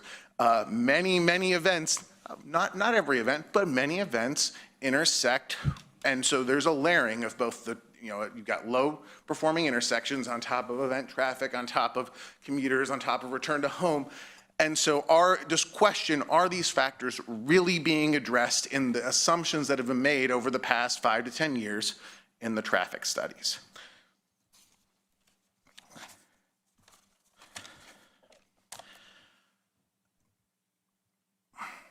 I would also, I guess I would say that I would encourage the town to take a look at what the conditions that this developer has actually made on traffic. And in my written comments, I have a cutout of the recommendations page from the TAR. If you look at it and you count how many things they've committed to versus what was recommended, 2 or 3 out of a dozen. The Chapel Hill Trinity Road intersection, which is in the TAR as an impacted intersection, there's not a single thing addressed. There's 2 separate areas in that. So for that reason, I would ask that you discuss that with the developer. And I'm sorry your time's expired. Thank you. Thank you, Mr. Hunt. Our last registered speaker is Mary Nations. What was that name again? Mary Nations. Oh, okay. Oh, okay. That was our last registered speaker. If you would like to speak at this public hearing, now's your opportunity, even if you didn't sign up.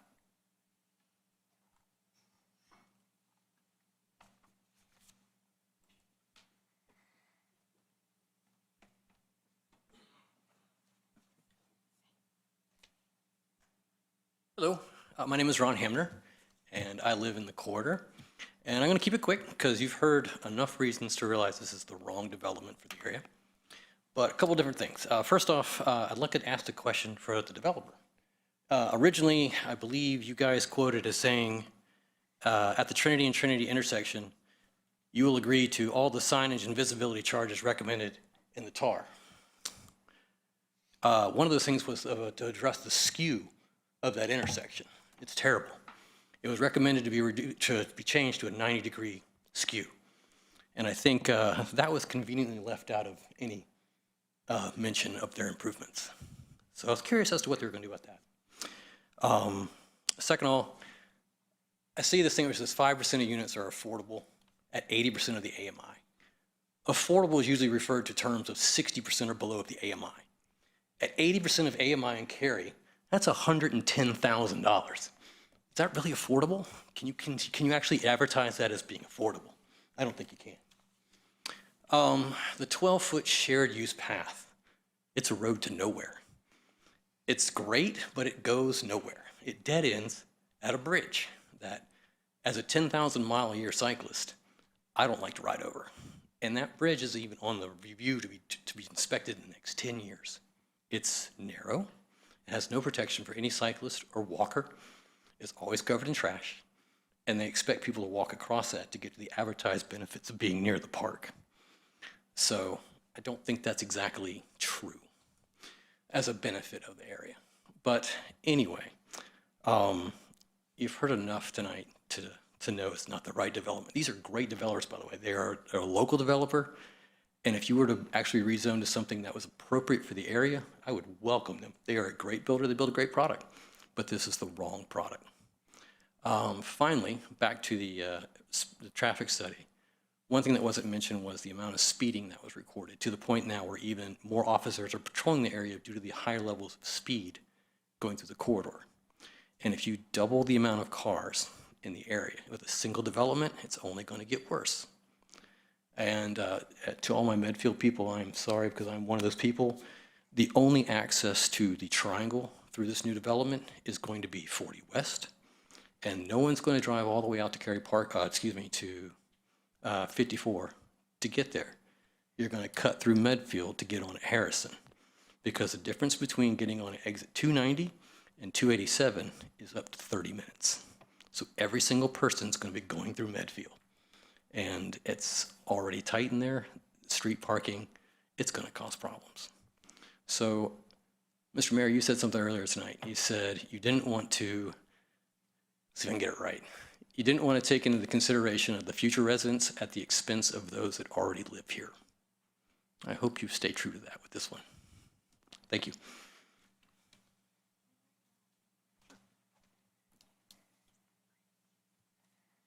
I am Philip Critton, and I live at Roller Mill Court on the Raleigh side.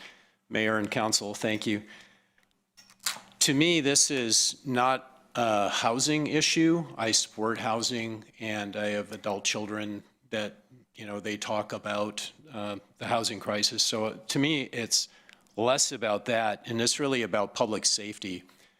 I live just across 40. I'm out on this road, on Trenton Road, every single day. I run out there, I walk our dogs, I'm out there with all the neighbors, many of whom you've heard from. There are moms pushing strollers, there are elderly people out there. Speeding is a huge issue.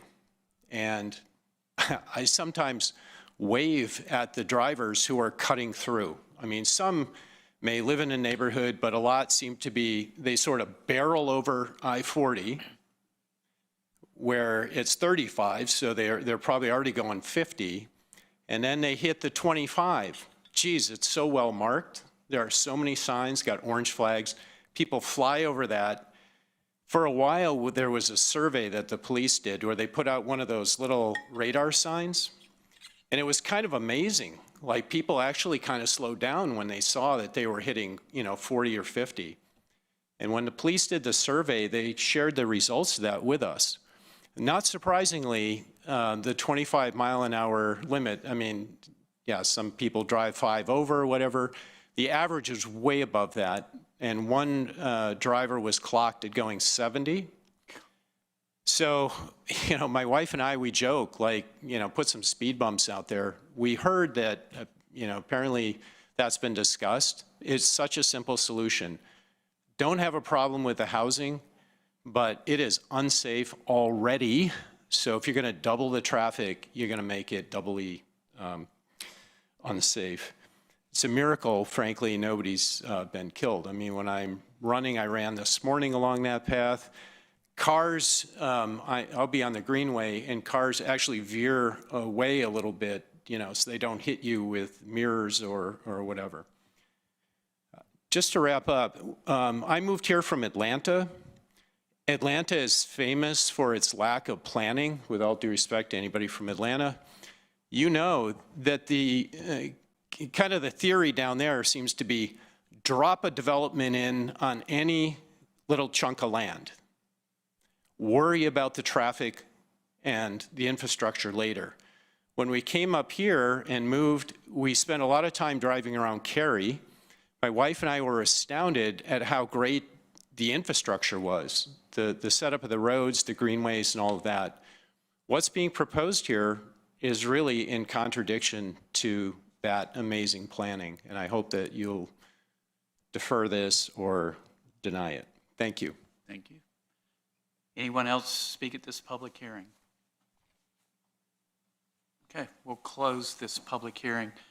I'm going to invite Aaron back. First, I want to say that I worked at SAS for 29 years, and that back entrance is very familiar to me, as well as the Trenton Trinity Triangle, which is very dangerous. Also, I can say Raleigh did a very good job with traffic calming, because going out of SAS, taking left, and you have to take the right, and it is 25 miles an hour. I don't know how people do 70 miles an hour on that road. I couldn't even do 30.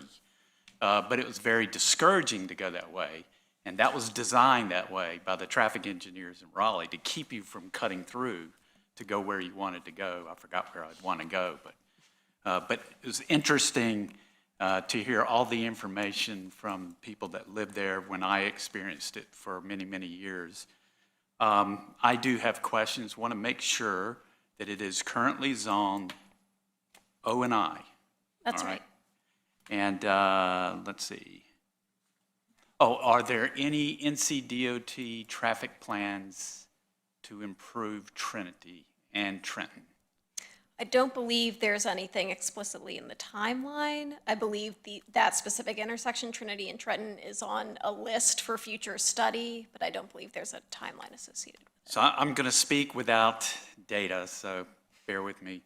I'm part of the Capital Area Metropolitan Planning Organization Executive Board. We decide how to spend state and federal dollars on roads. They have a 10-year plan, which means the road might get built in 15 years. So if it's not on the plan, there's not a lot of improvements coming unless it jumps to the front of the line. So that is very concerning to me.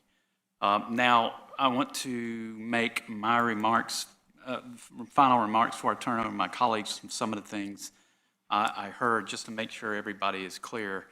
I've heard reconsider the development. Please know this isn't our plan. This isn't our development. It is currently zoned O and I.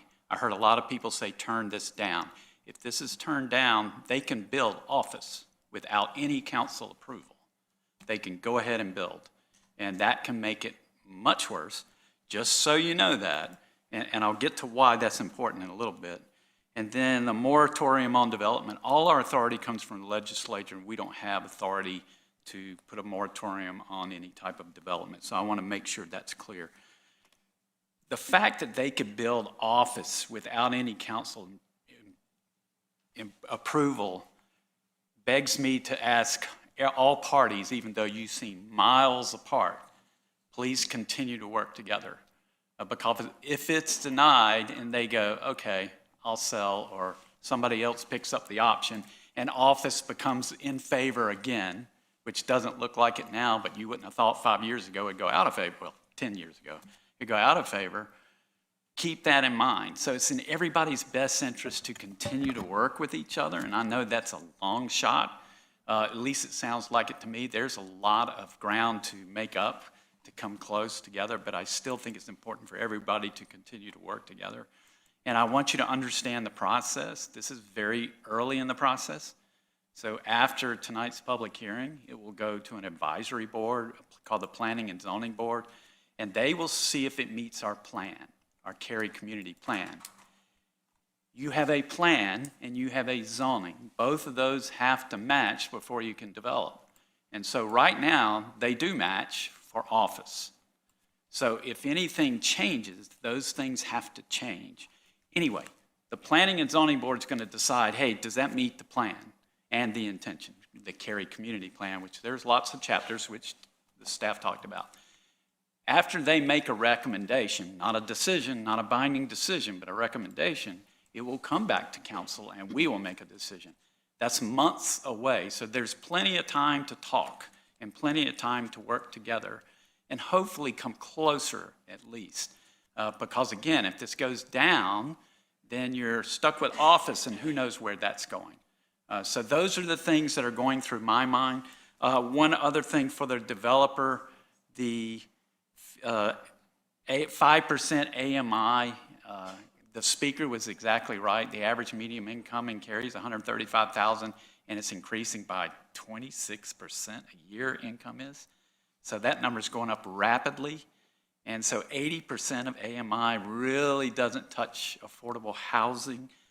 I would rather than have 5% at 80% AMI, I'd rather have 1 or 2% at 50% AMI. That would mean a lot to me. That's just my personal opinion. And if you're here for earlier votes, my opinion on affordable housing is at the bottom of the totem pole.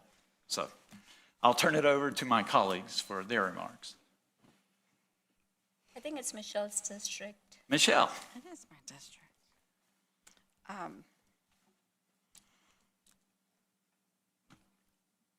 I did meet with some residents yesterday, and one of the things that I was saying as we were walking out was I didn't have too many questions right now because so many times when this comes back to us, it looks very different for the same reason that you were saying, Mayor Weinbrecht, that working together, that in the beginning, this is what we want and we don't want this. And the more they can work together, the better it is for everyone. And so, I did want to point out that residents that we met with yesterday did speak highly of the applicant. So he was being fair in his remarks earlier. But so it's important to note that so many times the residents, and I'm not speaking for everyone, just the ones that I talked with yesterday, so many times residents say they won't meet with us and they're not hearing what we're saying. And so I think this has a lot of potential for, for whatever goes forward being something that can be positive for Cary. Some of the notes that I did take were concerns about pedestrians and cyclists, but that has absolutely been on my mind so much lately anyway, and I have questions that I've been bringing to staff, but I want to dive deeper and understand more about I didn't circle that one, the rectangular rapid flashing beacon, and I want to understand better what DOT's requirements are, because I find it coming up over and over and over again, and I've recently been told that DOT want to approve one in a certain area, but I need to figure out what other options are. So we'll keep bringing those questions. But I want to know is it a possibility? I know we can't change DOT, but it is a possibility that it's helpful to better understand, for all of us to better understand what those requirements are. And we can't change those requirements, but we can certainly advocate as people who make policy for our community. If something's not working, then it may be that we need to advocate for some kind of change. And this might not be an appropriate time for change, but I don't know that yet because I don't understand it to that level. So those are just some of the high-level notes that I took, is just making sure that we're keeping those things in mind, and definitely, it's very interesting that I know why they went to 25 miles per hour, but there seems to be problematic in areas out there, and I know that's Raleigh's area, I believe. But I think that it's just an interesting area, and the idea of looking at the area holistically, I think, is a good one. Other comments?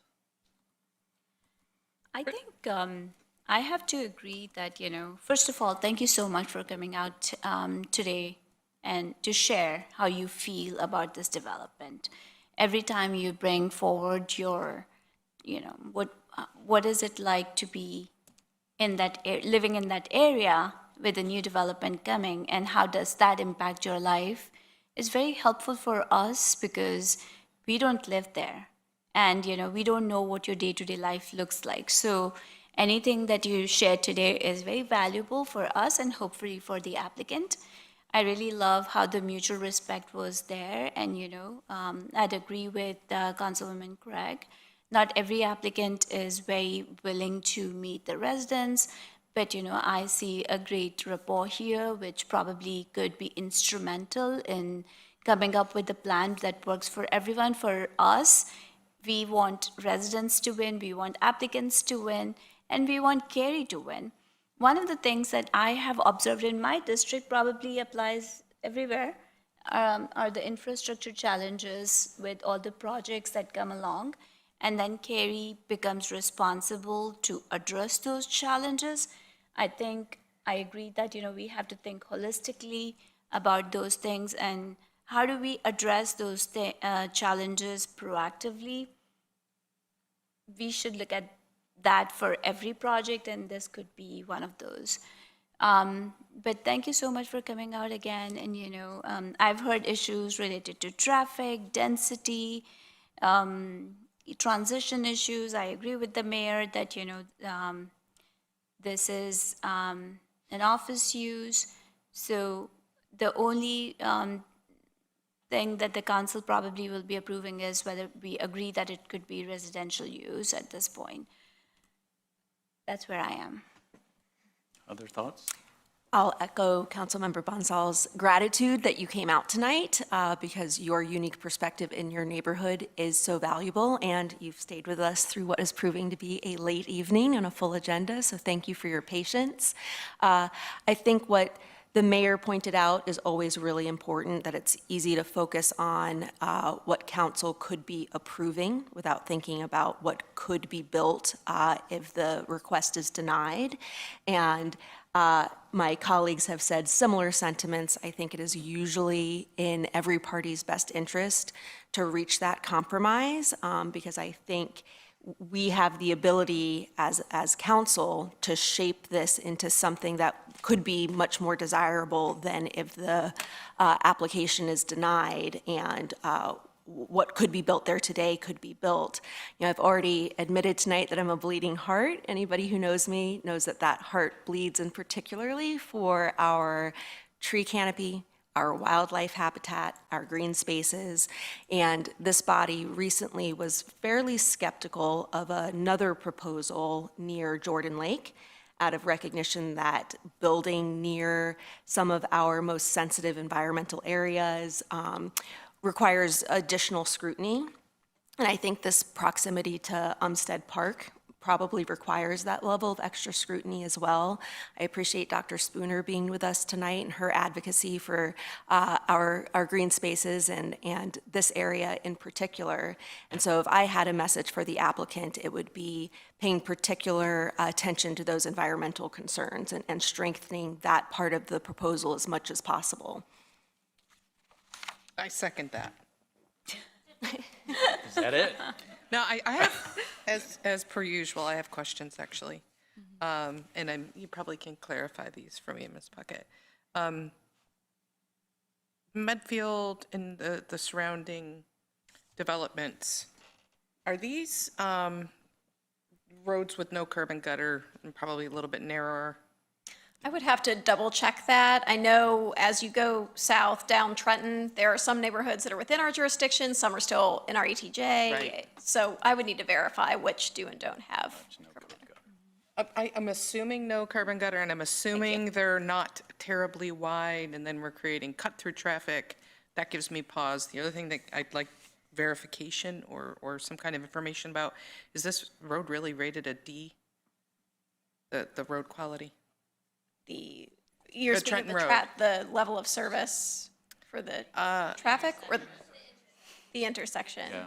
I'm talking, what I heard was that Trenton Road has a low quality rating, and it was specifically set at D. Maybe I misunderstood, and it was the Those are intersection. PCIs. Yeah, it'd be an intersection. Okay, They're talking about. not the road quality. Okay, thank you. I The wanted to traffic make- study looks specifically at intersections, so that's where those ratings come from. Okay, the I wanted to make, intersections specifically. I wanted to make certain it wasn't, you know, that the road was falling to pieces, and that's where, okay, thank you. Also, does our stormwater controls reduce nitrogen and phosphorus?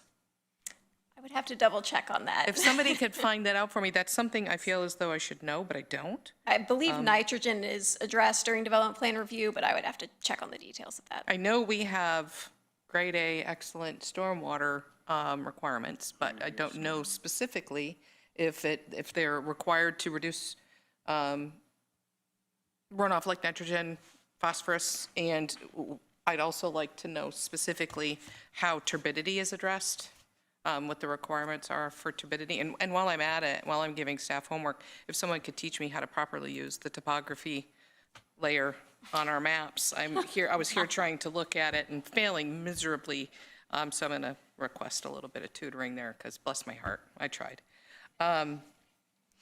And I had one other question. Are any of these roads that are in this immediate vicinity, let's say within a half mile, are any of them town and Cary roads? So Trenton is a state road. Anything, of course, across to the north is going to be outside of our jurisdiction. So most of what you see in the immediate vicinity is going to be state roads. Off of Trinity, there are neighborhoods that Right. have Some of those could be Cary road. Cary, and again, some of those are completely County. within our jurisdiction. ETJ. Some are not. It's a sort of mishmash of. That's my next corporate limits question. and So if it's a not DOT road in a Cary ETJ, is that a private road or is that a town of Cary road? It could be a private road, probably DOT. Probably not for a detached neighborhood. It would Yeah. probably be a DOT road. That does not help. Okay. Are they town of Cary maintained roads? No. In the, No. No. It depends on which one you're asking about, but a lot of the roads in the immediate vicinity, no, they're NCDOT.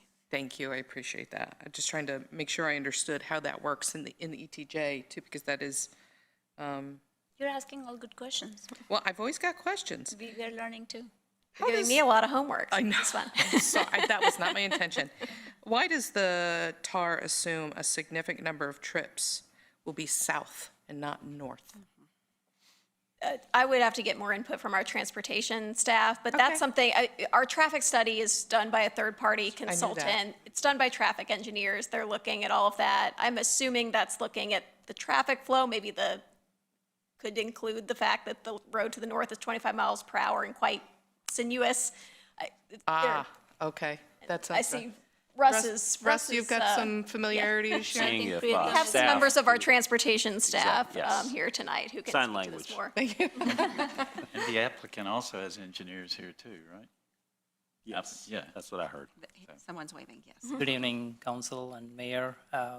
Priyatham Khan, I'm in the Transportation Department. I, with a couple of my teammates, reviewed this STAR that was completed by one of our on-call consultants. To answer your question, majority of the times, the distribution is based on existing traffic patterns and in which direction majority of the traffic is flowing, whether there is an interstate, and when there are ramps, most of the traffic is distributed that way. And in this particular case, 10% was assigned to the north, and that 10% was assuming that these people are traveling to a job site or traveling to an employment location. And there's also an employment location across the street. Even if you increase that 10 to 20%, it's not going to be that much different in terms of the levels of service. Okay, that's helpful, thank you. So being an employee at Yeah. SAS for many years, if I took a left and went through Raleigh roads, it was a nightmare because those roads are so narrow. And the speed limit's Where so you low. could just haul it Yeah. up to Trinity, hang a left, and just fly down the road and get there quicker. Get on Chapel Hill Road. Maybe he was going 75 miles. I wasn't doing 75, but Not that the mayor was speeding, he No. was not. 35 miles an hour. 34. Okay, we believe you, Mayor. That's very helpful as well, thank you. And I want to, I'm very interested, well, first of all, hearing positive things when we met, Councilmember Craig and I met with several residents yesterday, so a special thank you to Steve, Jeannie, and Sarah for sharing your, first of all, topographical knowledge, which is why I'm sitting here trying to make sure I really understand it, but also just, your first person, sitting down for an hour and explaining to us was really helpful. But hearing them say that the applicant's been responsive and meeting and talking, that's just really nice to hear. So I've heard a lot of really good things about this applicant. So I wanted to just share my thanks for there. And I'm really interested in this one-bedroom corner with two windows because I'm trying to do the geometry in my head and I can't. So I'm very interested, really, truly very interested in what that product looks like and how it works. So I'm all ears if anybody's willing to do a little bit more coaching. And then finally, thank you for your work with, I can't remember where they went, your work with Safe Child. I feel like this meeting has come full circle for me. So that's strange, but lovely. And that's all I got. Other comments? So, again, Don't forget me. oh, Laurie, please. I have a couple of questions. And mostly just adding on to Councilmember Cone Johnson's questions and also Councilmember Richards. I can't remember the last time we had a rezoning that fronts a highway since Fenton, I think. And so some of my concerns really talk about, and both other council members did an amazing job talking about it, how when you have that much impervious surface on the I-40 right-of-way, I'm curious if staff or if we have any modeling or analysis that looks at the combined stormwater impact of the highway associated with this new development or on the same receiving streams. Because I don't remember us really talking about this at any time before. So I guess my question would be, could staff or the applicant, and it doesn't have to be now, but maybe at some future point, explain the post-development runoff volumes and the pollutant loads, how it might compare to what's going on today when you lose all of that natural filtration from the current forest that's there. And so I'm wondering if our minimum stormwater requirements will actually protect the downstream creeks and the Reedy Creek Lake.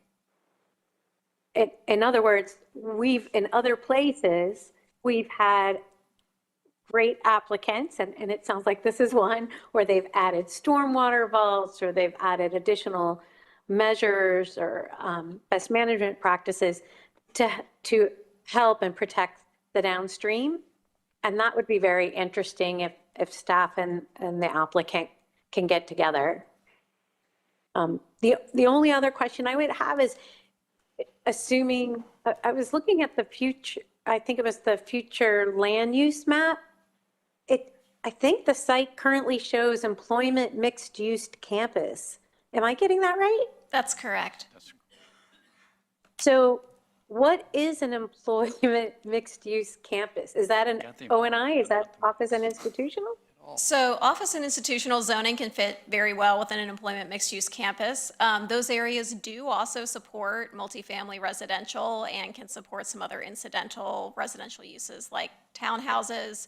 This would be similar to discussions that were had recently, like in the Weston area, also an employment mixed-use campus, about sort of infill or redevelopment projects, starting to supply some rooftops that complement the employment uses. So the comp plan does actually explicitly speak to some residential in those areas as a complementary use to employment-related uses like office. Okay, so this rezoning would actually fit the current future land use map. Yes, both the existing and the proposed zoning do appear to be generally consistent with the future growth framework. Got it. Okay. And the only other question I would have is I would love it if the applicant could understand and look at, considering again the large amount of impervious surface and the fact that it's right next to the I-40 right of way, should there be, and this is if the application and rezoning moves forward, I would be interested in the buffer between the residential and the exit ramp.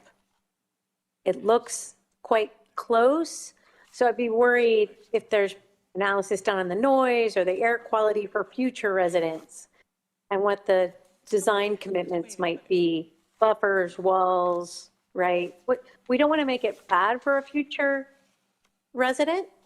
We wouldn't want to make the worsening of noise and light impacts worse as well. So those are my comments. And I appreciate, again, just to pile on the applicant and all of the amazing residents who came out to speak. Thank you for your engagement. Citizen and resident engagement always matters. Yeah, we're looking at the map again, and the residents, when we met with them yesterday, I think they explained it to me, and I don't, that what looks like a ramp, it's not an exit ramp, that was explained to me, that is where Wade Avenue splits off of 40, correct? Okay, and that does quite literally serve as a boundary to this property. Yes. Yes. It's a road boundary, correct? Yeah, it is. Yeah. Yeah, and that is concerning. And Councilmember Bush doesn't even have the benefit of this map they made for us, so. Okay.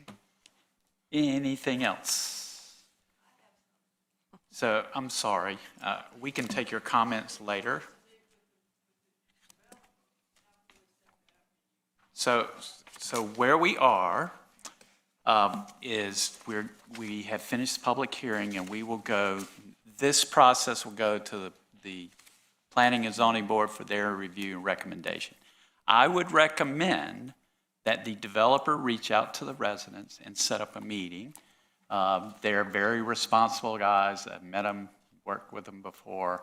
I think they would probably be open to that. But it is a responsibility of the developers and the residents to get together. However, our liaison, Erin Puckett, can help you with any of that. She can give you contact information. She works with the developer. She can give you the latest information. She is the person to ask questions to. She will know the latest and greatest before we know it. So that is, this lady right here is the one to talk to. So thank you for being here. This is a multi-month process. You've got plenty of time. Work the process and see if you can get all your questions answered. See if we can come to some compromise of some way. And if you don't, that's okay too. But at least we tried. So thank you all for being here, and thank you, Ms. Puckett. Thank you. So we will now move to our third public hearing. Act 41, Amendment to the Chatham-Cary Joint Land Use Plan. Rachel Smith will introduce this item, and council will not take action. It will be referred to the Planning and Zoning Board and returned to council at a future date. Good evening, Mayor and Council. Act 41 is a comprehensive plan amendment. The applicant requests to amend the Chatham-Cary Joint Land Use Plan for approximately 6.51 acres of property addressed 955 Ernest Jones Road in Chatham County. The property is 4/10 of a mile west of the Wake County line between the Bryson Nature Preserve and the American Tobacco Trail. Nearby is the Diavolo Disc Golf Course and the Cary Hidden Creek, Montvale, and Weldon Ridge neighborhoods. While the property is presently outside of Cary's corporate limits and extraterritorial jurisdiction, the plan amendment was filed to facilitate a request to develop the property and connect to Cary utilities via annexation and the establishment of Cary zoning. The joint plan was adopted in 2012 and incorporated into the 2017 Imagine Cary Community Plan. It covers approximately 18,000 acres and is intended to guide future land use, development, and public infrastructure. To protect water quality, the plan calls for very low density development around Jordan Lake with a gradual transition in density from west to east. It includes a land use plan map as shown here, and plan amendments and rezonings in the planning area are governed by an interlocal agreement. Only approved zoning determines what may be developed on a property. However, the joint plan provides guidance on appropriate land uses and densities, and rezoning requests are evaluated for consistency. The site is designated very low density residential, which allows up to 1 detached dwelling unit per acre, and the applicant proposes the low density residential designation, which allows up to 2 dwelling units per acre and a broader range of housing types. For this 6.51 acre site, the amendment is minimal. Development of the site could go from 6 to 13 dwelling units, a net impact of 7, and additional housing types such as duplexes, patio homes, and townhouses may be possible, subject to zoning approval. Dwelling unit counts are rounded down to the nearest whole number or nearest whole house, and density is calculated on a gross acreage basis. The surrounding area includes very low density residential,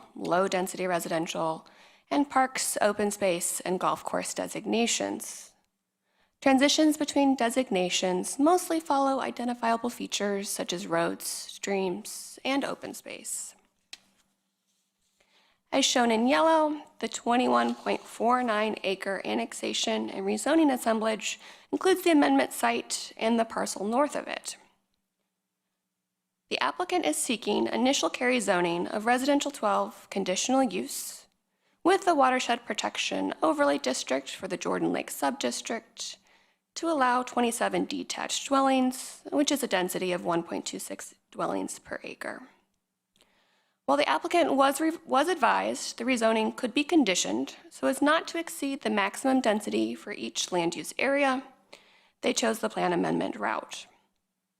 The rezoning is on hold and will require separate review and approval by the Cary Town Council should the amendment be approved.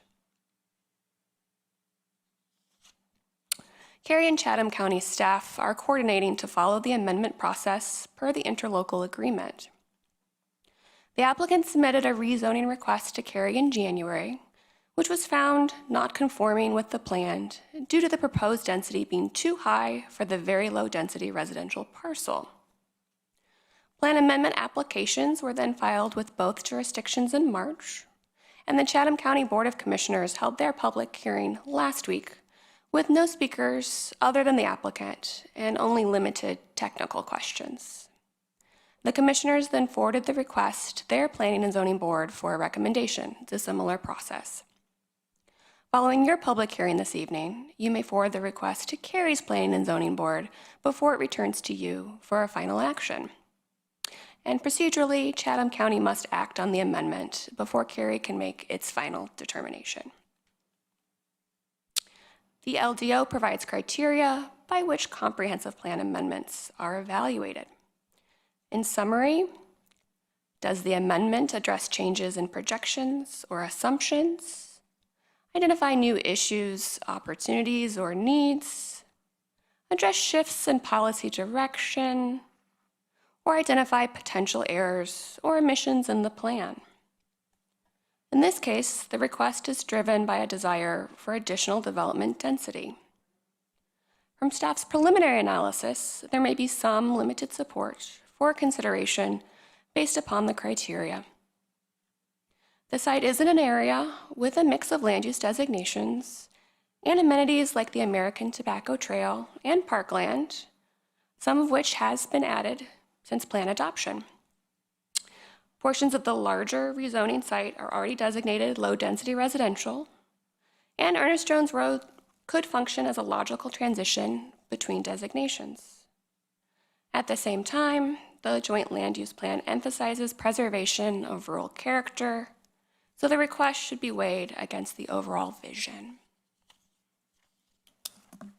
This concludes my presentation. The applicant's representative, Ashley Honeycutt-Terrazas, is available, and following the public hearing, I'm available to answer any questions you may have.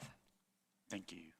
Is the applicant going to speak, or he's just available, or she's just available? Sorry. Yes, please.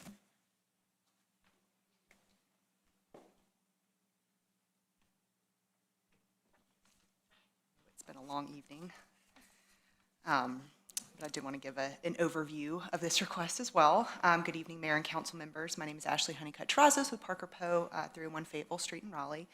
I'm here to discuss what is a minor amendment to the Chatham-Cary Joint Land Use Map plan for the property located at 955 Ernest Jones Road. It's not a rezoning, but we are here really, as Rachel explained, to be able to for the rezoning request that she described to be able to move forward. And this process is required under this interlocal agreement between Cary and Chatham County. So again, the request before you tonight is to amend the joint land use plan, future land use map to reclassify parcel 955 Ernest Jones Road, which is 6.5 acres, from very low density residential, which recommends 1 unit per acre, to low density residential, which recommends 2 units per acre. It is located directly adjacent to the Cary town limits, east of the rural buffer boundary, that black and yellow boundary, and it now has access to public water and sewer utilities. It would bring the parcel into alignment with the adjacent parcel to the north, which is already designated for low density residential on the future land use map. Both parcels are under the same ownership, and they function now, and they function as a single site. So this ensures that a consistent land use designation across the property. Both parcels would have the same recommended maximum density of up to 2 units an acre, and as Rachel explained, that doesn't mean that it would actually be developed with 2 units an acre. But ultimately, those specific density and development regulations would be decided as a part of the rezoning process through the town. So again, Rachel gave that great overview of the Chatham-Cary Joint Land Use Plan and the history, and I'll just say that I'm not aware of any relevant history for this particular property, and why it and a handful of other properties just on the north side of Ernest Jones were given that very low density residential designation, while everything around them was designated as low density residential when that plan was adopted in 2012. And I know Councilmember Bush has spoken about at that time in the early 2000s when it was being adopted, many owners had the opportunity to express what they wanted it to be designated, and it was different owners at the time, so they might have had different visions for what the future of their property would be. But there are, in any event, there are several key changes since 2012 when the joint land use plan was adopted that support changing the land use designation for the 6.5 acre parcel. Again, first, it's under the common ownership with the larger 14 acre parcel to the north, allowing for coordinated planning. Second, the town of Cary has acquired a large 130 acre parcel immediately to the west of the site for a future park. That was not anticipated when the joint land use plan was adopted, and it makes sense to have a few more Cary residents next to that park between the American Tobacco Trail to enjoy that amenity. And third, municipal water and sewer, both utilities have now been extended to this area, making development of a few more homes on the property in Cary's corporate limits possible and appropriate today. And again, Rachel went over the rezoning request that we have filed. It's R12CU, cap of 27 homes with an overall density of approximately 1.26 units an acre, well below the maximum 2 units per acre overall recommended density by that low density designation, but slightly exceeds the 1 unit per acre recommended under the current very low density designation. And under the interlocal agreement, there are strict requirements that rezonings be consistent with the property boundary lines in the joint land use plan map, which is why this amendment is needed to allow Cary to move forward with that rezoning. And the conditional rezoning request also includes several important commitments based on town of Cary policies, which you've seen on other cases in this area, including lot sizes not including riparian buffers, increased community gathering space, and construction of a segment of the Montvale Greenway that will provide a link between the American Tobacco Trail into the future town of Cary Park to the west, providing a meaningful public benefit to residents who live in this area.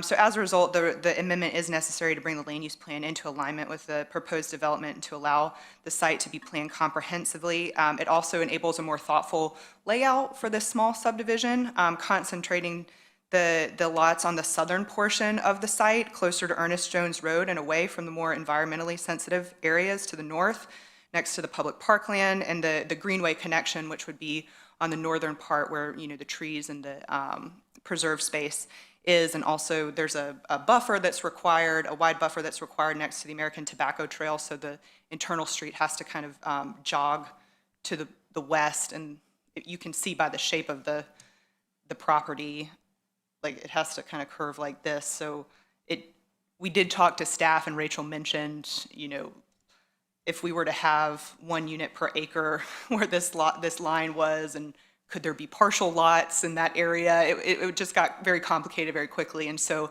we decided to pursue this minor amendment to the joint land use plan map.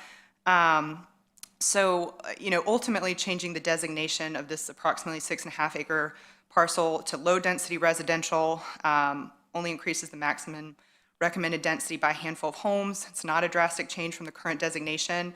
And it does not even really increase the amount of low-density residential development in the Chatham-Cary Joint Land Use Plan area, because we now know that the very large parcel next to this site, which is designated for low-density residential, is now owned by the town and will be used for park use. So this will not develop as low-density residential. So this request reflects current conditions, aligns with surrounding land uses and recommended densities, and supports well-planned development with added community benefits, which is proposed to connect to Cary utilities and come into Cary corporate limits. And thank you all again for your time and consideration, and I'm here to answer any questions. Thank you. So now it's time for the public hearing for Act 41 Amendment to the Chatham-Cary Joint Land Use Plan. I'll call on the clerk for any written comments or registered speakers. No written comments, no registered speakers. If you are here in the audience and would like to speak at this public hearing, now's your opportunity. Anyone to speak at this public hearing? Seeing no one, I'll close the public hearing and first call on Mayor Pro Tem Bush, so I won't forget. Thank you. I appreciate that. And I also very much appreciate the applicant for remembering my comments with regards to the last one. Why are people making changes to the various Chatham County joint land use plan? I appreciate the fact that the previous owner may not be, or the current owner may not be the previous owner when this originally came up. I don't have any comments except to understand a little bit more perhaps from staff on the process, considering it has to go through various reviews. And does it go through multiple planning and zoning, or how does that work when it's a comprehensive amendment rather than a rezoning?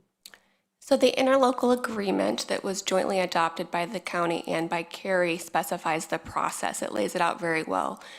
So the first step is that determination of either consistency or not consistent, which happened at the staff level. We've had great communication, and I thank the county for that. The next step is that the rezoning is essentially put on pause to allow for the amendment process, and this is very prescribed in the interlocal agreement. So the first step is to have the public hearing at both the town and the county. The second step will follow our natural processes for legislative items, so it's Planning and Zoning Board and then final decision. I will note, and I mentioned this in my presentation, that the interlocal agreement specifies that the county must make the decision on the amendment first, and both bodies have to approve the amendment, or the rezoning basically goes back to square one. And so the rezoning request does have to be consistent with the comprehensive plan. Great. And from a knowledge of the surrounding community, did we follow the 800 feet rule and let them know, or we only do that with rezonings? That is required for rezonings, not comprehensive plan amendments. So were signs put up? I'm surprised that nobody showed up, or maybe I'm not, to speak at the public hearing. How were people notified of this potential change? I think the Mayor Pro Tem Bush, I met with the applicant before this meeting, and I think there were residents that showed up to the meeting. There was some confusion between the notification that was sent by the county, and so people were very concerned about what the process is and, you know, how it is going to work between Cary and county. And I think when they attended the meeting, they kind of got the clarity on the process. And I think right now we are at a point where everybody understands that, you know, first Chatham is going to approve this amendment, and then it comes to Cary for hearing. Is that correct, Ashley? Yeah, so Chatham County did send out notices. The folks in Montvale are aware. I've spoken to some of them. A few of them came out to the hearing in Chatham County that we had actually last week. So we appeared before the Chatham County Board of Commissioners last week, and they didn't speak in opposition, but we had conversations after, and I let them know they would be notified of the neighborhood meeting once the rezoning would move forward, and we could have more engagement with them then.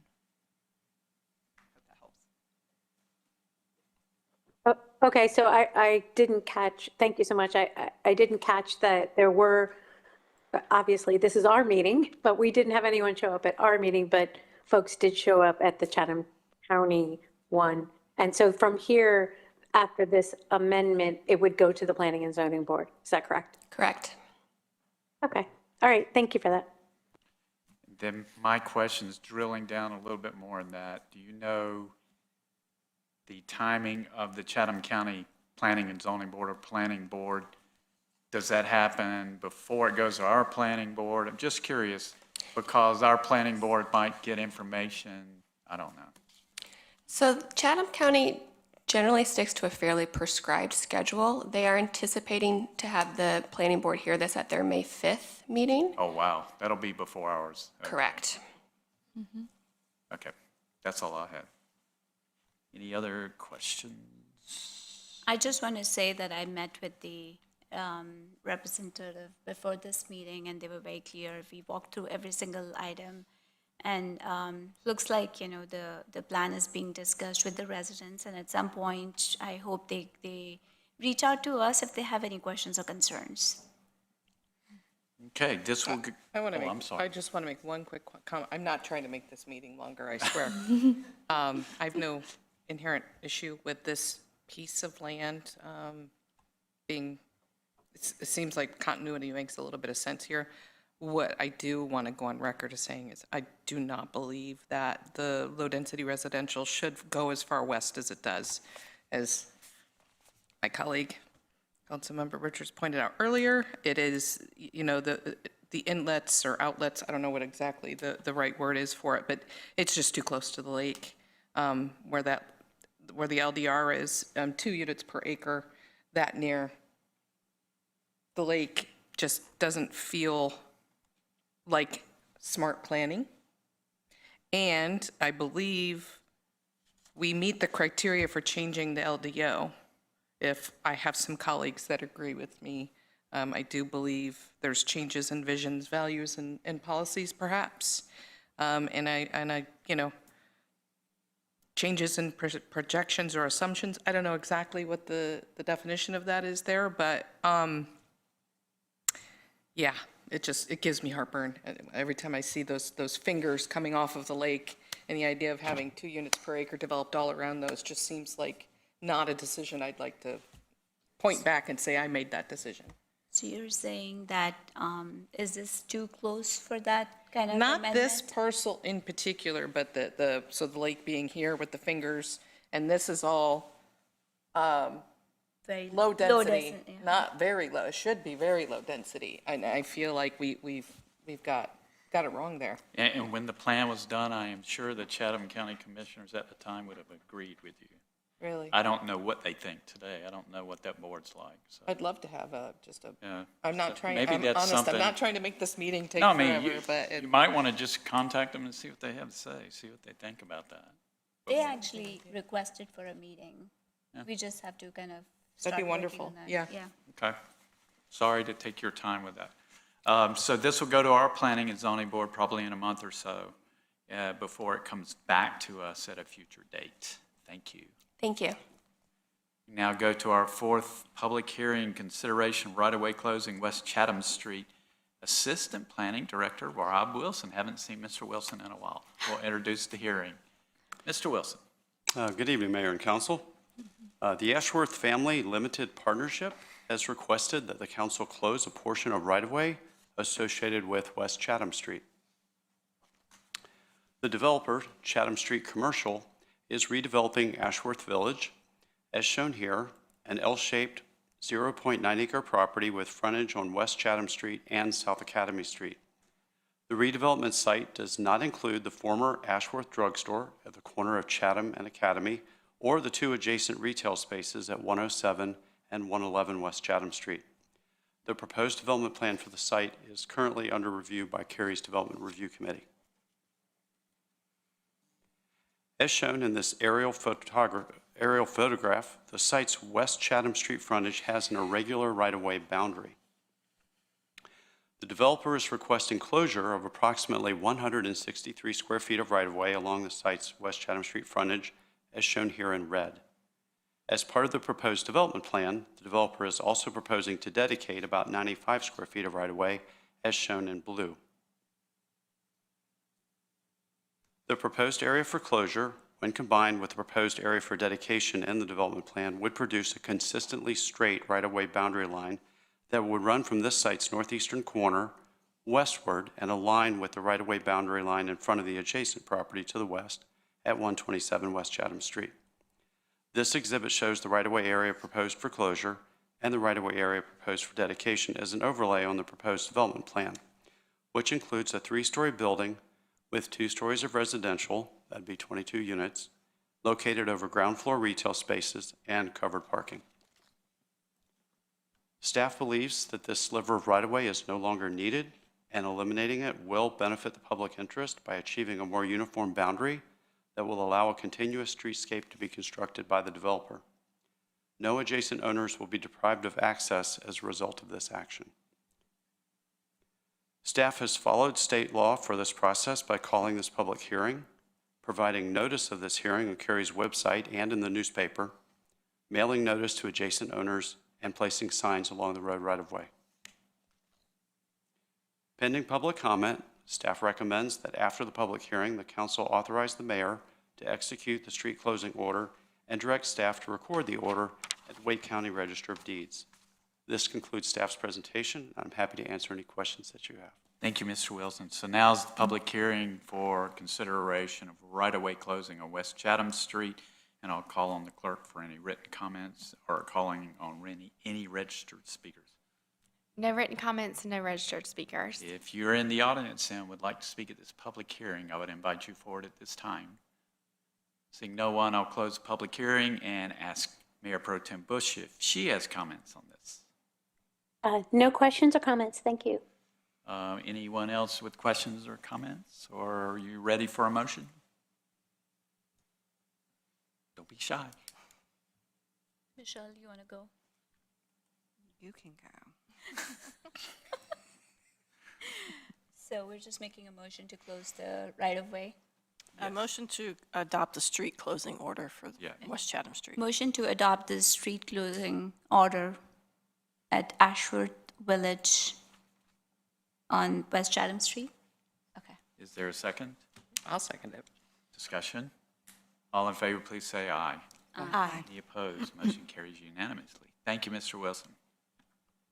We now move to our next 5th and 6th public hearings. We're going to hold those together. These items were for 26A02 Woodfield, Walnut, and 5.6 consideration of right-of-way closing at Jones Franklin Road. Oh, it's going to be Mr. Wilson again. We'll introduce the item and council may take action. I'm sorry I dismissed you. All right, that's why I stayed. Good evening again. This is a request for annexation of an approximately 8.2 acre site at 2804, 2808, and 2818 Macedonia Road and a concurrent request for the closure of a portion of the Jones-Franklin right-of-way adjacent to the site. The site's located at the intersection of Macedonia and Jones-Franklin Roads in eastern Cary and was rezoned mixed-use district with Swift Creek Watershed Protection Overlay District in 2024. A development plan for 330 multifamily residential units and structured parking is currently under review. The Jones-Franklin right-of-way on the site's eastern frontage has an irregular boundary as shown here. The developer requests closure of this approximately 5,200 square foot area of right-of-way as shown here in red hatching. This portion of the right-of-way was not used to construct Jones-Franklin Road, thus it is unimproved.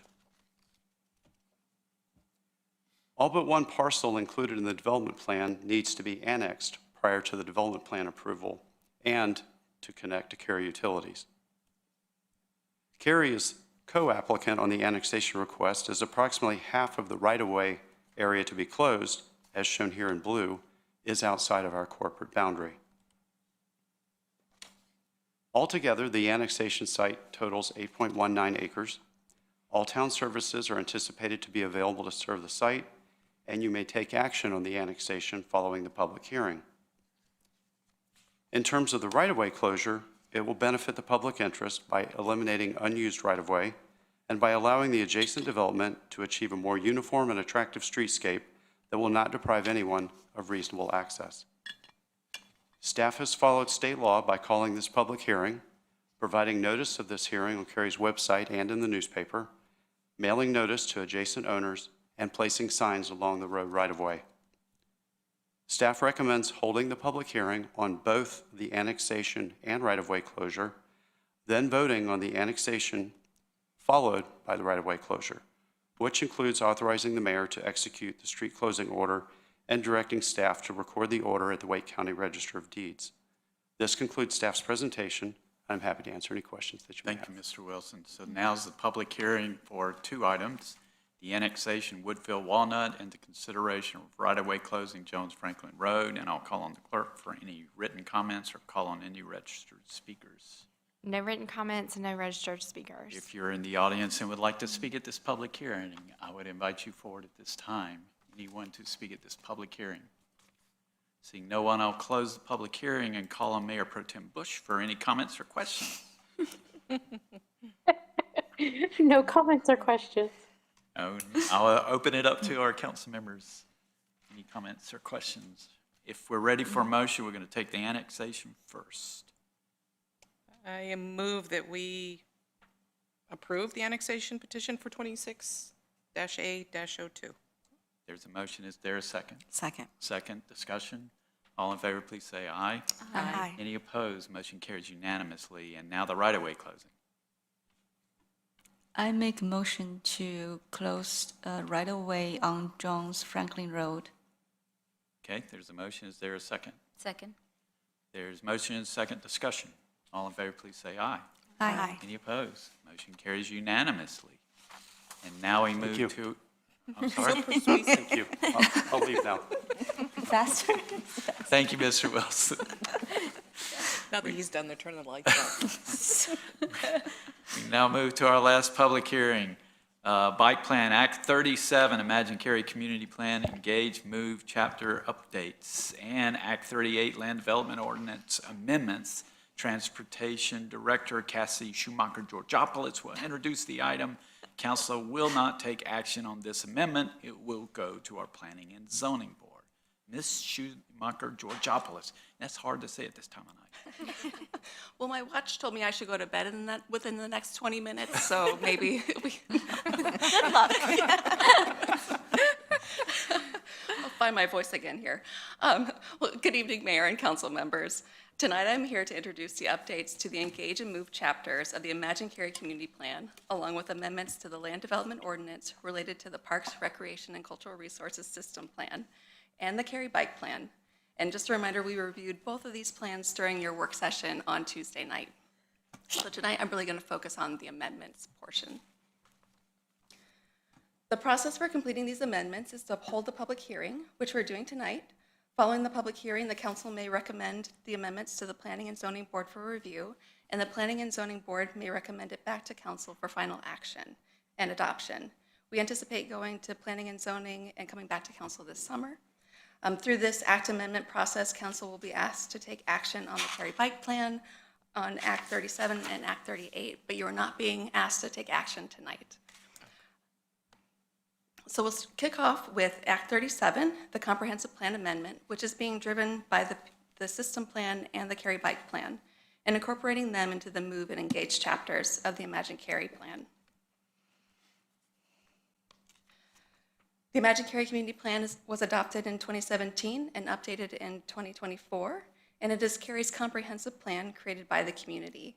The visions and policies within the plan remained applicable today and are used in all aspects of Cary's decision-making. During the 24 update, staff reported that additional planning initiatives were underway, and other chapters would be amended as new plans and initiatives were developed, including the Engage and Move chapters with the System Plan and the Bike Plan. The Engage chapter update incorporates the new System Plan approved by Council in December of 2024, and primary changes are to the body of the chapter, which continues to acknowledge Cary's nationally recognized Parks, Recreation, and Cultural Resources Department, as well as Cary's extensive parks and greenway system and our cultural opportunities and recreational programs. There are also minor text amendments made to other portions of the chapter. And the PRCR goals adopted in 2017 will be replaced by the 6 guiding principles of the approved 2024 System Plan, which Paul reviewed with you on Tuesday. So the primary changes to the Move chapter are focused on the bike element of the chapter and updating the thoroughfare and Collector Street corridor profiles to incorporate the bike plan and the new national guidance. Additional updates include adding council's adoption of Vision Zero and integrating safe system principles into the existing Move policies. We are also amending the 3 maps within the Move chapter, including the plan roadway widths map, to change Kildare Farm Road from a 5-lane thoroughfare to a 4-lane median divided thoroughfare, from Tryon Road to Cornwall Road. This change keeps the corridor consistent and enables complete streets implementation and future corridor redevelopment. Updates to the planned bike and pedestrian map include recommendations from the bike plan and the system plan, such as updating bikeways types along identified corridors and updating the greenway system. And then updates to the planned transit routes map are to incorporate changes to Go Cary and the regional transit system since 2017. The Move chapter includes 8 policies. The only changes being proposed to the policies are the policy intent, which is to align the current text with Vision Zero and the Cary Bike Plan, specifically adding guidance to give pedestrians, bicyclists, and non-motorists priority within the transportation network. These plans and amendments were built off of several years of community engagement and feedback. Both the bike plan and the system plan processes included multiple opportunities for public input. Over the course of the planning process, thousands of participants participated through surveys, open houses, workshops, and at festivals. And a final step in the engagement process was to hold an open house meeting for both plans, which was done in March of last year. And the PRCR system plan and the Cary Bike Plan, along with the text amendments for Engage and Move, were posted in November of 2025 for comment and remained open through February of this year. Community feedback heard during the review was overall support for the Engage and Move chapter amendments, with particular interest in improving comfort, safety, and connectivity and expanding transportation choices. Comments also noted the desire for more detailed implementation guidance, noting that the pace of implementation and availability of funding will be key factors in the plan's success. We presented the system plan and the bike plan at your Tuesday work session, with the discussion focusing on the fact that these plans are inspirational and establish a vision for the future. The implementation will be reviewed with future capital requests, and they're not committing you to funding if you adopt them. We also discussed changes to the corridor profiles or the cross sections, and talked generally about clarifications to the plans and the process. And then also that staff updated you that we've been talking with the development community throughout the planning process on these plan changes. So now moving on to Act 38. The key purpose of Act 38 is to amend the Land Development Ordinance to update Cary's development regulations to ensure initiatives from the bike plan and the system plan are fully implementable and enforceable. Act 38 has 3 major items. Item A includes technical updates to the plan names and references throughout the LDO. Item B includes updating technical requirements for implementation, including increasing easement widths and clarification that greenways and bikeways are permitted within required buffers, similar to sidewalks and street side trails. This item also increases bike parking requirements and requires parking for uses that do not have parking requirements today. Additional changes include new bike-related terminology, establishing a bike design standard section, integrating references to the bike plan and the MOVE chapter, and including the bike plan among documents guiding development plans. Item C includes updates to processes and definitions to ensure consistency with other plan implementation revisions. Changes include clarification of parkland dedication requirements, related processes, and provisions for greenways and public mobility easements. Criteria for evaluating comprehensive plan amendments are outlined in the Land Development Ordinance and are based on whether they address changes in projections, new issues, opportunities or needs, shifts in policy directions, or potential errors in the plan. And then similarly to the comprehensive plan amendment, Land Development Ordinance amendments are also evaluated based on criteria outlined in the LDO, including addressing changing conditions, aligning with the comprehensive plan, protecting health and safety, and avoiding environmental impacts. This concludes my overview of Act 37 and Act 38. Following the public hearing, Paul Kuhn and I are available for questions. Thank you. Thank you. Now it's time for the public hearing for Act 37 and Act 38 changes, and I'll call on the clerk to read any written comments or call on any registered speakers. We had one written comment, and that's been provided to you prior to the meeting, upon arrival, and also attached to the online agenda. We had 2 registered speakers. Our first in-person speaker is Dustin Colt, followed by Sarah Martin. Who really hung in there? Could you move to your left, please? Thank you. Hi, my name is Dustin Cote, and I'm speaking on behalf of the Citizen Focus Group that I spent the last 2+ years working through about 17 meetings with staff to provide feedback on the Cary bike plan. We are parents, we're greenway users, some of us are fitness cyclers, some of us are not, and we strongly recommend approving this plan. The bike plan solves problems of equitable connection, ensuring consistent funding for bike and pedestrian programs, and helps transportation in our town scale in a fiscally sound way. So let's talk about equitable connection. So equitable connection means different things to different people, and that's what equity is about, right? So instead of listing out stakeholder groups, I want to share a personal story. So I have 4 kids. They age from 2 to 14, and I live sort of at the end of Cary Parkway, near Crossroads. When we want to go to the park or we want to do something that's not interacting on phones or screens, I hear this a lot from grandparents: get off the phones, get outside. We can't go take a bike ride to the park. We can't do that kind of thing because, as we've heard a lot today, traffic is a problem. So what we have to do is drive to our nearest greenway connection, which is 2 miles away at Marla-Durrell Park, park there, and hopefully we've had room to put all the bikes in the car so that we can take a bike ride from Marla-Durrell Park to McDonald Woods Park and back. Nice bike ride, but not really a point to it other than the bike ride. So there's no community building there. We don't see anybody on our path. We don't stop at a shop and get an ice cream. We go for some exercise. Not as satisfying as you want it to be. So my personal hope is that we get to the point where when my 2-year-old becomes a teenager, he can go and ride his bike to the school or to the basketball court or somewhere besides me taking him somewhere so that he can ride a bike in the woods and then we can go home. So that's kind of like the vision that I was seeing out of this bike plan. It also includes some measures that I didn't understand at the beginning, but now I kind of halfway understand. So there are, municipal budgets. I don't know all of that, but I know that without a dedicated funding pool, it is difficult to do bike and pedestrian projects.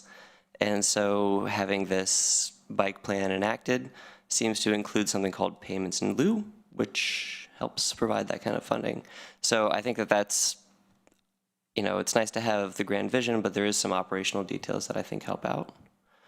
And that's kind of the nuts and bolts of how this thing gets achieved. The kind of last point that I want to make, and sorry on my microphone, I'm not really figuring this out, but I've heard from town council members about how infill development is kind of how Cary's going to grow going forward. Despite a couple of little annexing things, probably it's going to be infill development. And we heard in a line of people about infill development and traffic being a problem for about an hour there, which if you remember that. Bikes help that. If we support bikes, there's maybe less cars on the road, bikes are smaller, we find places to park them. So the bike plan makes a lot of sense. We heard a lot of positive things about people going to spring days and seeing a bike valet. And they're like, wow, I don't have to deal with all these cars parked in the middle of Bond Park. I can just ride my bike and come back and leave on my bike and I don't have to wait. So it's a lot more convenient. It's a better improvement to living in Cary, and it seems to be not that expensive to implement. So that sounds like a win all the way around.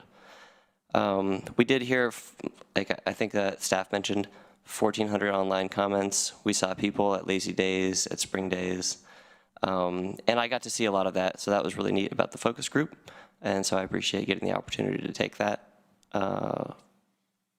time to meet with staff and understand the plan. And I think anybody who spends the time with the plan will see it's a win all the way around. So thanks. Thank you for sitting here over 4 hours to speak. Hope you had fun. Ms. Martin.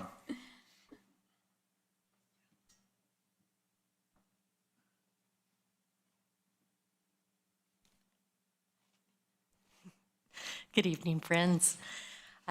My name is Sarah Martin. I'm a 34, almost 35-year resident of the town of Cary, and it is the absolute best place to live in the entire universe. No question in my mind about that. I currently chair the town's Parks, Recreation, and Cultural Resources Advisory Board, a position that I held a number of years ago as well. So this is my second go-round on the PRCR Advisory Board. I'm very committed to our PRCR work, and I thank you for the investment that you've made in our parks throughout and cultural resources throughout the town. Thank you. Tonight, I rise not only to get an opportunity to move my legs after sitting there for a while, but also to support both the bike plan and the Act 37 chapter updates and the Act 38 LDO amendments that were spoken about by staff. Our advisory board has worked with staff on the bike plan and the PRCR system plan. We've spent hours with Cassie, or even Cassie adjacent, as she sent us information to read and get back to her. We read various drafts of the plan. We listened to presentations about them. We discussed them as a board. We attended public meetings, completed surveys, and just generally made sure that citizen input was recognized. And I can say without any question in my mind that citizen input has been a tremendous part of all of the work in both the PRCR system plan and the bike plan. I will mention that in addition to my role with Cary's PRCR Advisory Board, for the past 4 years, I've served on the Wake County Open Space and Parks Advisory Committee. And I have found that Cary's commitment to the Imagine Cary plan is a tremendous asset in discussion with the county and with other municipalities when it comes to talking about how we interrelate and how we can work together to make things happen regionally. And so I strongly appreciate both the work of the council and the town staff in ensuring that the public is fairly represented and engaged in these visionary plans and in the documents that you've been provided with. And I encourage you to proactively move forward with the staff recommendation on the agenda tonight, and when it comes back to you in the future, to move forward with incorporating them into the Imagine Cary plan. Thank you. Thank you, Ms. Martin. And again, thanks for staying so late. 4 hours, you braved it. If you are here in the audience who would like to speak at this public hearing, now is your opportunity. We're running out of people in the audience, but just checking. All right, we'll close the public hearing. I'll call on Mayor Pro Tem Bush. I know she's got to have something to say about the bike plan. I do. Well, first, I'd like to thank Dustin as well and the entire transportation working group. This amazing group of people have been working not only on mobility, transportation, they've looked at transit, they've looked at and spent an amazing amount of time and effort on the bike plan, and also being honestly ambassadors for it and getting other people to weigh in, whether it was on the online version or within the meetings. That generally I was not able to go because I have another board and commission at the exact same time. But the over 1,300 survey responses and the focus groups was really great.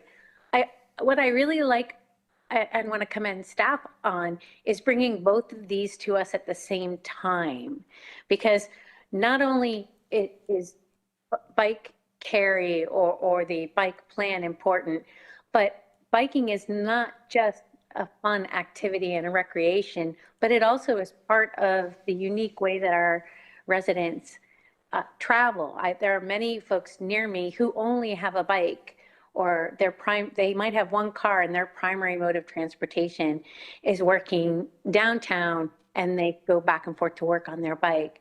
So I love the idea of bringing these to us together at the same time so that the CR plan that emphasizes our greenways and our on-street bikeways and I think it was 200+ mile network serving schools and parks and jobs, we think about these holistically. So what I especially like and would love to see as we move forward is that the PRCR plan contains dozens of greenway actions, and Dustin also mentioned it as well, whether it was like connectivity or amenity standards or a place to go to, I think Dustin said, pause places or public art. There are a lot of things that can be done to make our greenways more enticing for our residents and more fun. I think, there's talk about bike share, bike rental, inventory, bike parking, that sort of thing, or even branding our greenways for tourism. There are so many things that we might be able to do with the passage of this bike plan that I think it's important that we look at those. I'd love to see I think there's a ton of implementation ideas on those plans. It would be great if staff at some point could, or maybe the PRCR or even the Transportation Working Group could prioritize some 3-year quick build early wins list that would be interesting, because there are so many great ideas that it's a little hard to think of where to start. So I love what they did. I love how they both work together. And I would also weigh into the fact that the PRCR plan identifies multiple times in the document, and it's been mentioned a couple times, equity, aging in place, and accessibility as core needs.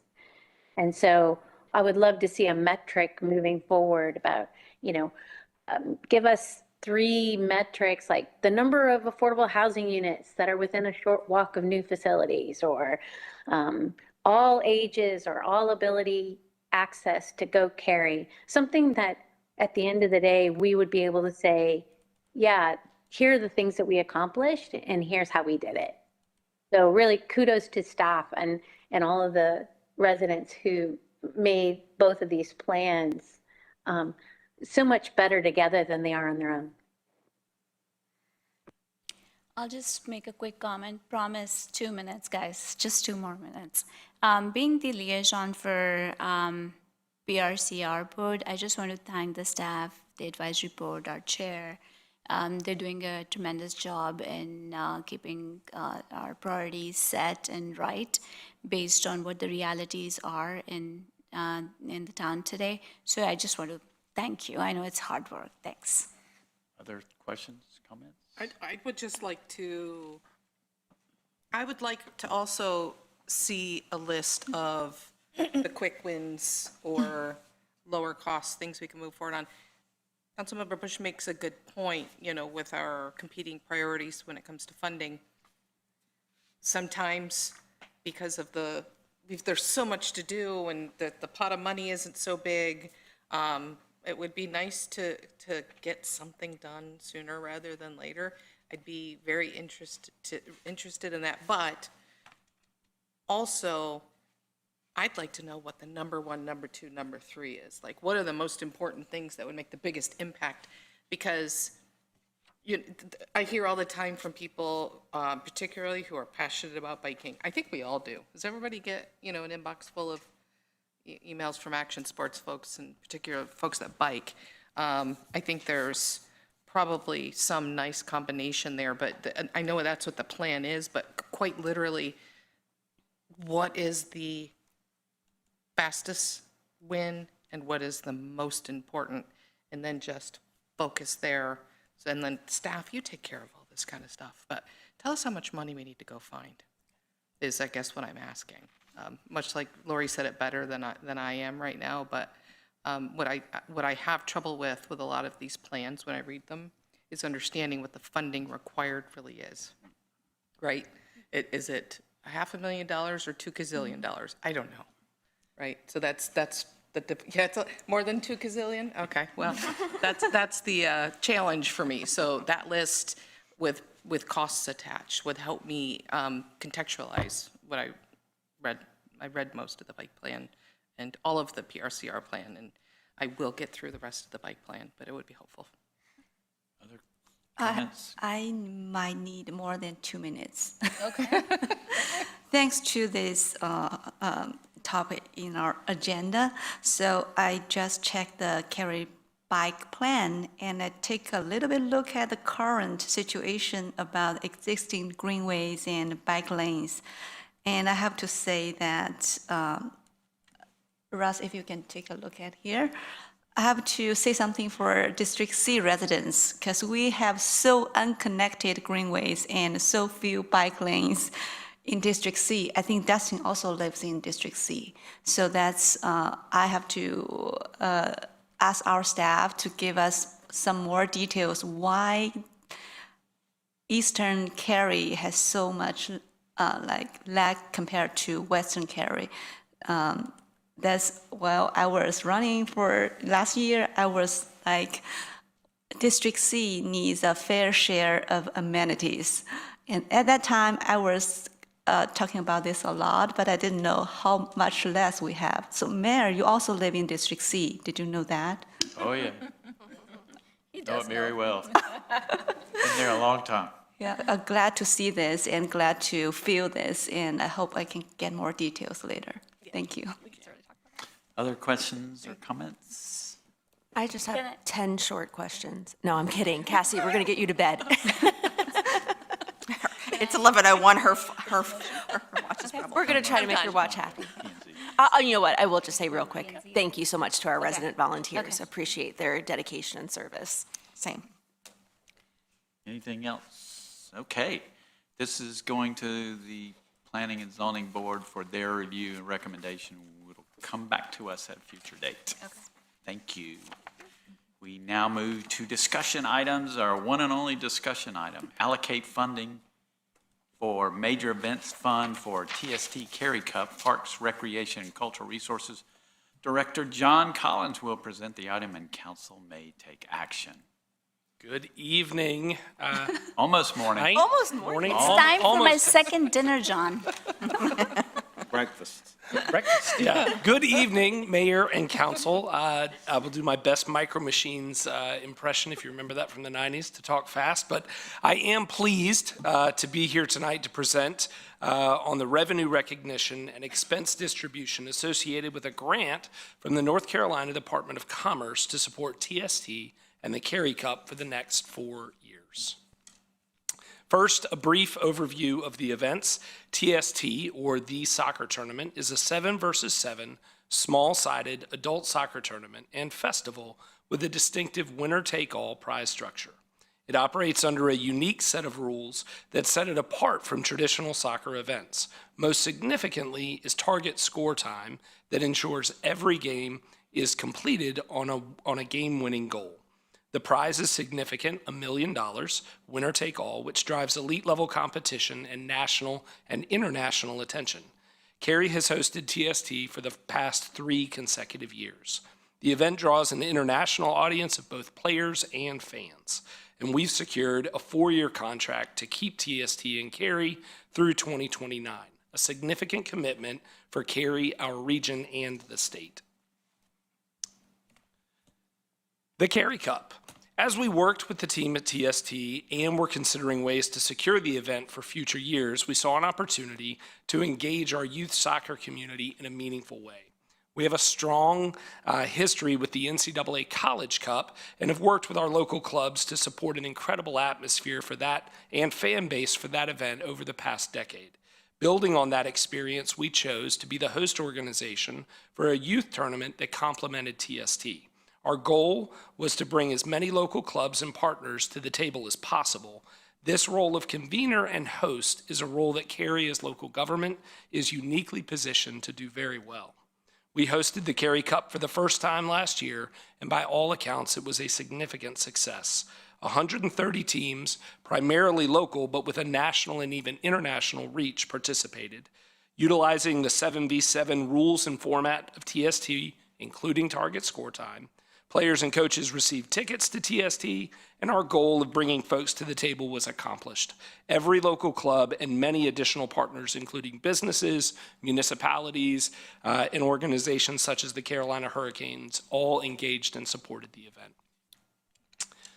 The growth over that time and the growth we expect this year is presented in this chart, and I will highlight just a couple of pieces from that. First and foremost, the women's tournament, inception and growth, an equal $1 million prize. The economic impact growth from $1.67 million in year 1 to approximately $15 million last year, and attendance growth from 15,000 to over 50,000. A few factors that really allowed Cary to secure TST as the home for the next 4 years. A few factors really drove that agreement. And I would be remiss, but I have to start with our WakeMed Soccer Park, facilities and staff support. The location is ideal with surrounding fields around a stadium in one place. The grass playing surface is truly world-class. We have a lot of former, very high-level professional athletes. And this is really a deal maker for them. And then our larger team, everyone from Cary Police Department to Public Works to IT to marketing to finance to our team in PRCR, support this event at a very robust level, and organizers see that as a significant value. Pulling from a national and international audience, our geographic location, airport, local amenities, restaurants, hotels, all play a positive role in making Cary a destination. Successful execution and engagement associated with the Cary Cup, and then finally support from the North Carolina Department of Commerce via a multi-year grant. This final bullet was truly a deal maker. It put us over the edge to resecure TST and delivers a significant benefit for both Cary as well as TST. Working with the Department of Commerce, we were awarded a $6.8 million grant over the next 4 years to keep TST here in North Carolina. The grant will reimburse costs associated for the event that are spent in North Carolina with North Carolina companies and organizations, up to $1 million for TST and up to $472,000 for Cary. The following years, the eligible amounts do increase to help us cover escalation of costs.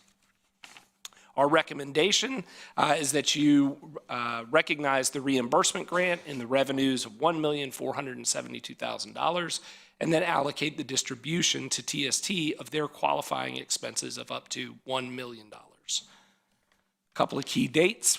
TST will take place May 27th through June 1st at Wake Med, and the Cary Cup that weekend, May 30th and 31st in both Cary, Apex, and Holly Springs, different sports fields and complexes.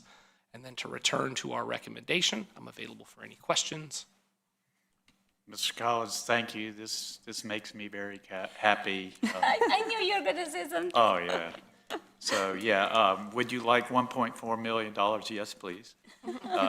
And this is such an economic driver, and it's so much fun. And if you haven't been and seen this, I don't care if you like soccer or not, you've got to see this. But you didn't mention the home run derby. I want to hear more about that. Are they really going to hit home runs with soccer balls? They are going to hit home runs with a bat or their foot or what? With their foot, so still soccer. So they'll have a pitcher that will kick them the soccer ball. I believe they may pull that person from the crowd, or it may be a star pitching to another person. So yeah, it should be a lot of fun. They have a lot of they do twists every year, and it's a really, really interesting. It's going to be a great event. It's always a great event. Anyway, you know where I lie on this one. They're going to give us money, and it's a great event. So. Your enthusiasm is palpable. I can feel it. Yeah, he's so, like, so happy. At 11:09 p.m. I think we should move forward with the motion. Who, you? Okay. Yeah. I move forward with the motion to reimburse the grant and revenues of $1.472 million. 1.4 million. No. 1.472. My brain is not working right now. I need second dinner. Say that. $1.472 million. Is there a second? I have a question. Do we need to? Can we get a second first? I mean, and then ask questions. do we need to put or you the need a clarification? A clarification. Okay. You can, the Do we motion need to could add the be- reallocation in The there? motion could be to adopt staff's recommendation. There you go. Okay. Is that your motion? Yes, that's my motion, to adopt Is staff there a second recommendation. to adopt the staff's recommendation? Second. Are we getting the clarification or All right, getting punch drunk. Discussion. All in favor, please say aye. Aye. Any opposed? Motion carries unanimously. Thank you so much. Look forward to going. John always bring very happy I like the way Good meetings news. end like this. Get money and have fun. So, okay. Go to bed. That concludes our agenda for the evening, and I would entertain a motion to adjourn. So moved. Motion to adjourn. There's a motion and a second. Second. Carissa. A discussion. All in favor, please say aye. Aye. Opposed? Motion carries, and we are adjourned. Thank you. Thank you, Laurie. Oh. Good night, everyone. Thank you. Have a good one. Bye.